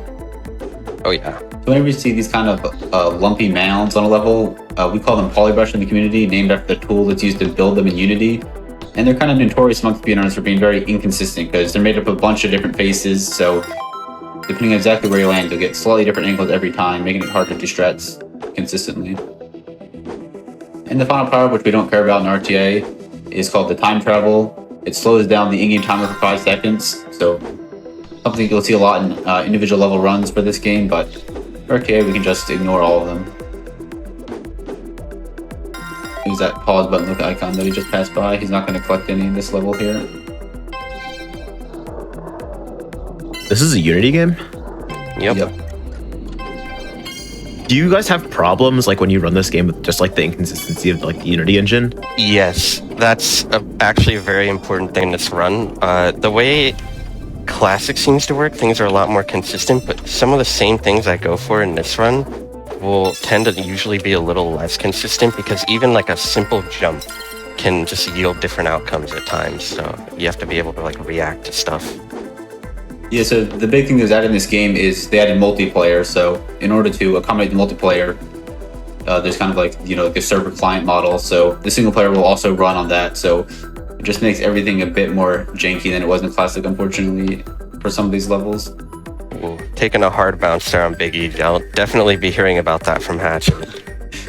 And speaking of some differences here, you might have seen Hatchet just hold forward and do this level like without looking, but In Ultra, the slight changes make it so that doesn't quite line up. You'll lose about a second if you just try to do the same setup, so we have to pay attention, although in this case, still getting a hard bounce like you would if you tried to do it without looking. So the move helper in this game are actually color-coded, so these blue ones will start moving as soon as you touch them, and like that red one, like that Prelude just passed, move on a cycle from the time the level starts. So as speedrunners, we generally prefer the blue ones because we don't have to wait around for cycles as much. Here we're going to make use of being able to switch your gravity however we want to just kind of jump off the side of the level and touch a gravity that's right near the finish at the end. Gravity is very useful in general just for doing what you want with a level and ignoring its intended path. Whoa, another hitch. Pretty hard skip here. Oh my gosh. You might not be able to get it. Gonna give it a few tries. That's amazing. But, or just get it first try, yeah. Yeah, just get it first try. That's impressive. Wow. Very cool skip. So yeah, this level, this game is made up of kind of a combination of levels from Classic and Ultra. They're kind of mixed throughout this run. So this one is actually a returning level from Classic, but it's been reworked to basically be a new level. This is an example of a new level, so here you kind of make your way around this big mountain. We kind of just have to follow the intended path. Not much we can do here. Just try to keep as much speed through these bounce surfaces as we can, but you'll see one little cool trick at the end where he's gonna keep some speed and bounce off this conveniently placed rock at the end to preserve a bit more momentum through this last turn. So here's transmission. Here you'll see a very interesting skip where we build up some momentum and run to the trim here. If we do it right, that doesn't look good. I'm gonna go ahead and just play the level normally, but normally you just jump up and skip most of the level there.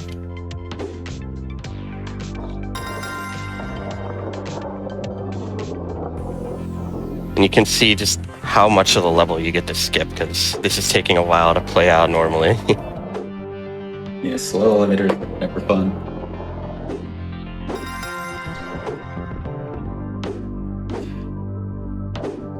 There are a lot of gears in this game, a very prevalent design element of these levels. Oh yeah, we'll see that. So here's Archipelago, very similar to how we do it in Classic. The devs left that little ramp there for this reason. It is an intended skip. That'll bring us into Sugar Rush, which it's a circular level. You know, we're expected to follow it around, but there is a ramp at the start, and if we sort of just make our way over around here, we can turn around, and if we build up enough speed and don't get any unlucky jumps here, we can potentially just jump straight up to the goal. That looks good. Nice. And that brings me into probably one of my favorite skips. This level here makes use of these crystals, these decorative crystals that actually have hitboxes that we can sort of jump off. In this level, that would otherwise be 50 seconds. It's going to be closer to 15. Just like that. I have enough speed. Perfect. This game does not. Respectfully, what? Yeah, that is just as hard as it looks. Along with the new levels in this game, there are some of the kind of revisit some of the concepts that we've seen in some classic levels. So you might have seen it last run. Gear Heart, very similar looking level, kind of has the same layout with these little mini obstacles that are kind of on these soft cycles. So you're not going to kind of have to wait for the cycle. You just have to, depending on what cycle, where it's in a cycle, you're going to have to change how you approach it depending on when you get there. So if MDG gets off his pattern at all here, he's going to have to react exactly where these are to get through these obstacles quickly. But looks like he's been going through pretty clean so far. Yep, looks good.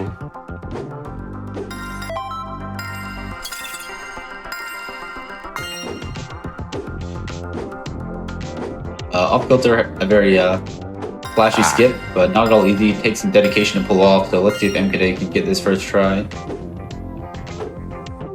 Yes, actually, the start here is much harder than it looks. You need a very specific jump off these kind of curved places to hit the right part of these next section to help keep speed through it. Dedication is in short supply today with me and Hatchet, it looks like. That second try is not too bad there. Here we're going to make use of 2 super speeds, where by keeping this one, we can gain a ton of speed and just absolutely rocket off that half pipe, skipping a ton of slow, icy platforming, which we do not want to do in this run. You might have noticed these angry red cubes before. They're the bashers, a common design element throughout these levels. And they move back and forth on a cycle from the start of level, like the red platforms they share a color with. And they actually can move at different speeds, so they tend to move a bit slower in the early levels. In this one, they're also pretty slow, but once they start moving faster, they can actually be used for some skips where you can gain a ton of speed by getting smacked by the basher on purpose. But those tend to be pretty hard strats, so much more common in individual level runs. Not going to be really seeing any in this category today.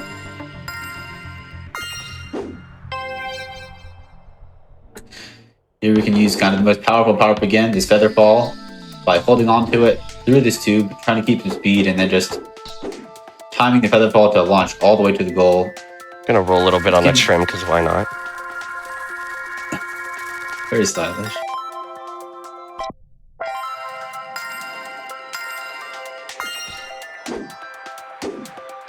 So here MTK is making use of a no camera movement strat, so not moving his camera, just holding forward and doing a specific jump pattern to kind of get the same result every time ideally, and get up here to the second part of the level a bit quicker and more consistently.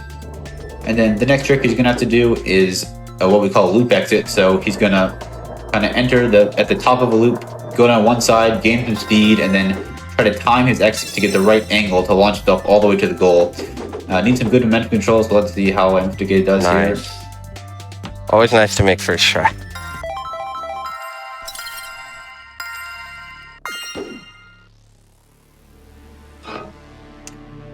Here again, we can make use of these gravity platforms to just, jump our way, just take a beeline to these gems. When we can just jump anywhere, and as long as we touch the gravity, we get the orientation of that section of the level. So we can really just go where we need to go, and then jump into the goal however it's oriented when we're done grabbing the gems. It's a bit blind in this level to jump to the goal. So here's Aqueduct. We're essentially building up a ton of speed down a downward slope, but we're going to use a very peculiar jump pattern here. We hold back right there, and if we hit the corner of this bumper and hit off this other one maybe? No. Okay, let's try it again. Usually able to get that, but a fun fact is those bumpers were actually not there in the beta of this game. Those were added due to community feedback, and there was a lot of community feedback that kind of shaped the way this game is today. There we go. Looks so nice when you actually get it. But that allows you to sort of keep your speed throughout this level. Like that. Here's Ricochet, which has super speeds and these nicely angled bounce surfaces that allow you to keep your speed around tight corners. We're just going to go ahead and use the super speed on a conveniently placed rock. And we're going to be seeing a lot of conveniently placed rocks throughout this game. A very good example is actually this level, which has a very famous conveniently placed rock. I did an incorrect jump pattern there. I'm just going to restart. But if you played this game before and you've seen any of the top runs, or maybe you've tried it yourself, the easiest way to complete this level and fastest is to actually bounce off of this rock at the end. So we're going to try to build up speed, and we're actually going to hold on to this super speed, and if you hold on to it long enough, you can actually choose where you go with it. So it's going to bounce off the rock and into the goal.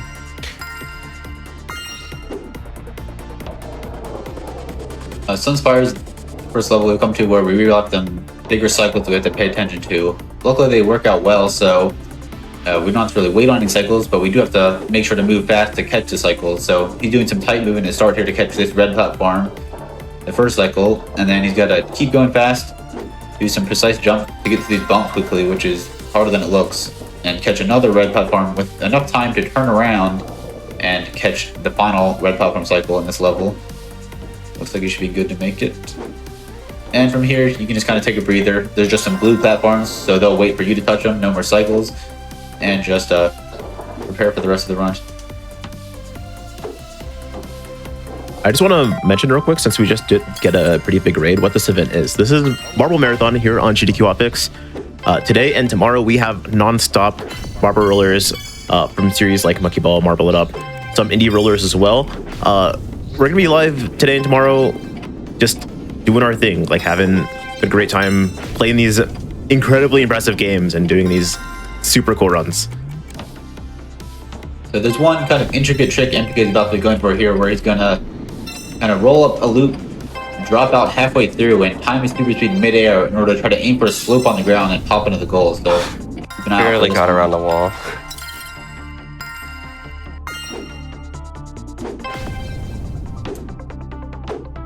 This is a kind of level where we're just, going full speed ahead,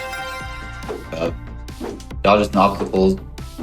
The one interesting thing about this game is, so in kind of the Marble Blast games, this is a successor to, there's no speed cap, so you can gain a ton of speed on a level like this. But here, there's a relatively low speed cap, so MPK's already long hit the speed cap, so he can't gain any more speed here. All he has to do is preserve his speed, and importantly, try to minimize the distance he travels. So taking like as inside of a turn as you can in all these turns will shave off the tenths of the second that, doesn't matter much for RTA, but if you're running these levels for IL times, then that's the stuff you gotta pay attention to get the best times on these. Another cool thing about this game is that they actually brought on some popular community level makers in Classic to make some levels specifically for Ultra, and this would be one of them, made by Space Taco, a beloved custom level maker in Classic. And that's just a very cool thing I feel like about this game, where really involve the community with it.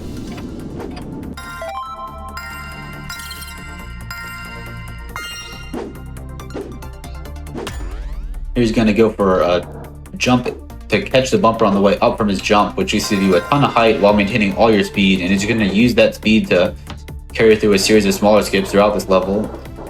Just a very cool sequence, and it just saves a lot of time. You got to wait for some of these very slow gears to do this the intended way.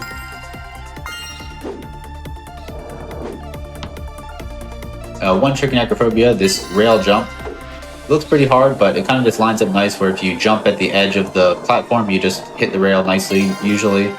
And from there, we're just going around in a circle. There's a lot of stuff going on in this level, but it's mainly to hide Hal's time travel that you use for IL running it, but RTA, we just go in a circle after that first trick.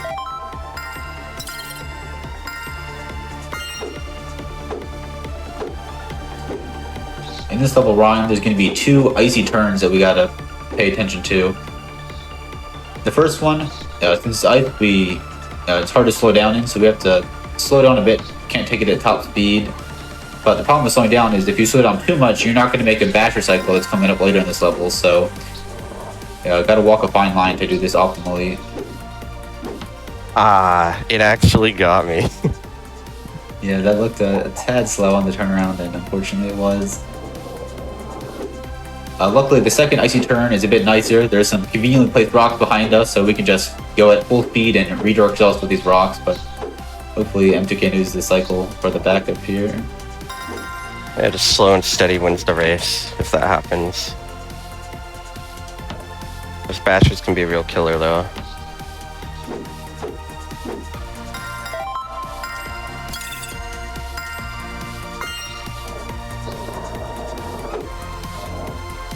Cog Valley has a very flashy skip, saves about 20 seconds, where you gotta do a very precise turn and keep speed to bounce off a cog all to the finish. And we like to put some coggers in chat whenever a runner hits this, so let's see some coggers in chat for M2K here. Coggers.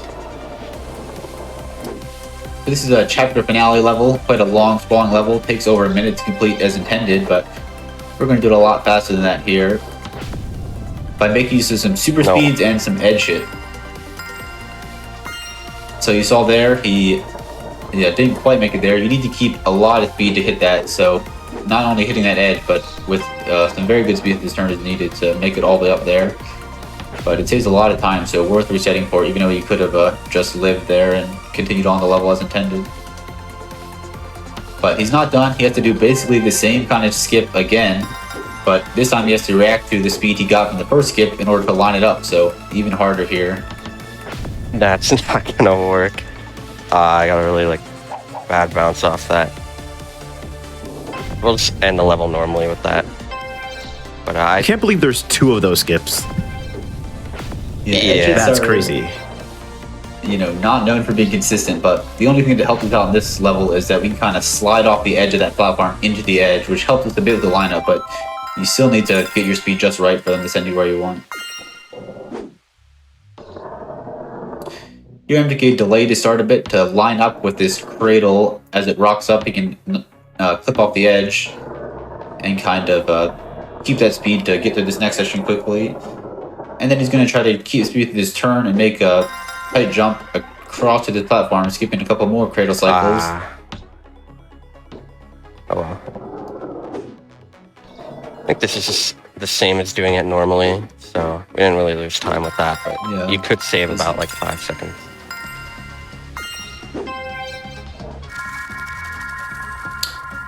It's not gonna look a bit scary, but we can really just kind of hold forward and know the jump pattern, and it's relatively easy to do, although still possible to mess up on.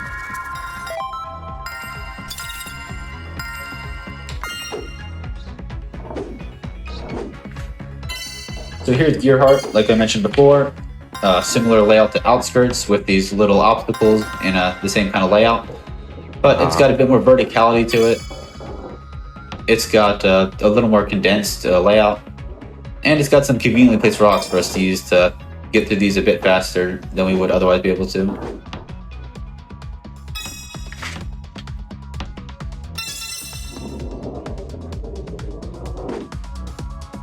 Seems like we're off like half a cycle there.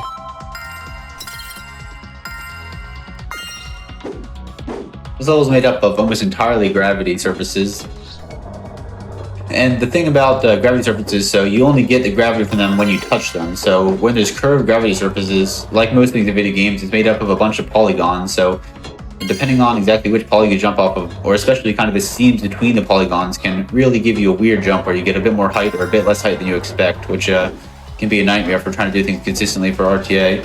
So MPK is going to take some of these transitions a bit slow just to make sure if he gets a weird jump, it's not just going to instantly kill him in this run. Subpixel's my favorite. Nothing like landing on a seam, especially with gravity. Here the bashes are back, and this time they're moving at high speed, so MPK's got to make sure to stay on cycle here, otherwise he's going to get rocketed off the level. That first turn is where it's really important to go fast, but not too fast, otherwise you're going to clip the edge on the way up and fall back down. The bashes actually can be used in the IL run for this to skip directly to the finish, but it is a very difficult skip, not at all RTA viable, but very cool. Here's Diamond in the Sky. Any Marble Blast fans will know what this is paying homage to, and we're going to make use of some of these barriers meant to help you get around these turns to kind of use them as ramps and skip some of these corners. So he gets a ton of height here, and he's going to know exactly where to land on each of these diamonds to keep the exact pattern and line himself up nicely for this next skip, where he's going to cut this corner by popping off that little trim on this part, and try not to get sent off the edge by this landing, which can be tricky. But that was a beautiful completion of that level.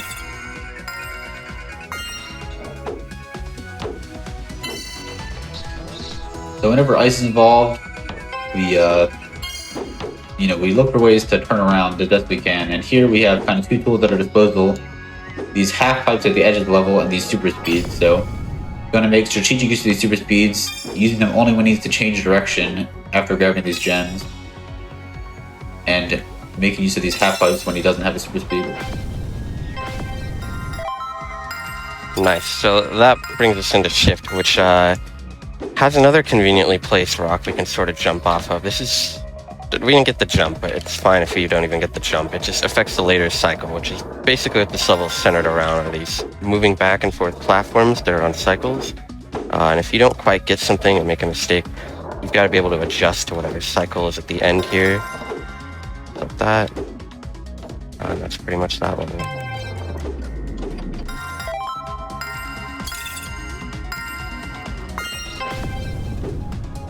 Yeah, so this is a level, again, where we're kind of just going full speed ahead straight, but all the little gaps and balance surfaces make this actually a lot trickier than it looks to not get sent off the level at some point. But MPK actually has a setup here where he's just going to not move the camera and know the jump pattern, which makes it a lot easier to complete. This level might seem like there's not much routing you can do, but the aisle is actually pretty interesting because you need to really control your speed precisely to grab all the time travels you can while going down this tube here. Here's a fun level, Flip the Table, that's kind of got two combined levels. We have a level under and a level on top that we start on, and we've got to use these cycle-based flipping gravity platforms to flip to the other side, grabbing a gem along the way. It's a very bad level to die on because if you were paying attention, there's one checkpoint at the very beginning before you even get a gem, and you don't get another one. So if I died here, I'd have to do the entire level again, which can be a pain. This level energy is pretty spread out, so we can't really go for any major skips here, but there's still some room for some creativity in the routing where we can do a couple smaller things. First one being he's going to try to skip over the second coin, or kind of bounce over his coin by getting enough speed to the first one. And after that, he's going to try to land on the down slope of one of these little central pillars and keep the speed into a bounce surface and get up on top of this little building structure, which keeps going around the long way on that rotating circle. And the end of the level is a bit of a change of pace from the rest of it, so we've been going in a linear path, but the end is going to be a big circle of rotating gems, so depending on which cycle he's gotten, he'll have to react to what he gets. He's been pretty clean so far, so should be on a cycle he knows. Hopefully he can finish it out cleanly. Yep, this all looks good. Very clean. Yeah, they rotate very quickly, so if you're a little bit off, then things can change quite dramatically and not be able to do the same route that you're used to. Here's another chapter finale. A very high-speed level with obstacles that are quite difficult to react to, but MPK knows the route, so the thing he's mainly worrying about here is these 90-degree gravity twists will mess with your marble spin. So when the marble is rolling forward normally, it has spin going forward, but since the gravity rotates normal degrees, if you jump through this twist, your spin will get rotated 90 degrees, and what that'll do is kind of pull your marble to the side. So even if you're holding straight, your marble will just spin to the side, which can make it very difficult to aim for some of these small gaps he has to. So what he's going to do to help mitigate that is make sure he always rolls a bit to get some friction with the ground and reset his spin to forward when he's going through these gravity twists. And that'll bring us into chapter 6, where we have some of the hardest levels of the run, the final chapter. Yeah, this first one, called Amethyst, is another one made by a community level maker for Marble Up Classic that was brought on for the Ultra project. And he has this kind of a series of levels, all named for gemstones, and this is a bit of a successor to that, being named Amethyst. Chapter 6, we're going to see some, the hardest levels we've seen so far in this run. Amethyst, not too crazy, but kind of the gateway into this final chapter.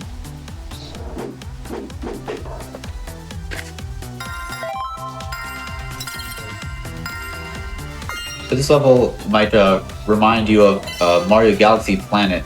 So it's kind of got gravity all around it, so you'll always be kind of oriented with the surface, but unfortunately, unlike Mario Galaxy, where the gravity is a field around the planet, we only get gravity on the surface, which means it's very easy to kind of get too much speed and just go flying off the planet and never to have any gravity again.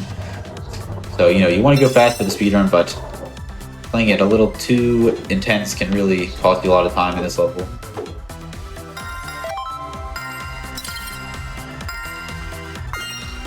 This next level is going to go for a very big series of jumps to skip almost the entire level. It's just pretty sick to look at, so just enjoy this skip if you can hit it here. That looks good. Yeah, this can be a major choke point, so it's always nice to get that first try. There's a lot of levels I can say that about coming up, so stay tuned.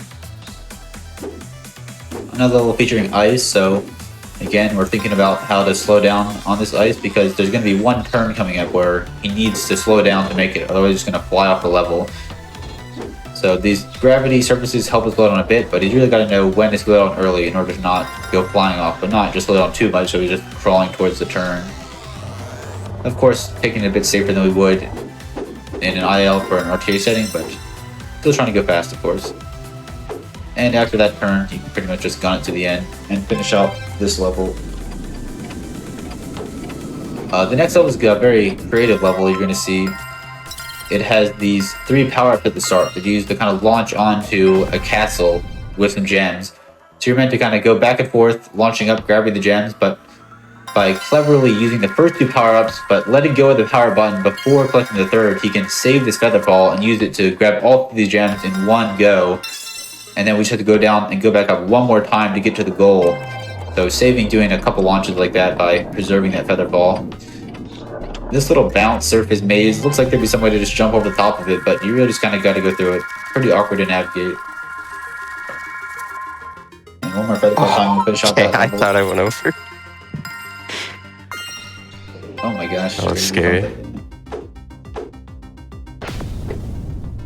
So here the devs hit a little sneaky super speed behind us. Make sure to go back and grab that because it's very useful for getting some speed and skipping almost half this level by bouncing off the edge of that loop.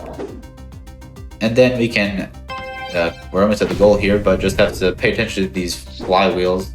But since he did the start so fast, he should usually be on a similar cycle and be able to get through these quite easily.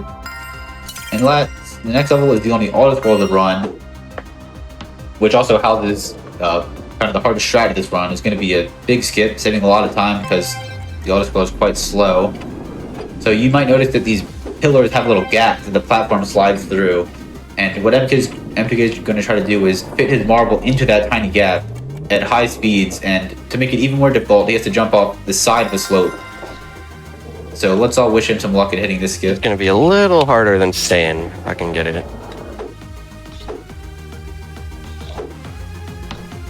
So, not getting it first try, it's no problem because we do have a checkpoint back here. And I can actually give it a few tries before it starts losing me time because it's a very slow level otherwise. It might take me a few tries. There's second attempt. Let's see why this can be difficult to just slide into there. Have to have a very particular speed spin. I think after this attempt, technically, we'd lose time, but...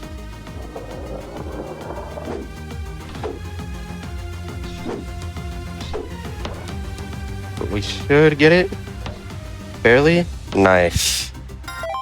Yeah, this skip is very hard. I've not even done this in IL, personally. Yeah, I don't think a lot of people have done that at all. Like, even once. That's so impressive. I could not imagine doing that. Oh yeah, it can be a rush when you get that first try, but it's very hard to do, so... Yeah, this level's probably the most confusing gravity maze we have in this category. So kind of 6 different orientations you can be in, so difficult to figure out how to get these gems, but knowing the route, MTK's just gotta catch the cycles that he wants and he can get through it quite quickly.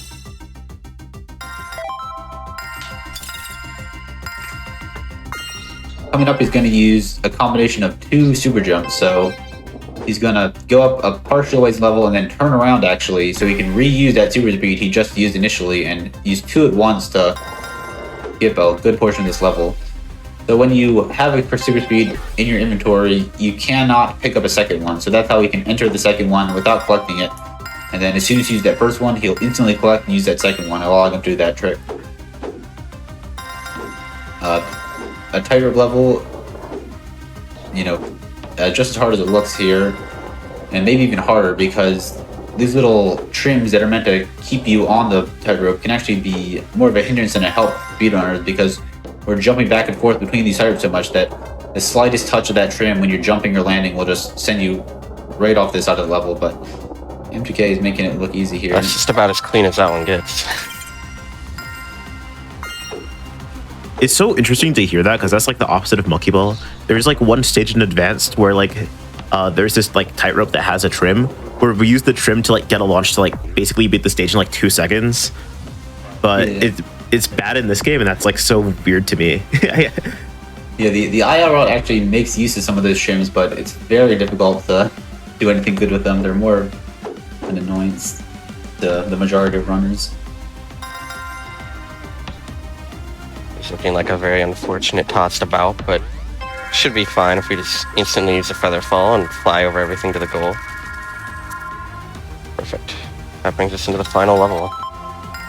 This level is quite a long level. It's got some of everything, every power-up, every surface, bumpers, a basher, it's all here. And it's divided up into a number of islands. So this first island has all these bumpers and gems, and on each island you have to collect all the gems, and then the gate lowers that lets you go to the next island. And there's kind of a little transitional period between each one with some tricks to do. And here you're going to see MTK do a lot of skips in these transitional periods. So you can make use of this super jump by keeping enough speed to skip a couple of slow jumps here. And use another super jump to get up on top of this castle and kind of grab the gem as he goes down.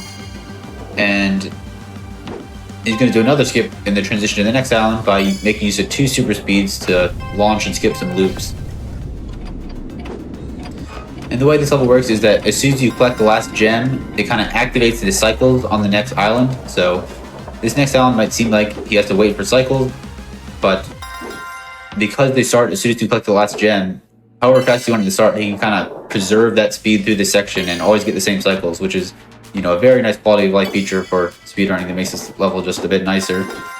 Unfortunately, these little tubes are cycle based from the start, so he's got to kind of react to how these are, which can, yeah, make it tricky to do consistently because, you know, being slightly slower or faster will make it different than you'd expect. The next island has kind of an icy vortex, kind of a black hole looking structure where he has to grab the gems without falling in the center. And then the final challenge is going to be a very difficult tightrope section where it's going to be a long time without a checkpoint, and he has to do some precarious platforming at the end of the run. And, you know, death here you will usually cost your PB, so a very nerve-wracking section. He's actually going to use the feather fall to skip going to the center where there's the checkpoint, so that's why it's so long without a checkpoint, because he's actually skipping one to go a bit faster here. And then after he does these tightropes, there's going to be times coming up very soon. He's just going to have to make his way past kind of the final boss.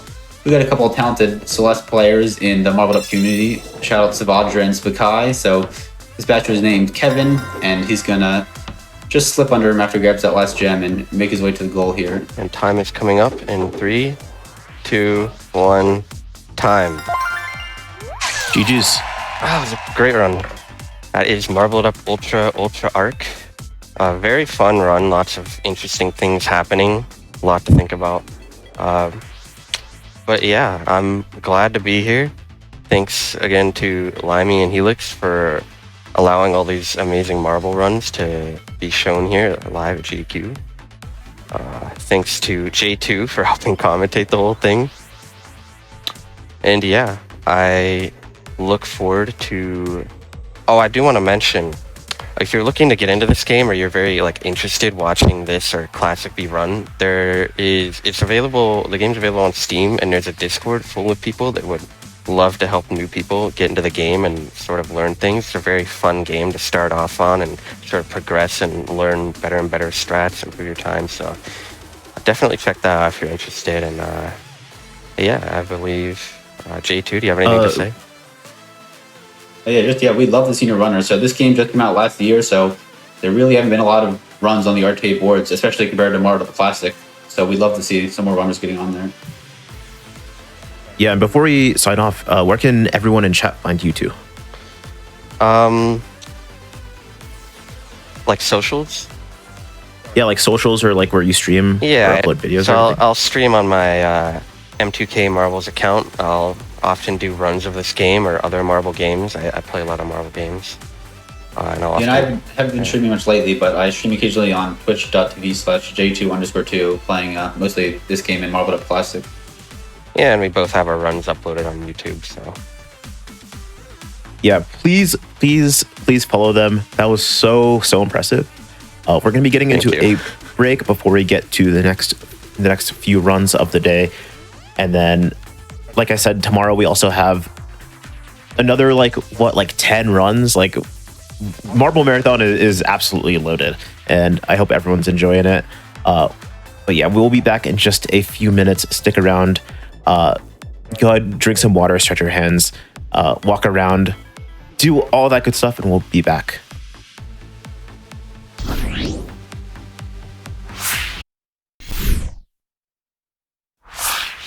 Hello, everyone, and welcome back to Marble Marathon here on GDQ Hotfix. Before we get started with this quite interesting game, I just want to mention that second round submissions for SGDQ are open until tonight. So if you have any new games that have come out since February 14th that you want to submit to SGDQ, you can submit them until literally tonight. So absolutely get on that if you're interested in that. But right now, here on Marble Marathon, we have 40 Golf by T. Hurst, if you want to take it away. All right, welcome. I'm T. Hurst III, and I'm super excited to be able to show this off. This is 40 Golf. And no, that's not an exaggeration. This game really is in 4D. Before we get started, I want to introduce my commentator, BlockMath2048. Hello, I am BlockMath2048. I used to have world records for marble mode in this game before T-Hurst beat them all. Yep. But yeah, so I also I am going to start off with a very quick introduction because this game is quite confusing if you don't know what's going on. So I think just starting it off with a little bit of a here's how the 4D works will help out. So I'm going to go ahead and do a quick start before we jump into the run. One thing I'm also going to mention, this game has a built-in marble mode. It is a mini golf game, but it's got a marble mode, and this is the Marble Marathon, so that's what we're going to be playing. But anyways, this is 4D golf, and it looks like there's a dead end, right? Where do we go? The gimmick here is this world is really in 4 spatial dimensions, and what that means is that there is another axis that we cannot see. If you look at the compass in the top right, I can actually rotate my perspective in 4D. And it looks like the world is morphing, but it's not. I'm actually just changing my perspective of this world. So here I can progress this way, and now there's another dead end. So I can do the same trick, rotate again, and here's the exit. So if that doesn't fully make sense, if you just give it a little bit of time, and it'll start to make sense as you do it. Respectfully, what? Yep. So I mentioned that there's always one dimension that's hidden, right? We are 3D beings. We can only comprehend 3D. So what if we make the hidden direction the direction with gravity? So that's a view in this game called volume view. It looks like the ball is floating, but it's not. I am rolling around on the floor, but it reveals, and the name volume view gives a hint for this, it reveals that in 4D, anything that is flat is actually a 3D surface. This flat ground is a full 3D volume that you can inhabit. And so this view is incredibly useful. One other thing is, since I can't see up and down, anything that's a change in height is out of my slice. So this ramp looks like a wall. So I can activate one more mode, which when I press this button, it removes everything that's in the slice and instead lets you see everything as a little projection, even if it's not in your slice. And so this lets you quickly and easily navigate levels, even if there's slopes in them, and we'll be spending a lot of the run in this mode. So I hope that at least some of that made sense. This is not a joke. It's not an exaggeration. This game really is in 4D, and it gives you tons of different view options and modes to make 4D as intuitive as possible. So with that, that's a crazy thing to say. To make 4D as intuitive as possible. Yeah. Because I was so confused. So, but I'm so excited to see this run. Absolutely. So this is the all courses run, which means we're going to be playing every single level in the game, including the challenge levels. So we're all ready. I'm going to go ahead and get started with the run. So let's do a countdown in 5, 4, 3, 2, 1, go. Okay, so this is 4D golf, and T-Hurst has to move the ball into the hole. It's like any other marble game, except, it's 4D. So T-Hurst is going to rotate to see the hole, and that causes the hole to be in his slice, and then he can just directly go to it. You will notice the compass in the upper right. The compass is 3D because, like T-Hurst mentioned before, the ground is actually a 3D volume, so the compass that is flat needs to be in a 3D volume. And how you read the compass is what's up on the compass is your forward-facing direction. Left and right on the compass are left and right, and in and out of the screen are 2 new directions called Ana and Kata. These are the 4D equivalents of left and right, and T-Hurst, going along with that. They're the 4D equivalents of left and right. And going along with that, learning how to use these Ana and Kata keys, you can strafe along them. So in addition to your normal W, A, S, and D, you can press Q and E to strafe along this new dimension. And when you're in volume view, that looks like you're moving up and down. That's what it looks like when you're in this view. But learning how to use that those strafe keys to quickly navigate around corners is an important thing. So you'll see me do it right here, or I strafe Ana word and then kata word to get around that around this obstacle, which looks like it would block you in 3D. So now we're coming up to the end of the normal course for this thing, and then we're going to be going into the challenge course. Now, every level in this game has the normal course, and you only have to beat the normal courses in order to beat the game, reach the end credits and whatever. But there are also these challenge courses, which he's now playing. If you've ever played Celeste, these are essentially the B-sides. They are the same level, the same sort of mechanics, but just harder and remixed.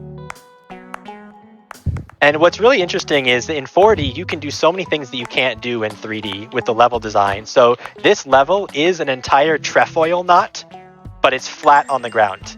It is a flat trefoil knot, and we navigate around the entire thing, which is just kind of wild. I am trying to find things to say about this, but I'm just in awe. My mouth has just been open for the last however many levels that you've played. This is so cool. It's a really cool showcase. Those cones just look like walls in the normal view, but they're actually 4D cones, and in volume view, you can see easily how to navigate them. So a lot of these, like I mentioned, a lot of these levels are played in volume view, and that means you actually can't see the height. So one of the important things in this game for getting a good time is memorizing the heights. So that way when you're in volume view, you can know how the slopes are going to affect you. Because even if you can't see them, there are still slopes and they still affect you. So that's an important thing that you need to do in this game. I will mention something.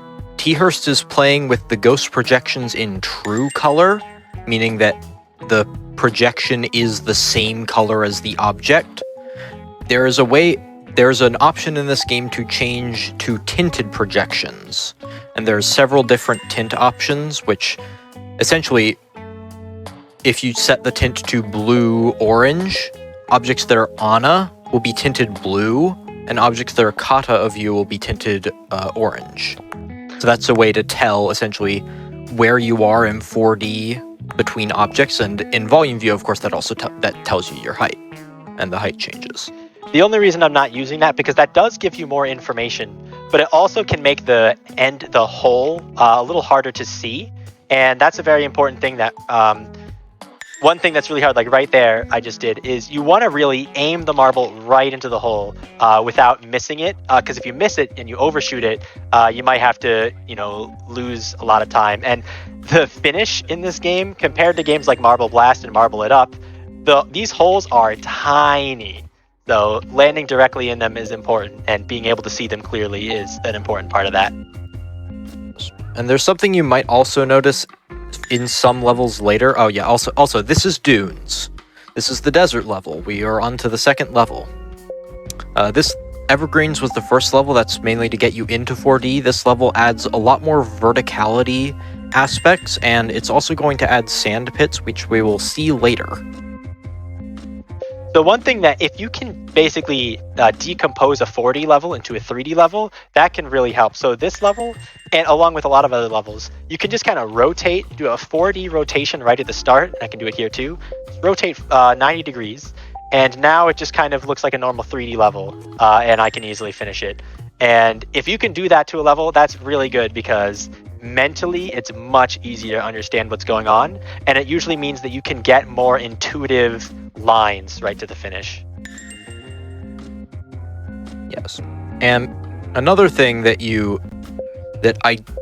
T-Hurst has been doing but hasn't been touched on is there's a button in this game which faces you directly at the hole. And so that is useful for two things. Number one, it aims you at the hole. And number two, it helps you find where the hole is in 4D without having to go, looking around looking for it. Now that sounds like kind of cheaty. It's like a button that directly aims you at the hole. That sounds like it makes things too easy. But actually, in Marble mode, it's something you can't really rely on if you want to get good times. Because if you just want to aim directly at the hole, and you're just holding the spacebar, which in this game spacebar does that in Marble mode, what's gonna happen is if you have a little bit of velocity to the side, so you're not aiming directly at the hole, you're gonna orbit around it, right? And so And just in and- general, I always try to counteract my own velocity when going into the ball by just aiming into the hole manually at any given time. and it looks really weird when your velocity is in 4D, because then it's essentially like you're going straight at the hole, and then there's just some force pushing you away. There's centrifugal force. Yeah, it's like the GIF of the truck that's like about to hit the it's like the truck that's about to hit something, but it just loops forever. It's like you're going into the hole, and then the entire level just kind of morphs, and you don't hit it. You're like, what? So it feels kind of weird until you learn what's going on. I need this game. I don't think I can beat it, but I need this game. Yes, you can buy this game on Steam. You can support the developer Code Parade. He's made 2 other big-ish games. He's made Hyperbolica, which I believe is going to be on Summer Games Done Quick. And he's also made Marble Marcher, which is another marble game where you play marble on fractals. Huge shout out to Code Parade, who should be watching, by the way. He mentioned that he'd tune in. So if you're watching Code Parade, what's up? Thank you for making this game. I love it. And we passed over the appearance of sand pits. But yeah, there were sand pits, and they slow your ball down. Oh, okay. Oh. Got an edge hit there that I did not want to get. So, one thing about Marble Mode in this game compared to a lot of other Marble games, there are no checkpoints. Yep. Ever. If you fall off, So if you fall at all the way any back point, to the you go back beginning. to the start. Luckily, the levels are usually pretty short. A lot of these levels weren't really designed for marbling. They're designed for golf. So, for example, this one's right here is a good example. In golf mode, it's very challenging because you kind of got to land in all of these alcoves, and you can see they're all spaced out in the 4th dimension, which you can Just press forward. But in marble mode, you just press forward, so it's very convenient there. So that's Dunes. Now we're on to Arctic. Now we're on to Arctic. This one has a lot of more jumps, and it also, if we're gonna get into the hole, it also introduces ice floors, which have, I think it's 0 friction. I don't know if it's quite And 0, but it's very low I think friction. the friction you experience is just air resistance, but Could be. yeah. So you experience basically no friction, and because of that, you can build up a lot of speed, and it gets out of control quite quickly. So for this level, you go in a loop-de-loop, and then after you do a loop-de-loop, you have to do a 4D rotation to get into the hole, which is pretty cool. So one of the kind of recurring themes in the Arctic levels are these little ski ramps, which we saw in the very first level. Here we can see more of them where they're basically at different heights, and you just gotta jump off them with enough speed to make it onto the next platform. In volume view, you can't see if you have enough speed, or if you're gonna make it necessarily, because you can't see your height. But once you build up an intuition for how much speed you need, it's not too bad. This is another one because you can't just go forward; you have to go back and then forward. If you go forward, you don't make it. Now, these walls, just in walls in this game, are actually very bouncy compared to normal surfaces. And that doesn't just apply to the side walls. It also applies to the tops of walls as well. So if you land on the top of a wall, you can get a lot of height. And so that's actually useful in some levels. Like in this level, for the IL, I would actually bounce on that wall to make it to this ending here. But a little too easy to fail that, so I don't go for it in RTA. It's not marathon safe. Yeah. I have a question, I think. Yeah? What constitutes hitting a wall in this case? So the walls are the surrounding barriers. Yeah. So Okay. These darker wasn't blue sure. things. yeah, it's like you don't know what if walls work differently in 4D? No, it's the same. It's just hitting a wall. Although one thing that can I'm just happen, double checking. one thing that can happen that makes them look to work slightly differently, but it's not actually, is if the wall is tilted into the 4th dimension, you can bounce off of it and into the 4th dimension. It looks very trippy because it kind of just looks like when you hit the wall, all of a sudden the world just starts morphing. But what that means is you have got speed in the axis you can't see. So when you're rolling along the axis that you can't see, it just looks to you like the world is morphing around you.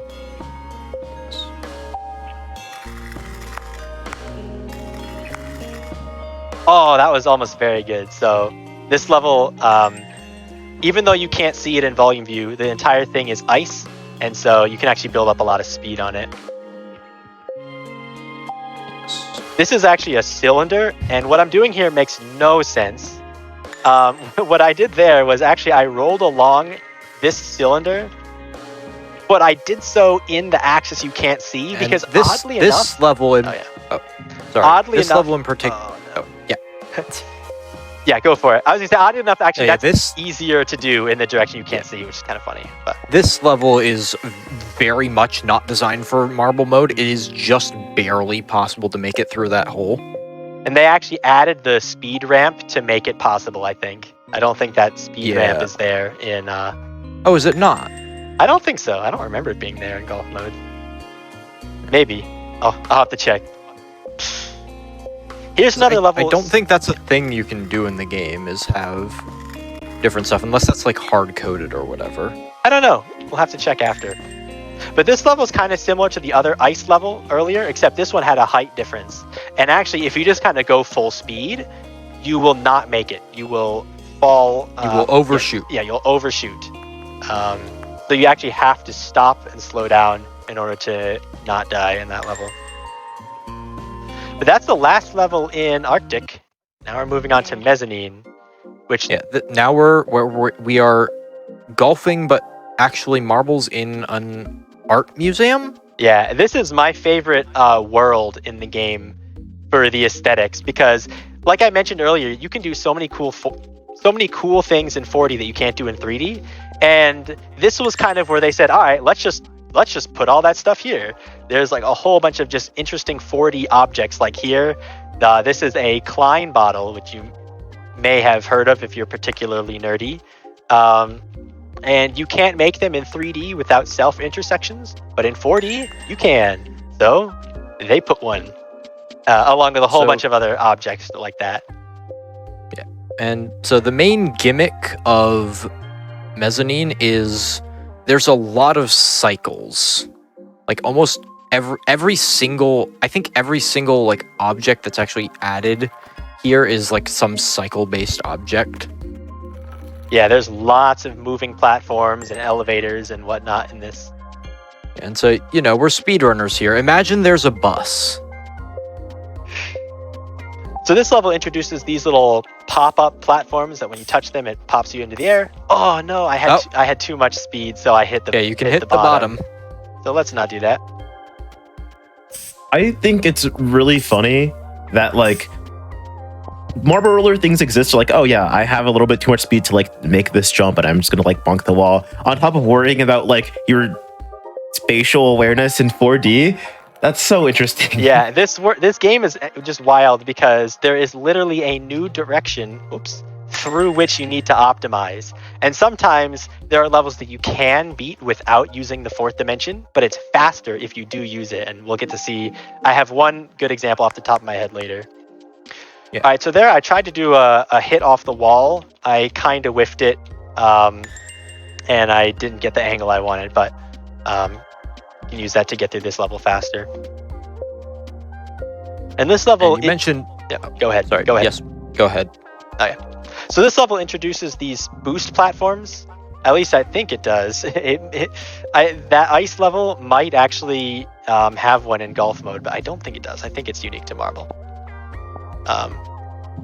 And the first time I fell off because I didn't have a good angle on it. So second time, that worked no problem.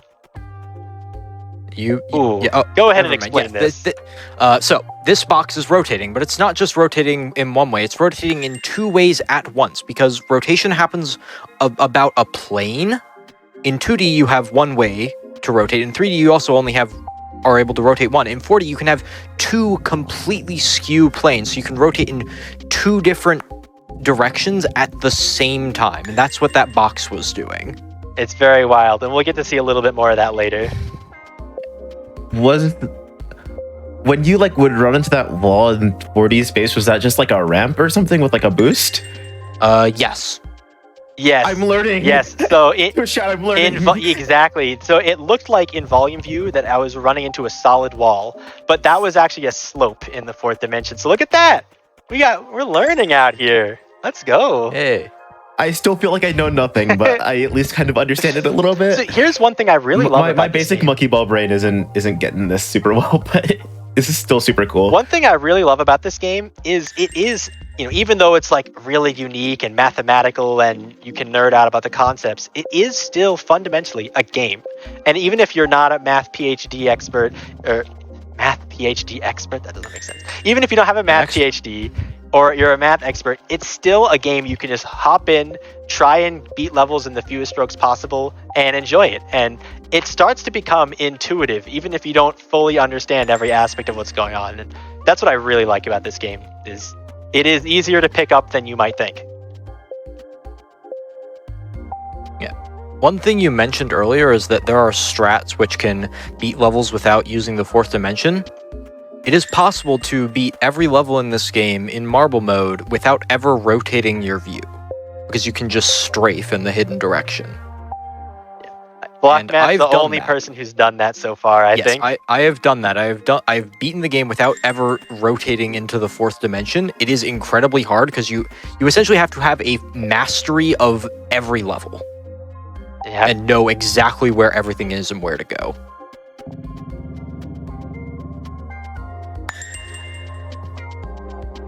Also, I should mention these little spinning surfaces. Actually, yeah, this game, it's got a lot of surfaces in here. This level is actually pretty tricky because you got to beat it on a cycle. Very nice. Okay, it's pretty hard. It's pretty easy to fail that and fall off these platforms because we're basically hopping from platform to platform in 4D. So that's kind of wild. And now here's Inferno, and this is where the difficulty really starts kicking up. This level has lots of sections like right here. This is a sloped surface which has no guardrails. And so in golf mode, it is ridiculous trying to navigate through these sloped surfaces where you have to have the right angle in 4D. And like this level has no guardrails or like no walls at all. And one small thing, I noticed someone in chat ask, is Kana or Anna clockwise? Neither of them are clockwise. They are perfectly perpendicular and straight directions. It is a brand new direction, completely unrelated to the 3 that we're familiar with. So here's a level where it's faster to go around it in 4D. You can actually just beat this from the start in 3D just by going around these cones, but you can take advantage of the 4th dimension there to go around them. And that's one thing I just really love about this game because of the unique challenges it offers for speedrunning and casual play. Yes, and another question from chat. The controls are 6 movement keys. How many camera keys? So you use the mouse to rotate in 3D. If you hold down the left mouse button by default, you will instead rotate your view in 4D. And yeah. Yep, exactly. So no mouse held rotates in 3D. With the mouse held, I'm rotating in 4D, and you can see the compass change to reflect that. So this level confused me a lot on my casual playthrough, and it's hard to see in volume view. But for that whole section, I was actually on this big slope that's curved and like this amount of slope changes throughout it. So you have to get a pretty good feel for how to navigate that. I did miss the hole, unfortunately, but that's not too out of the question on that level.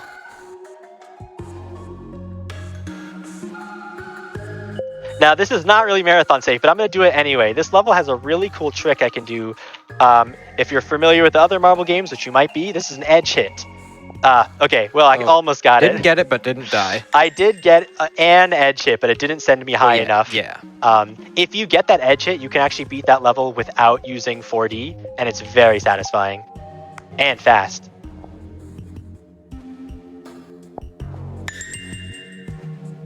Just so you're aware, your explaining must be really good because some people in Twitch chat are starting to get it as well. Nice. That's what we like to hear. So there, oh, let's get in the hole. So there you could see I bounced on the top of that wall and it gave me a lot of height. And that's what I was talking about earlier about walls are just very bouncy. And they did it that way so that way, it feels like mini golf where if a golf ball bounces off the wall, it bounces quite a bit. But it affects all the other surfaces too. And for that level, it's a nice safety strat to just be able to bounce on the top of it and know that you'll have enough height to not fall off. I almost forgot this was a golf game originally. I'm not gonna lie. Yeah, I kind of glossed over that at the beginning. I meant to explain it and then forgot. This game is a mini golf game first, so the marble mode was added after. Oops. Well, I mean, I think the marble mode was in on release, but it's a post game content. Yeah. Sorry, I was not clear about that. Marble mode was still in for release, but it was not the primary focus of the game. And playing the golf mode is also really fun, trying to get the smallest amount of strokes. Yeah, the golf mode is what you start with because you don't have to micromanage everything because you can line up every shot. You can fully understand everything. That's actually so smart to make marble mode like a post game thing. Then. Yeah. Yeah. And anyway, now this is the end of Inferno. Now we're on to Nebula. So, we played Marble It Up. Gravity. Yeah. Gravity platform. Recognize this mechanic. Gravity in the 4D game Recognize as well. this mechanic. So I mentioned that Inferno is where Inferno is where the difficulty starts ramping up, and it continues. This level Nebula is insane. Yeah. So these gravity platforms work essentially exactly the same as they do in Marble It Up. Because they only change gravity when they're touching them. They don't like suck you down or anything. So you can like just go over the edge if you're not careful. And that means that there's an interesting side effect, which is that even in volume view, the world appears to morph. Previously, volume view is kind of static, but now even in volume view, this world will kind of start morphing because volume view hides what up and down is, but now up and down, it changes what it is because of the gravity surfaces. So it's very confusing. This is a Mobius strip. Yep, this is a Morbius strip. Now here I have to start off by going backwards and getting my gravity to a good direction where I can basically make the gap. From where you start, gravity is tilted the wrong way. Why was that the most understandable stage in this world so far? Well, maybe because I didn't need 4D. Yeah. Now here's a new mechanic. Similar to the gravity, it's just the opposite. When you touch those surfaces, it makes you go in the opposite direction.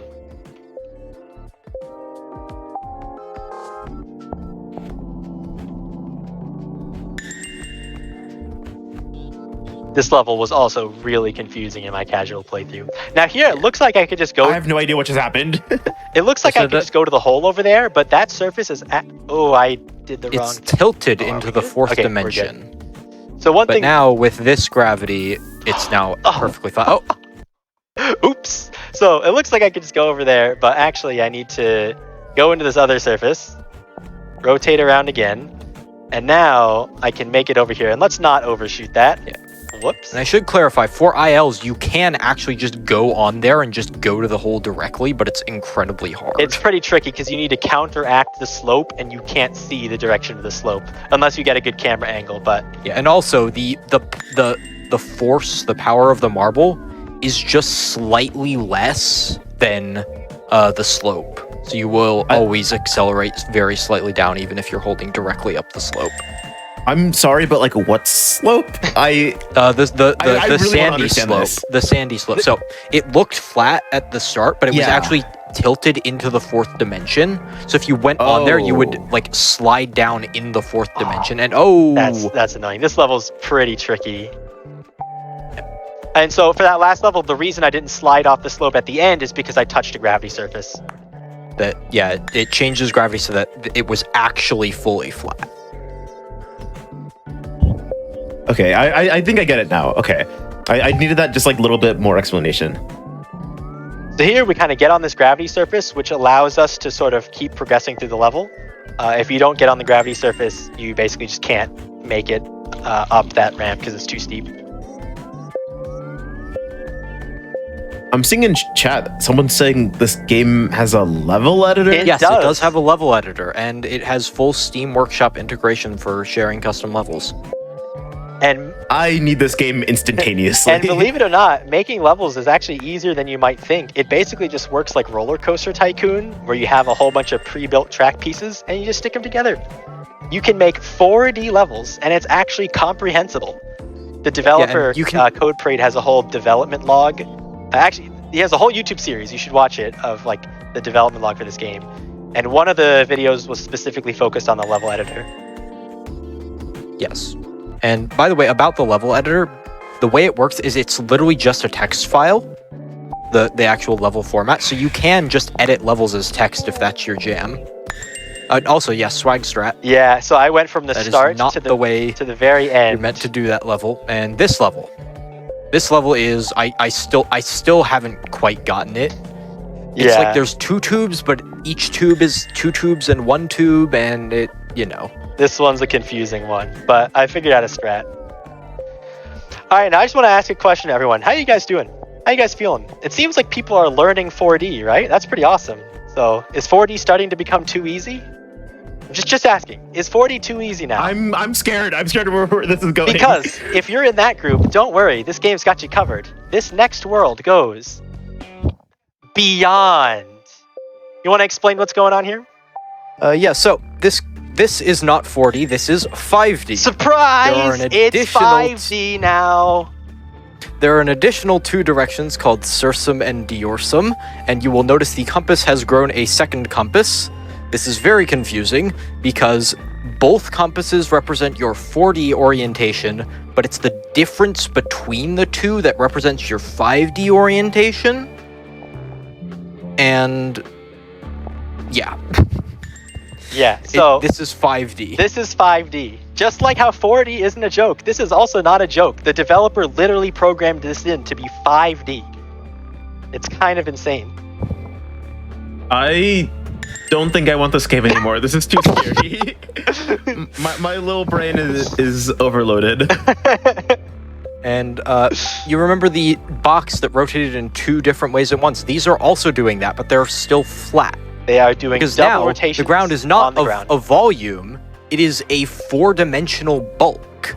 Yep, just like how flat things in 4D, flat things are 3D. Now, flat things are 4D in 5D. Flat things are 4D. Just think about that for a second. I'd rather not. I'd rather not. This is so cool. Unfortunately, I don't understand a look at anything that's happening right now. Believe me, we were all in that boat when we first got to this world. This was actually not advertised. This was a surprise to everyone who bought the game. This was very much kept secret, and it was so well done. Oh yeah, have you ever played 5D chess with multiverse time travel? This level's called 5D chess. That's pretty cool. And for a regular run, this would be where it ends, but this is not it. We still have to do the Beyond Challenge.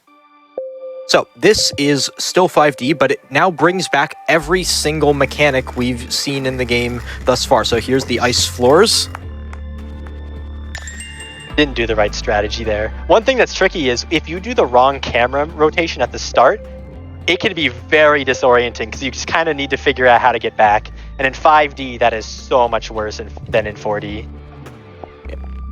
Camera tech in 5D Marble Roller is not something I thought I would have to think about. Well, here you go. So I mentioned that I try to avoid using the find to hole button as like the crutch for just how to get into the hole at the very end. Because, you know, I can go into volume view in 4D and just kind of use that to angle what's going on. But in 5D, there's really no other option. Like, you have to get incredibly precise camera angles to just even see the hole. Like to even just see the hole is kind of ridiculous. And here's gravity in 5D. Yep. It's only this one level. It's just this one level. It's not so I'm bad. happy that it's only one. It's the only one. Don't worry. If there was more, I think I would have to just like disconnect, like get out of here. Like, ugh. And here's sand pits.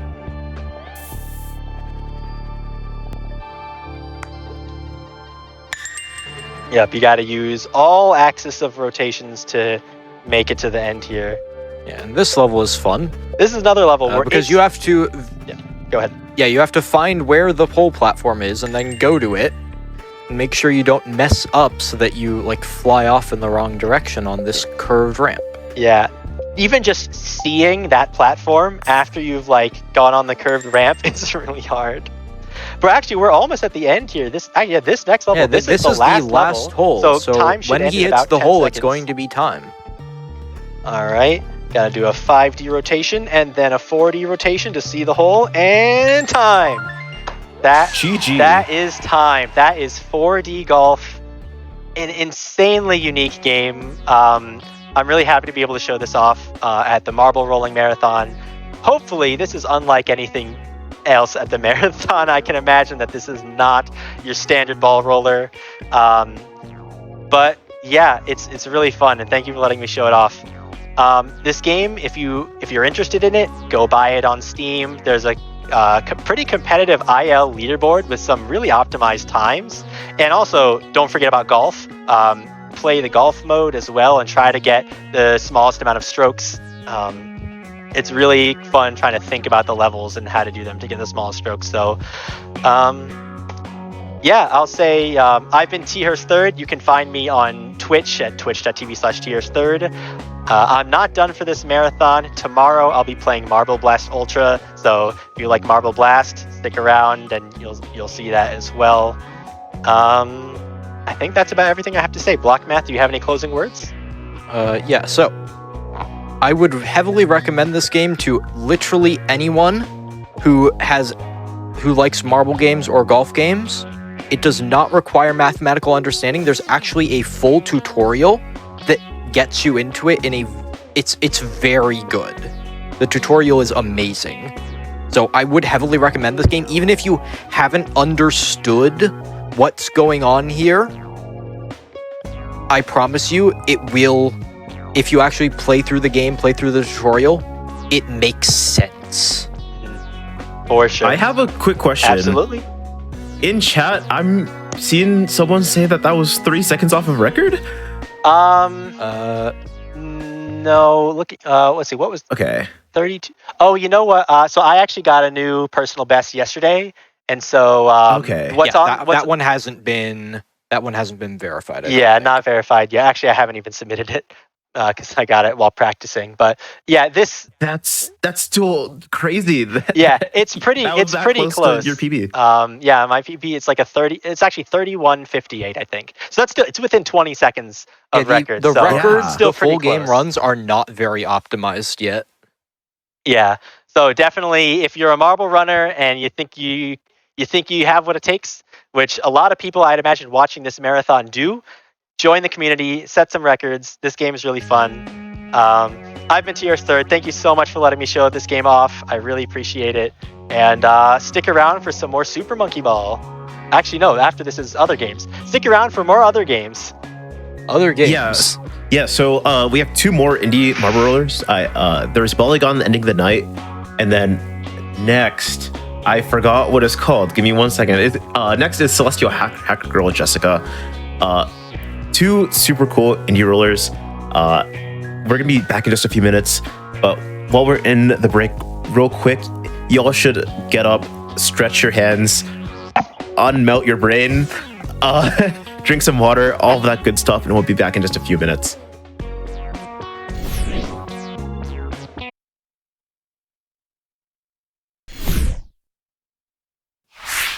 Hello, everyone, and welcome back to Marble Marathon here on GDQ Hotfix. And hopefully this time with a game that is less brain melting. But before we get into that, I just want to mention everyone here in chat right now. I'm looking at you, Twitch chat. you should check and see if your Prime sub is available, because if it is, you should consider using it on us. We're live almost every single day, and all of the Primes, all the regular subs, the gift subs, and all the bits cheered go to helping support GDQ Hotfix being live almost every single day. But with that, Teddy, would you like to take away your game and introduce it? Yeah, this is a game with a very normal name called Celestial Hacker Girl Jessica, I think is what it is. Hang on. I always forgot the name. Yeah, Celestial Hacker Girl Jessica. There we go. I keep on throwing like the word princess hacker. That's just the name of the dev. But anyway, we're gonna hack computers as a marble. We're gonna do that right now. All right, 3, 2, 1, let's go. Tutorial level. I think we win. There we go. Cake. Also eat cake. You win levels and you beat cake. Oh, I'm hitting shift. That's my break. This is a very good break. In fact, I need it right here. I think I messed up. Yeah. Whoops. Whatever. I was playing a different game earlier. I had to like hold shift to sprint because like that's most games. This game's the opposite. You have like the best break in video games. I think you just like stop on a dime. It's nuts. You think that wouldn't matter at all for like a speed run, but like it helps a lot. The game also has a lot of weird mechanics. Like you can climb vines. I have no idea why this is a thing. It's just whatever. Why not have a marble roll up a wall? I'm gonna skip doing a thing by hopefully just landing up here. Cool. We get another cake and get some Comic Sans. Cake. I'm somehow just as confused as the last run, but just in a totally different way. Yeah, that makes sense. See if I can get this trick. If I could bounce up here, that'd be cool. But like, if not, I can climb the vines. Oh no! I keep declaring victory before I get up there. Come on. It was close. Cake. This is the no soda cans category, like by the way. And like soda cans are like the little like sparkle whenever like you get cake. Yeah. Also, I'm hacking a computer. I'm in. Oh, damn. Oh, there. We're good. I feel like it's a little wonky. I can take advantage of that by not falling to my death. And this jump sucks. I hate it.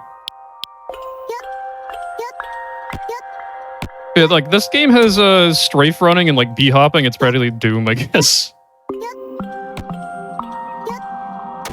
Oh, okay. No, I got thrown off. Come on. You're right, but I don't like your sentence very much. Yeah. There we go. Okay. Cake. Like I was saying earlier, there's like the soda cans category. You can like just warp and like skip levels by finding a random soda can on level, which I don't know, just adds to it. And if you notice, like everything in this game is just like random Unity store assets. Hang on, I gotta jump over some lava. Like I think including the music, just like a bunch of like random free assets and stuff. Why none of the levels make any sense. Oh yeah, here's some Vocaloid too. Ice makes you go very fast. There's not enough ice levels in my opinion. There we go, cake.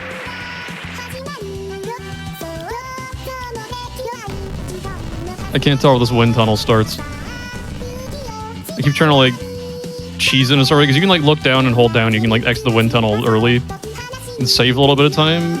Like that, cool. It's kind of hard to gauge. Oh, hey, look, there we are in the sky. Ooh, is this early? I don't even know. I can like skip over this wall if I do this right, or we can whiff completely. Cool. Which is 11, like the yeah. Oh yeah, the hup. Yeah. It's just like Quake. You go hup every time you jump. Yeah, and this is practically an FPS. I mean, you gotta hack on this computer. You're right, but I don't like it. Ah, missed it. Whatever. Not optimal. This game does like musical parkour all over the place. Just get like something like a chill like Mario water level track in an hour after like Hatsune Miku, I think. Whoop. And then I exploded. Hooray! This level's dumb. Sometimes you just explode and you do like the same thing every time. I don't know. Pretty please do not blow up. Thank you. Let me land good. I didn't launch good. Whatever. Cake.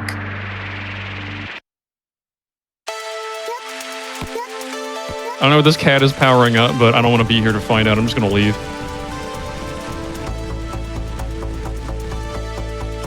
Did we do a bouncy pad yet? There's bouncy pads. You got bouncy pads in this game. There's a mean laser thing up here that wants to kill me. You saw him. He's already aiming. I'm just going to get off before he does that. Whee! Can I land in the This cake? game has it all, honestly. Yeah! This is like the most video game. Okay, this trick sucks, and I'm going to nail it first try. Never mind. Hell yeah. Cake. No more hype track. Hype is over.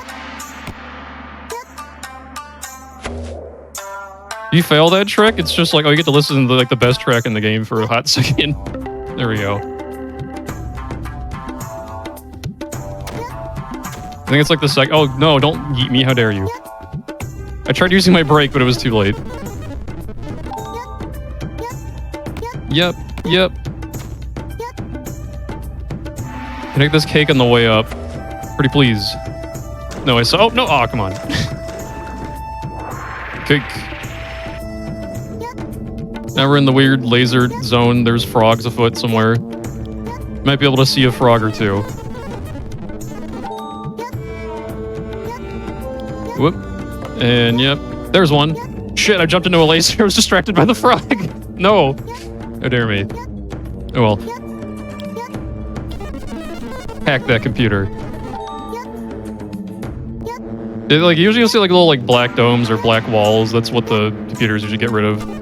Oh, he can block lasers, by the way. He's a friend sometimes. You can also move out of the way last second if you didn't think there was a laser there and kill you. I think it's happened a few times. I'm like, oh cool, there's nothing here, and then I get lasered to death because a frog moved a little bit.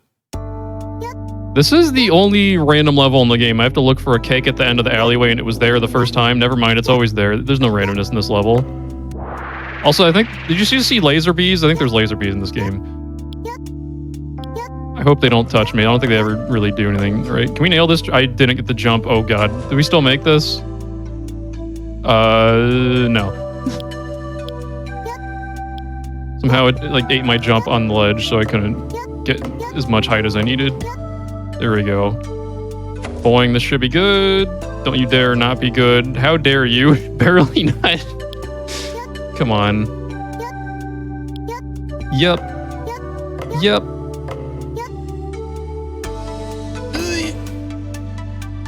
Okay, now we should be good. I'm overshooting it, in fact. Or, yeah. Thank you, really good break. Cake! That trick is easy and free, and you got it first try. I know, It's easy right? and free. Oh, damn, I messed my skipping across. This stupid purple goop makes you go slow unless you jump a bunch. If you just B-hop really good, it's like, oh, this doesn't slow you down, it's free. Okay, come on. I don't want to touch a laser, they kill me, as we've noticed. Can I hit this cake on the way up? Oh, no. Whatever, cake. I don't play this game, but I think that being killed is not good. Am I right? Or Oh, the what? Sorry, I didn't hear that. being killed isn't very good. Yeah, it's pretty bad. Okay. Oh, nice, ain't my jump again, cool. Let's just double check.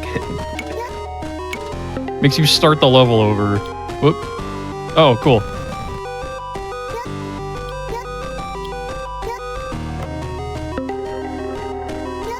This game's pretty good, but yeah, it does need more ice. Ice makes it go so freaking fast. And let's eat up these things.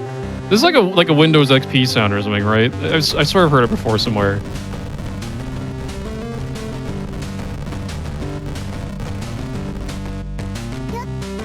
Ready, set, cake.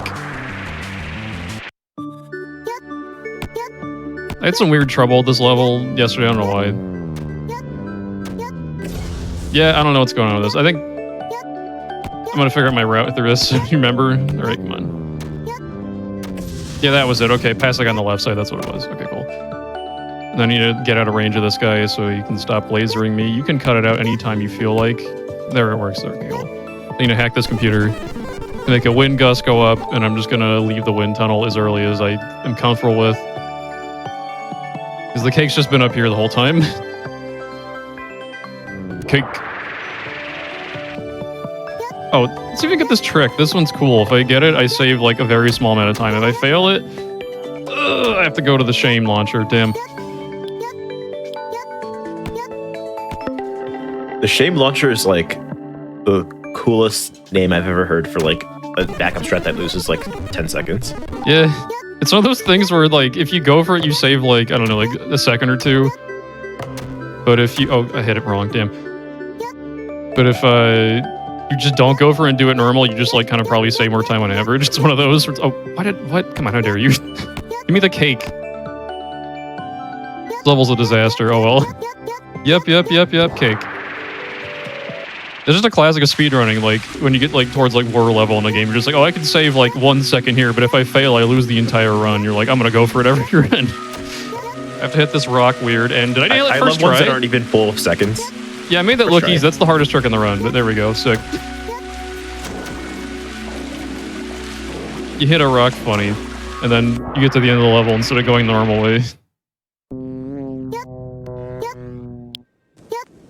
I have a question from chat saying, how do you find this game? There was a big bundle, I think, in like 2020 on itch.io, and this is one of the games in it. Oh, I missed the launcher. That's so cool. What a dumb way to lose that level. All right, let me go slow over that ledge next time. Yeah, it was just a big bundle of free games, and I was like, let's see what's in here, and I just kind of found it browsing that randomly. Where is the launcher? There we go. And I was like, this game of a speedrun? I was like, this is pretty fun. And it turns out, yeah. And someone has a really crazy time that no one's ever going to beat in that game. Yeah, even though I tried for a while. Whoop.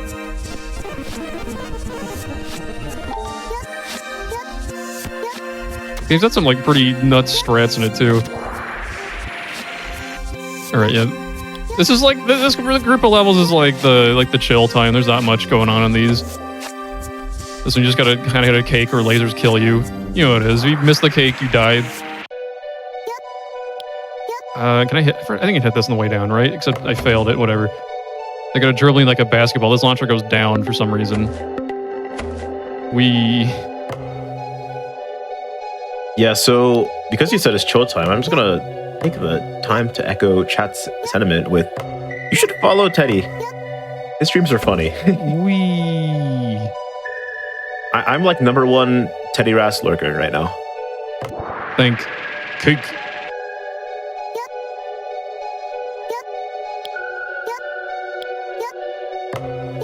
Yeah, this level is just like I kept trying to optimize this level and I kept like grinding this game back in the day and there's nothing you really do. Just like, oh, they put 2 like of those domes over the ending thing. You have to hack 2 computers. It's just like, it's just a slow level. There's like nothing here. They're just like, yeah, look, there's a sky cube. It's got some astrology symbols and that's about it. There's nothing going on here. And this track is just like a snoozer. And then it's like, oh, what about the cool car zone? We have to like go really fast. I'm like, all right, thank you, game. You've brought me back. Also, there's laser bees that have killed me many times here. Like, this guy right here can get me a bunch. We're good.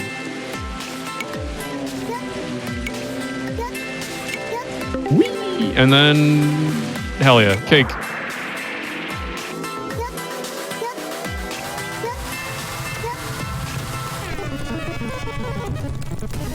Oh, whoops, hilarious. I love the fucking DJ horn here. Love that. Whoop, excuse me, thank you. Whoop, okay, not dead. Just like the musical variety in this game is so weird. Cake. Like, speaking of, we get a second Vocaloid track. I thought there was just one. No, there's 2. In this one, you get to get chased by laser bees the whole time. Yay, they're released. We released the bees. And things are going to try to explode to kill me the whole time, which I need to be careful of. As soon as I hack something, I need to leave, or those barrels will kill me. This laser ain't here to be a really easy obstacle. It's there to explode the barrels. Yeah, this is like probably the most dangerous level in the whole run. Oh, yeah, there's things exploding to kill me, too. Alright, I'm gonna yeet this barrel over this computer. There we go. Otherwise, they would blow it up and kill me. They being those friggin' lasers right there. And then we're free. Hooray! And here's a trick that's, like, really easy. You just bounce off of this thing, and then you're free. And ice is once again really good at making you go fast. Cake. And there's the Squidward fairy. For some reason, it just has Squidward's colors. I don't know why. And here's the egg beater that kills me, but we're good. Can't believe Squidward transitioned. Good for her. Yeah, good for Squidward. Also changed species entirely. Can breathe some air now. And oh no, whatever, it's fine. Didn't get lasered. I think I lost most of my runs to that stupid egg beater section down there. It's like not even hard, but oh, okay, we're good. It's one of those things. Oh yeah, we're at the final 2 levels now. This one, like the cake's invisible, you can see in the mirror, but you just aim at this barrel and you get it like every time. Cake. And here's the final level. Oh, but I didn't even mention, if you fall off the ledge, those skeletons in the background kill you. Actually, I'm gonna do it real quick, because it's kind of funny. I think it's just you fall off the ledge, right? Yeah, show me the skeleton getting me. There it is. Boom. Vibe check not passed. That's fire. Anyway, I'm probably gonna die anyway. I need that to happen to me. That's how I want to go out. Cosmic space skeleton gets me. That skeleton can fix me. There we go. Okay, cool. That must feel so good for the ball. Oh, that's not a good launch, but whatever. I'm here. I made it.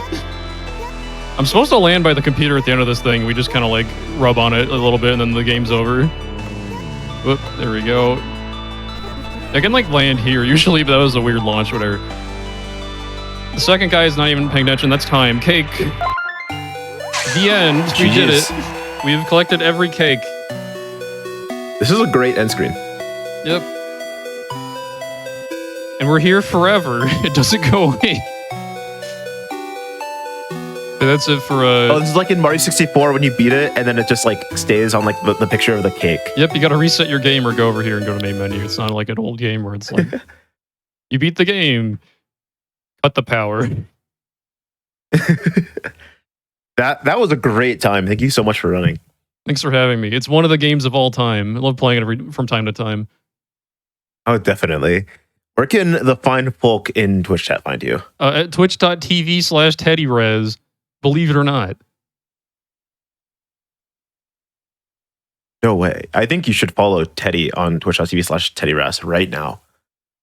I'm looking at you, Twitch chat. Do it. Yeah. But do you have any other shoutouts? I guess I gotta check out 40 Golf, just seeing a little bit of that. Like, seems kind of cool.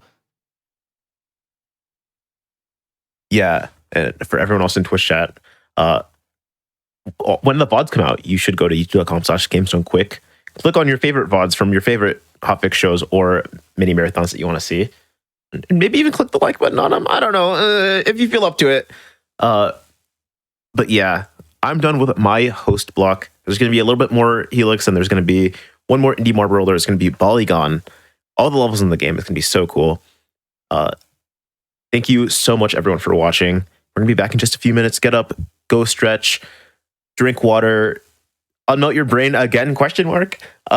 And yeah, we'll be back with the final game of Marble Marathon today. Just a reminder, we have a lot more runs tomorrow, so come back tomorrow.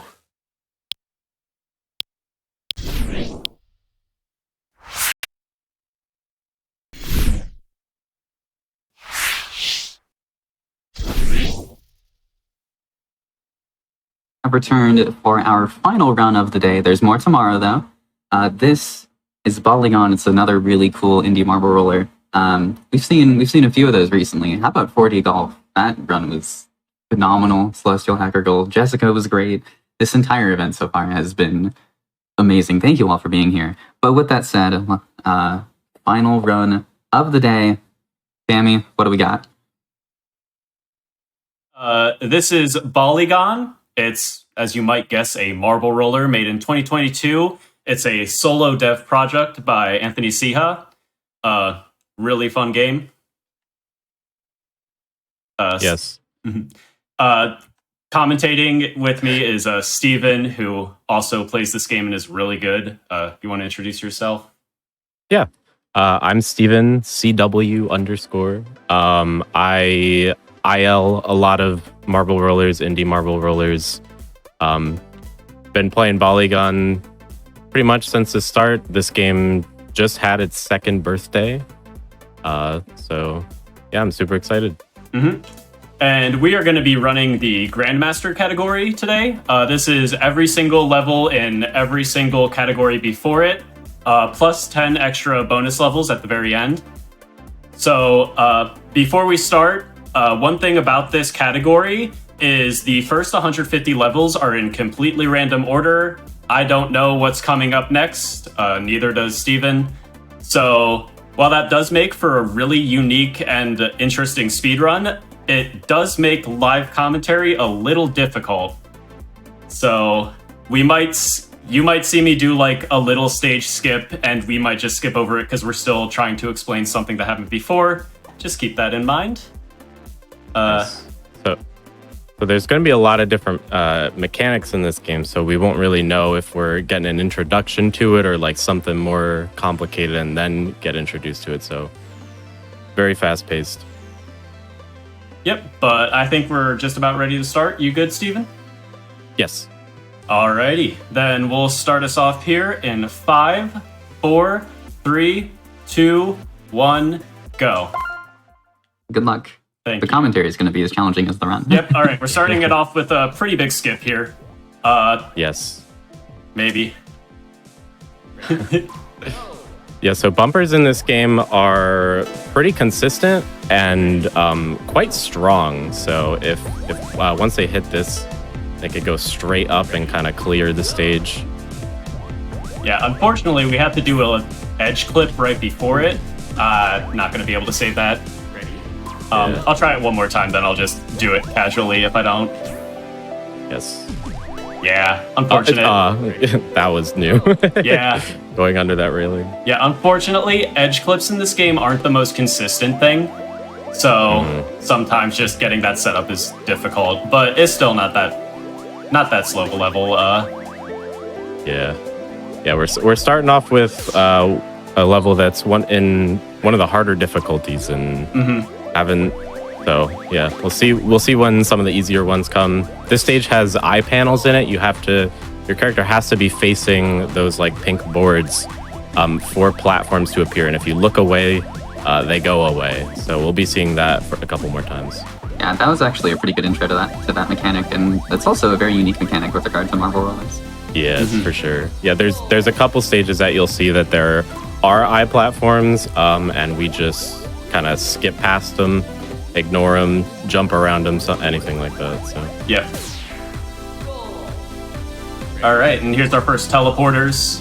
They work exactly the same as like portals in Monkey Ball. We do a little skip really at the fast. end there. alrighty, you could skip a cycle here. It's very tight. They just barely got it. And the stage is at the end of beginner, relatively close to where you would expect it if the stages were not randomized. It's a nice little trick. Yep. Yeah, nothing too exciting on reel. It is a little bit finicky to do it fast, but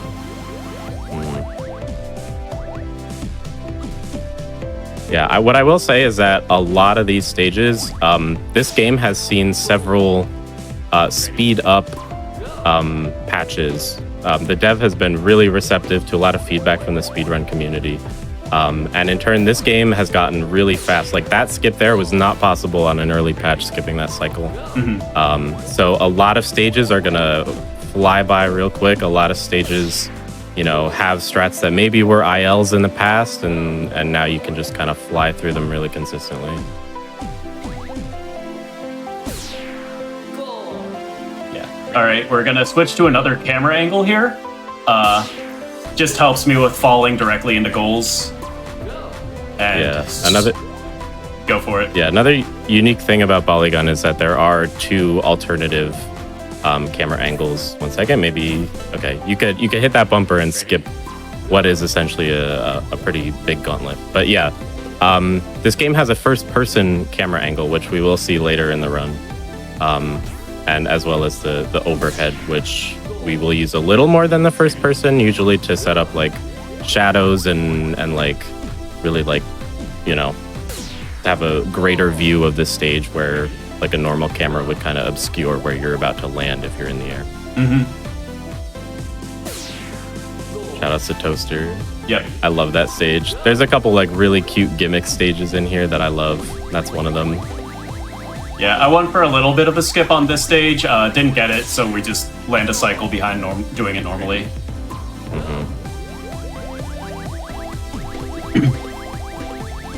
If y'all are familiar with the Monkey Ball games, the physics and especially the camera control in this game is a little different. Feels a bit slidier to me. I'm not sure exactly how to describe it. It can be a little weird for some people, but it's also, I think this game still controls pretty well, especially like, it's also nice that there's an input display there on the right side of the screen. That's really cool. Built-in input display. You love to see it. Yeah. Nice clip there. Oh my god, that was so fast. Oh my That was god. amazing. Yeah, this game uses a circle gate, so every input is like has an equal weight to it, as opposed to a lot of other marble rollers where like you'll hear a lot about diagonals being stronger. And the camera tilts side to side. It's really helpful. It's really just an integral mechanic. There are a couple stages that kind of introduce like, oh, you know, helping you out with cameras. And obviously we don't know when we'll see them, so. Yep. So normally every single way you can press is the same exact strength. In the air, diagonals are a little bit faster. So that's why we start most levels by doing a pretty wide boost. Because we do that little jump at the beginning, and just being diagonal there is faster. Yeah. If you're familiar with Monkey Ball, like older Monkey Ball games, how you'll start with like a boost to the diagonal and then like kind of curve in, and that's how you start. In BALLYGON, we all do that like pretty quickly in the air, like right before you hit the ground. And it achieves kind of a similar effect. Okay, so this strat, what Tammy was going for was something pretty crazy. You may have seen that that bounce pad triggered twice. I think it's the only stage in the game that has a bounce pad just kind of floating in the air, and if you like approach inside of it, it'll trigger once, and then when you're like just about to be above it, it triggers a second time. And bounce pads can be like pretty violent in this game. They can like kind of stack in their momentum. And we'll see that later, where like sometimes they'll run into a bounce pad like from another bounce pad, or like maybe from like a crazy speed, and it'll just kind of send the ball like crazy. Nice. Wow, clean bounces. Yeah. All right. Oh, that was also what? Yeah. Barely. Yeah, this stage has a much friendlier skip if you go up that ramp and back down, but you can slide right under and save about a second.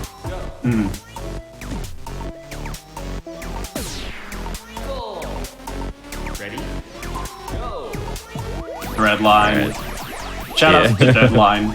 He was a True. yeah. He was a really like important runner in the very beginning of this game. Found another a big lot fan of of his this game. strats. Deadline Yeah. currently in the chat right now. Probably. Hi, Deadline. Big shout outs. Yeah. Huge fan. Yeah, Deadline really was like the founder of BALLYGON speedrunning, I'd say. All right, we got a nice little skip here. This is another one that got a lot more consistent once the game got faster. Yeah, no, that was like nearly impossible on the last patch, but a lot friendlier Yeah. now. I'm also hearing in chat that all of the music and sound effects in this game were made on a Nintendo DS. Yes. Which is fascinating. Yeah. Chord Gadget, I believe, is what Anthony primarily uses to make his music. It's really good music too. Remember, Yeah. solo dev everything here. The music, the gameplay, it's solo dev, all one guy. Yep. And this game's really good. Seriously, check it out. Yeah, and the music in this game is so incredible. I believe in Grandmaster, it kind of just like shuffles, like you have a little playlist, and it never gets old. I've IL'd this game a ton, and I never got tired of the music. Garage has a theoretical skip where you can like go up that ramp and then go right back down and kind of skip a floor. Unfortunately, it's not super consistent with that collision, but still, well done. Maybe? Yeah. This stage, yeah, that's got a big skip though. That's the interesting thing about Grandmaster, is that like you really don't know like already the difficulty that you're gonna get on a level. We still haven't seen the very first stage in the game, for instance, but also just like in a marathon sense, you know, like we might have like back to back to back to back, like the fastest stages in this game, like lightning quick, and then get hit with a couple of gauntlets. This stage used to be a gauntlet, but now there's a ramp right at the top. We could clip it, skip it, 6-second level. That edge clip was really clean. Yeah, no. Oh, didn't get it. This stage scares me more than any other to speedrun. Because I know that those are on a consistent cycle, but it just doesn't feel like it. Nice. Yep. Ready? Yeah, here there you can see like more clearly what looking at the eye panels does. Yeah, I was gonna say another really good example of eye panels here. It actually took me a while before I realized that was a closed eye and not half of a smiley face.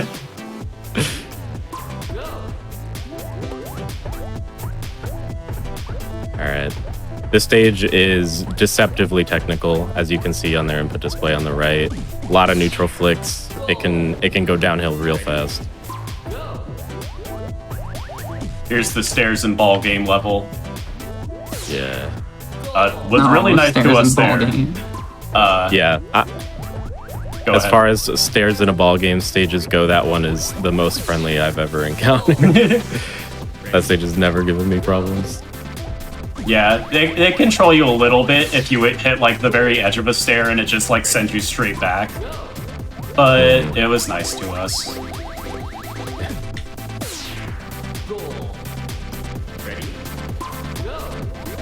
Alright, we got a nice skip here. Yeah. Made a little more scary by the stage thrusting up and down.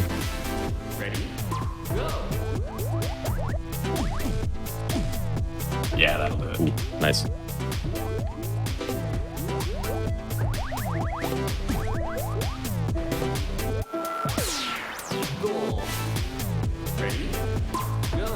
Alright.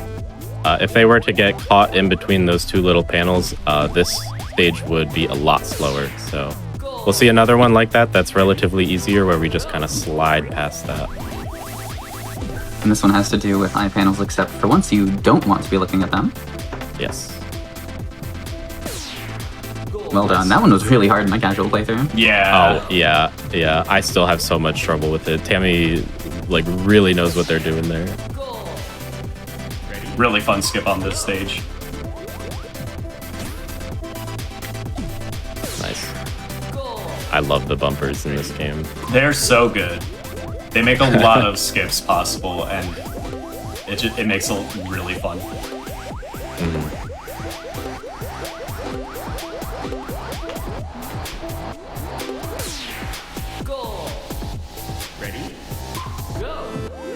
Alright. Pretty much just hold up on this one. I believe you can clear it if you just hold up, but yeah, you can save just a tiny bit of time angling.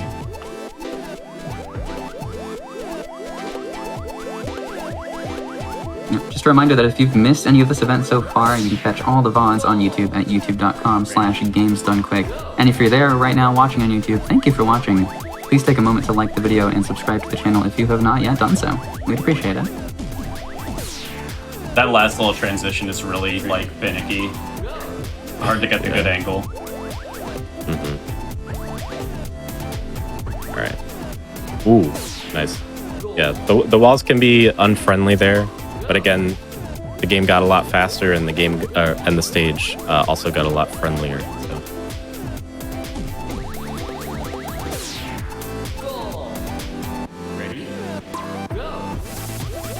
I love this one. If y'all are familiar with like the Team Rocket hideout in the Pokemon games, this is some very obvious inspiration for this level.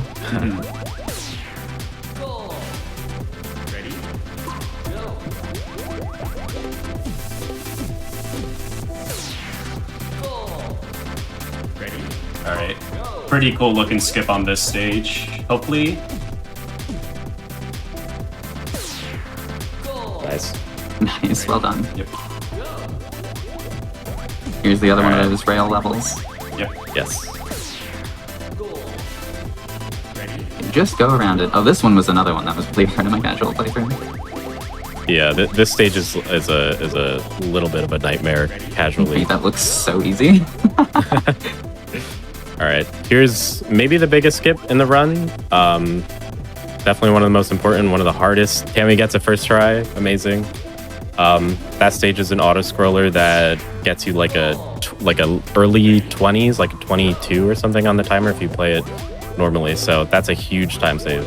Yeah, no, getting that first try is very that's hard. incredible.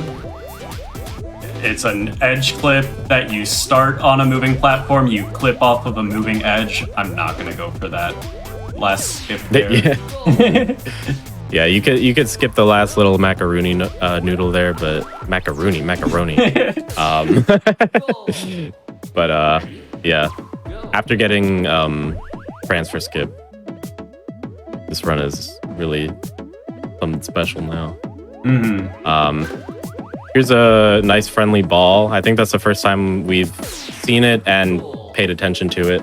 Yeah. There's a couple stages where we just ignore it completely. That one you kind of have to. I can't believe you'd ignore the companion. How sad.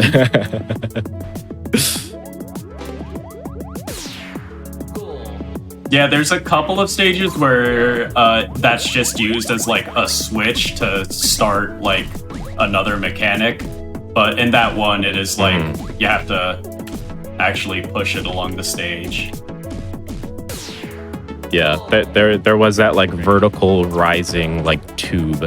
And we'll see that sometimes horizontally pushing you out or in or like outwards, back, or to the sides rather. But a lot of times if you use a ball to trigger like a switch, it'll just like rise you into a goal that's up high. And here's the introduction to the bounce pad, which we've seen quite a bit. Okay, cool. Maybe. Didn't get my normal setup there, but did a little bit of improv and saved it. That was so smart. Oh my god. Nice.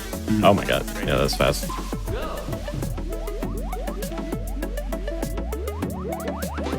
These look like pencil sharpeners.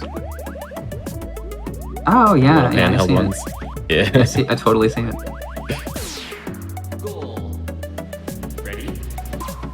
All right, we got a big skip here too. I love that skip. Oh my god. Yeah. Bumper bounces are awesome. Okay, typically this is the last stage of Master. Nah, I'm not gonna get Just shaped like the character. But here we're seeing it relatively early. This skip is really finicky. Exactly what I was about to say.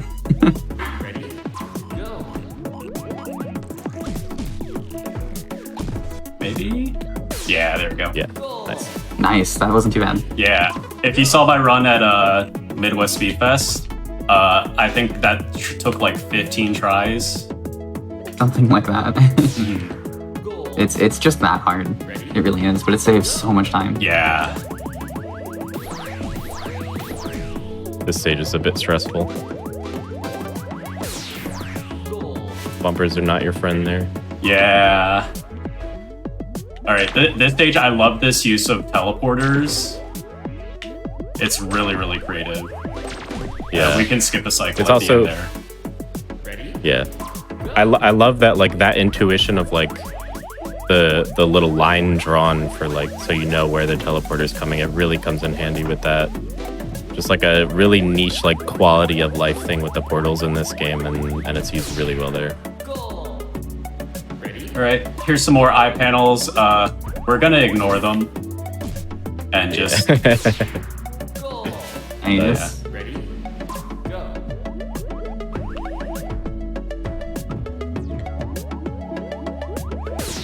Not bad.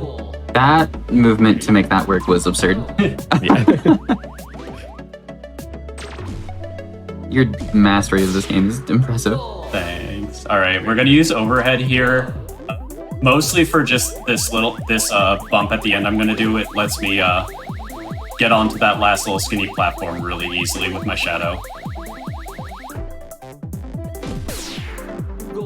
Nice. Yeah, that use of overhead in particular is really helpful because if you're using the normal camera there, you kind of just see the void. You don't see that platform under you, so you can't really gauge where you're going unless you already know. All right, we got a couple skips over the bumpers here.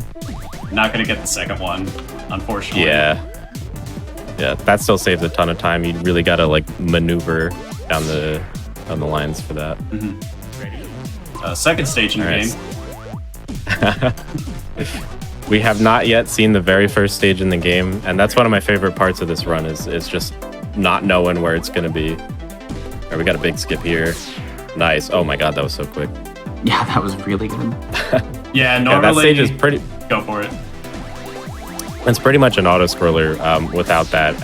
And the platform moves quite slow, and you kind of like have to stay on it for a couple faces, so that saves a lot of time.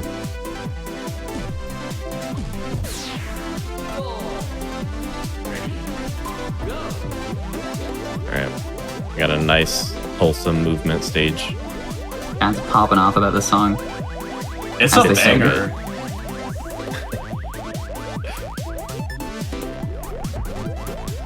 This is what I'm talking about. Like, this music is really good. Yeah.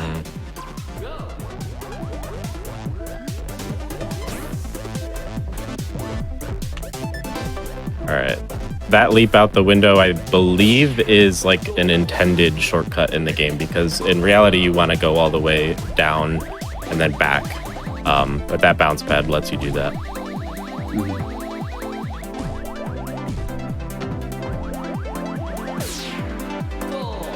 All right. Also important to note, in case you haven't noticed, in the bottom left, this stage actually counts down in this game, which is not typical. Usually in Marble Rollers, it'll count up. So the 68 means how many stages are left.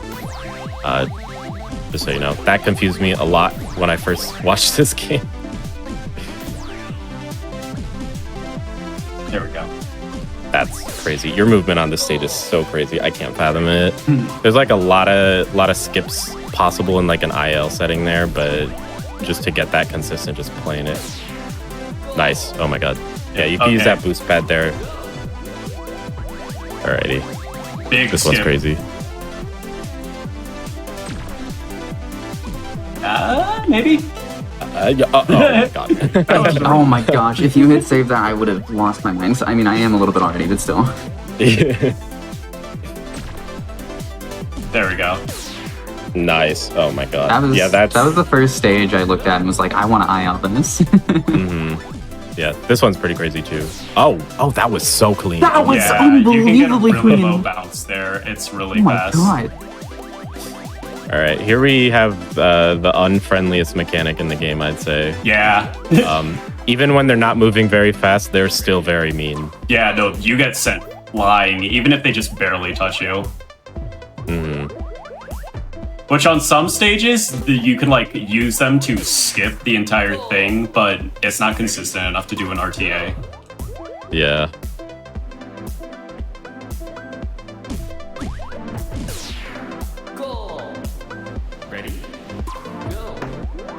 All right, we got a cool use of eye platforms here. Nice. Yeah, the ideal there is to just kind of ride it and pray. Yeah. Luckily, it was nice to us there. And so is that. Yeah, no, that first edge clip isn't the most consistent thing. So, happy to get both of those first try, honestly. Yeah, that's incredible. All right, here we got those tubes pushing you out. Ideally, you just kind of skip it. Alrighty. This is a ball that we can't ignore, at least in an RTA setting. So we have to go fetch it, and then knock it down, and then push it. Yep. Yeah, there is a skip that is possible with that wind tunnel where you just ride it a bunch of times and then fly into the goal, but that's way too hard for RTA.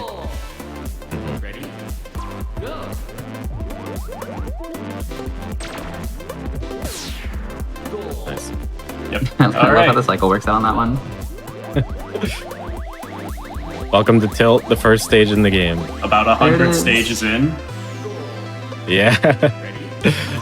I have Yeah, not yet reminder- seen a Grandmaster run with tilt at the very end. I can't wait for it. It'll be awesome. This is just an auto scroller. Yeah, It looks. reminder for anyone Go for who's it. joining that the stage order is randomized, at least the first 150. Sorry, you can continue what you were going to say. I was just gonna say it looks really scary, but there's just like a bunch of safe zones where there are never be any bumpers. So just stay in one of those, and you can make it through. All right, we got a double bounce pad moment here, ideally. Yep. Nice. All right. This stage, we're just gonna ignore everything that's happening. Don't worry about it. This is actually faster, which is hilarious. So. Yep. Yeah, I guess you could do that. Shout outs to Steven for showing me that literally yesterday. Yeah, it actually wasn't really viable when the game was a little slower, but now that it's faster, that strat is just the fastest way to play it, and it's a lot more consistent too. Yeah. No, that loop is not friendly. Mm-hmm. All right. Nice. Okay. It's kind of difficult to only use the one box there, and if you fall through, you just kind of have to go back and push the other one onto the path sometimes. Nice. I will say I love the goal shape in this game. Just like a nice, no-nonsense rectangle. It's very helpful. Or is it a square? I can't tell. Yeah. It's a prism. Wow. I will say I just like love the stages where you like go through the goal really low, and in that icicle stage where it just kind of hits you on the head and you win. All right, a lone wrecking ball.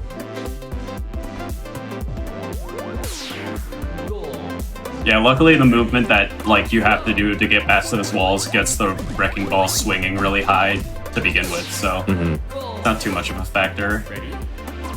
Yeah.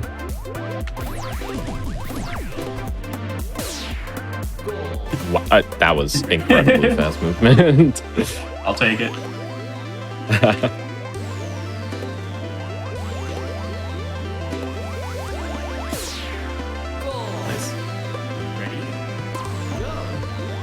All right, this stage is a little tricky with the skip just because all the rings are lined up right in front of each other. First try on that is really good. Yeah, there's a neutral that I do going into the first ring that just makes it a lot easier. Yeah, so on this stage you want to like ideally at the start stay on the side, and when you go up, if you can be on one of the left or right, it's a lot better because sandwiched in between those, you go a little slow. There is a skip on this stage, just skip all of it, but not RTA viable, sadly. Yeah. Which it would save like 20 seconds if it was. Yeah. Just a reminder that your subs, Prime Gaming subs, gift subs and bits cheered on the GDQ Twitch channel help support GDQ Hotfix. So if you enjoy Marble Marathon, if you enjoy any of the other Hotfix shows, the near daily speedrunning content, please consider subscribing to the channel.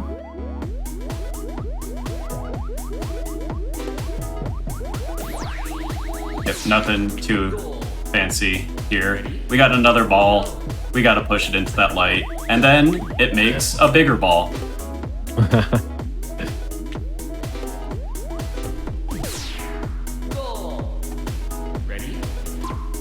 Alrighty, we got a funny skip. If you get that high bounce, point of view camera. Yeah, using the normal camera, it's either really difficult or just like not possible to kind of see at least your character. There is like a little outline on the top, but it's a lot easier to just kind of go through here. And get me backed up a little bit there because you can't just like easily pass through that wall. Darn. Yeah, so this stage didn't used to have a ramp at the start, but now there is one, and you can just skip all of it. Skip is absurd. Nice. Nice. Yeah, that launcher isn't the friendliest. It can shoot you like either way out and you can't recover, or it can like shoot. It can also shoot you underneath the platform that the goal is in. Then you bounce a bunch of times. But it was nice to us there. Yeah. All right, we're getting 2 introductory stages back to back. First the boost panels, now the slopes. All the way at the end.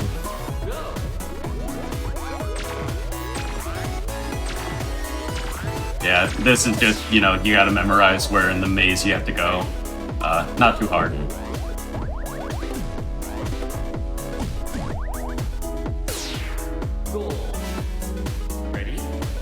Alright. Alrighty. Here's where the wrecking balls are real scary.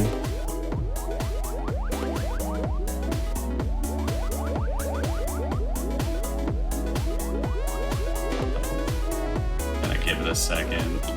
Yeah. Hey, you can manipulate the wrecking balls to a point, but like they're still just, you know, really intimidating. Sometimes it feels like they just kind of do their own thing, and gotta be wary. Yep. Okay.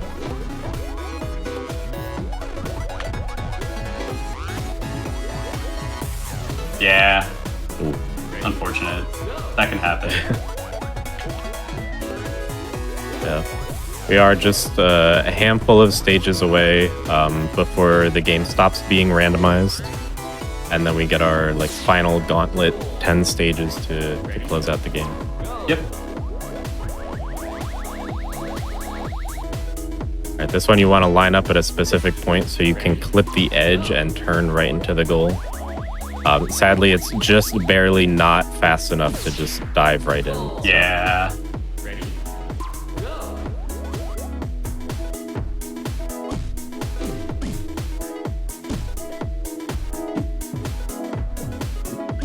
Nice. Yeah, this stage is deceptively hard because you can't really gauge what the bounces are going to be like halfway down.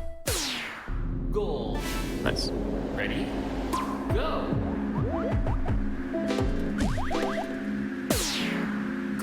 Yeah, it's just a pretty satisfying skip. That stage takes like 20 seconds if you don't do that. Oh, that was really fast. Okay, yeah.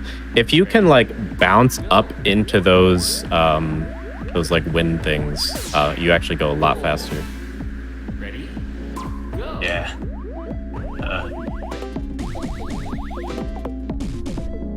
Mountains, we're gonna see a much harder version of this level in a couple stages. All right, we got another big skip. This got to boost into that clip and pretty unfriendly. Yeah, it's very finicky. Ready, go. Ready, go. I do think it saves probably close to like 20, 15 seconds because you have to wait for those stop panels. Casually playing, you have to kind of boost into them, which we will do right here. Still skipping most of it. Ready? Right, yep. This stage has a lot of teleporters. We're only going to be using one. We can just do that and skip up to the very end. Yeah. I love that skip. All right, ignore the ball pit. Oh. Okay. Yeah. Hey, there's a ball that we can push into a light. We're going to ignore it. Yeah. Nice. 2 stages in a row ignoring. Oh, hey. 3 stages? Oh, that's crazy. Oh. Yeah. That's like the 3 stages you ignore them. Yep. All right. Oh, by the way, this is the final 10. Yes. We are no longer randomized. These 10 stages are in their intended order. Welcome to the Grandmaster portion of the run. The whole category is called Grandmaster, but these are the Grandmaster levels. Yeah. All of them are like really long, usually 20 seconds plus. There's a couple that we skip, but yep.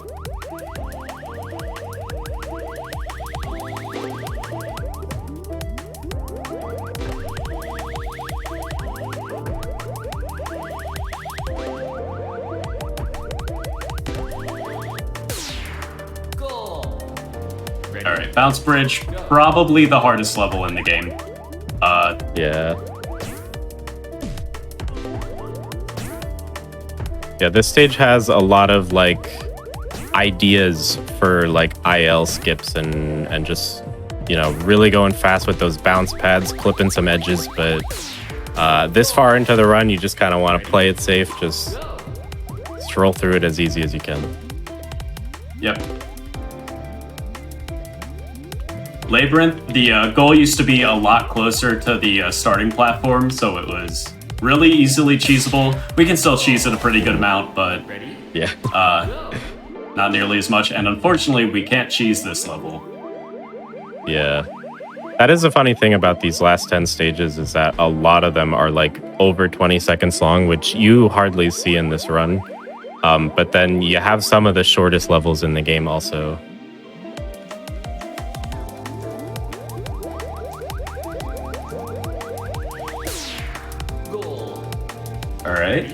All right, so here's the harder version of Mountains. Luckily, the skip on this is pretty consistent. You just gotta hit this pretty hard strat and...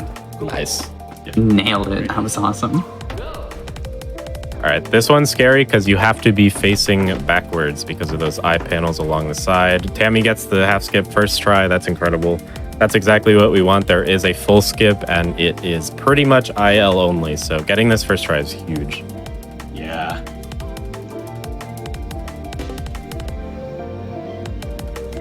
You have to take it really slow there because if you move, hi Majima, if you move like fast at all, your camera gets like it moves really fast. I held my breath for that whole level. Yeah. All right. Huge skip here. I'll go for it I'll go for the full one a couple times. Yeah. Ready?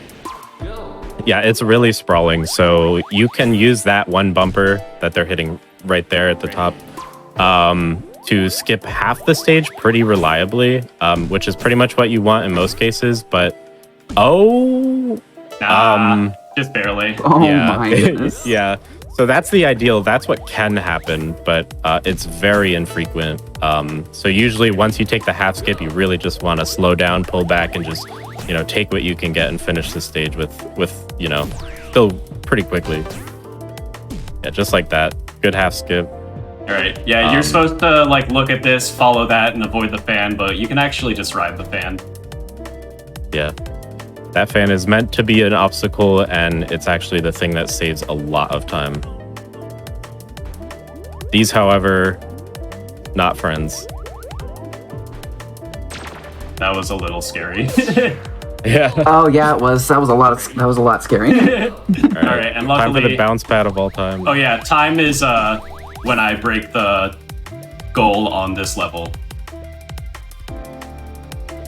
So luckily there's a time, and you know, luckily you can just hold neutral after you get onto the slope, and it sets you up really well to get into the goal. Yeah. GG's. GG, you just destroyed your estimate by almost 20 minutes. Yeah, Awesome. that is 26 short seconds short of record. So Yeah, if, Oh my if I goodness. didn't try the first skip 5 times, that probably would have been record.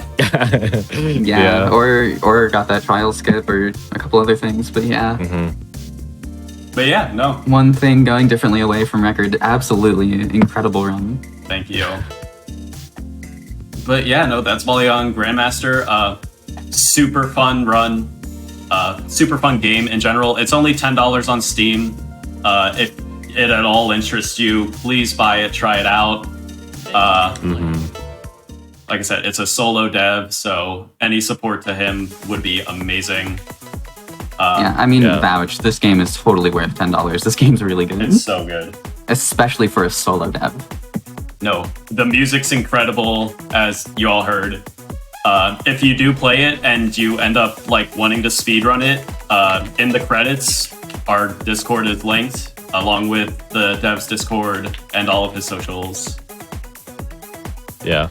As someone who's been running this game pretty much like in the first month of its release, Anthony the dev has been really receptive to like the feedback of speedrunners, and you know, over that like time from then till now, like really sharpening the game and its mechanics and its movement. and its speed to the point where it's actually like a really, really nice RTA experience. Yeah, really supportive of the community in general. I mean, he's even in chat right now. Yeah. No, he's Thank you, amazing. Anthony. Big shout outs to Anthony. Any last shout outs from either of you before we wrap up? Obviously, big shout outs to anybody who speedran this game. Deadline, we already mentioned him. Kazhodin, who just got started. I think Stinix did it for a while. Zona did it for a while. Huge shout outs to all of them. Yeah, we got a small little community speedrunning this game, but I think that this game is a real hidden gem, especially in the Marble Roller community. So absolutely. But yeah, that's all I got. Yeah, I would agree with that. Like I've already said, that wraps up day 1 of Marble Marathon. But make sure you come back tomorrow at 1 p.m. Eastern for day 2. Opening that event will be Super Monkey Ball Banana Mania with myself actually racing against iSwimFly.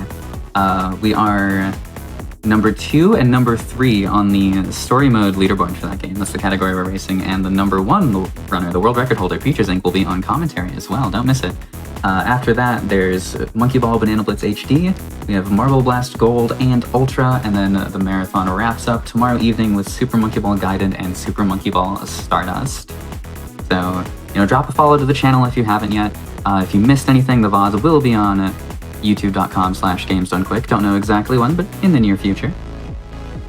In the meantime, please consider subscribing to the channel to support Hotfix, support us so we can continue to put on events like these. And with that, we will see you all tomorrow. Have a great night. Thanks again for watching.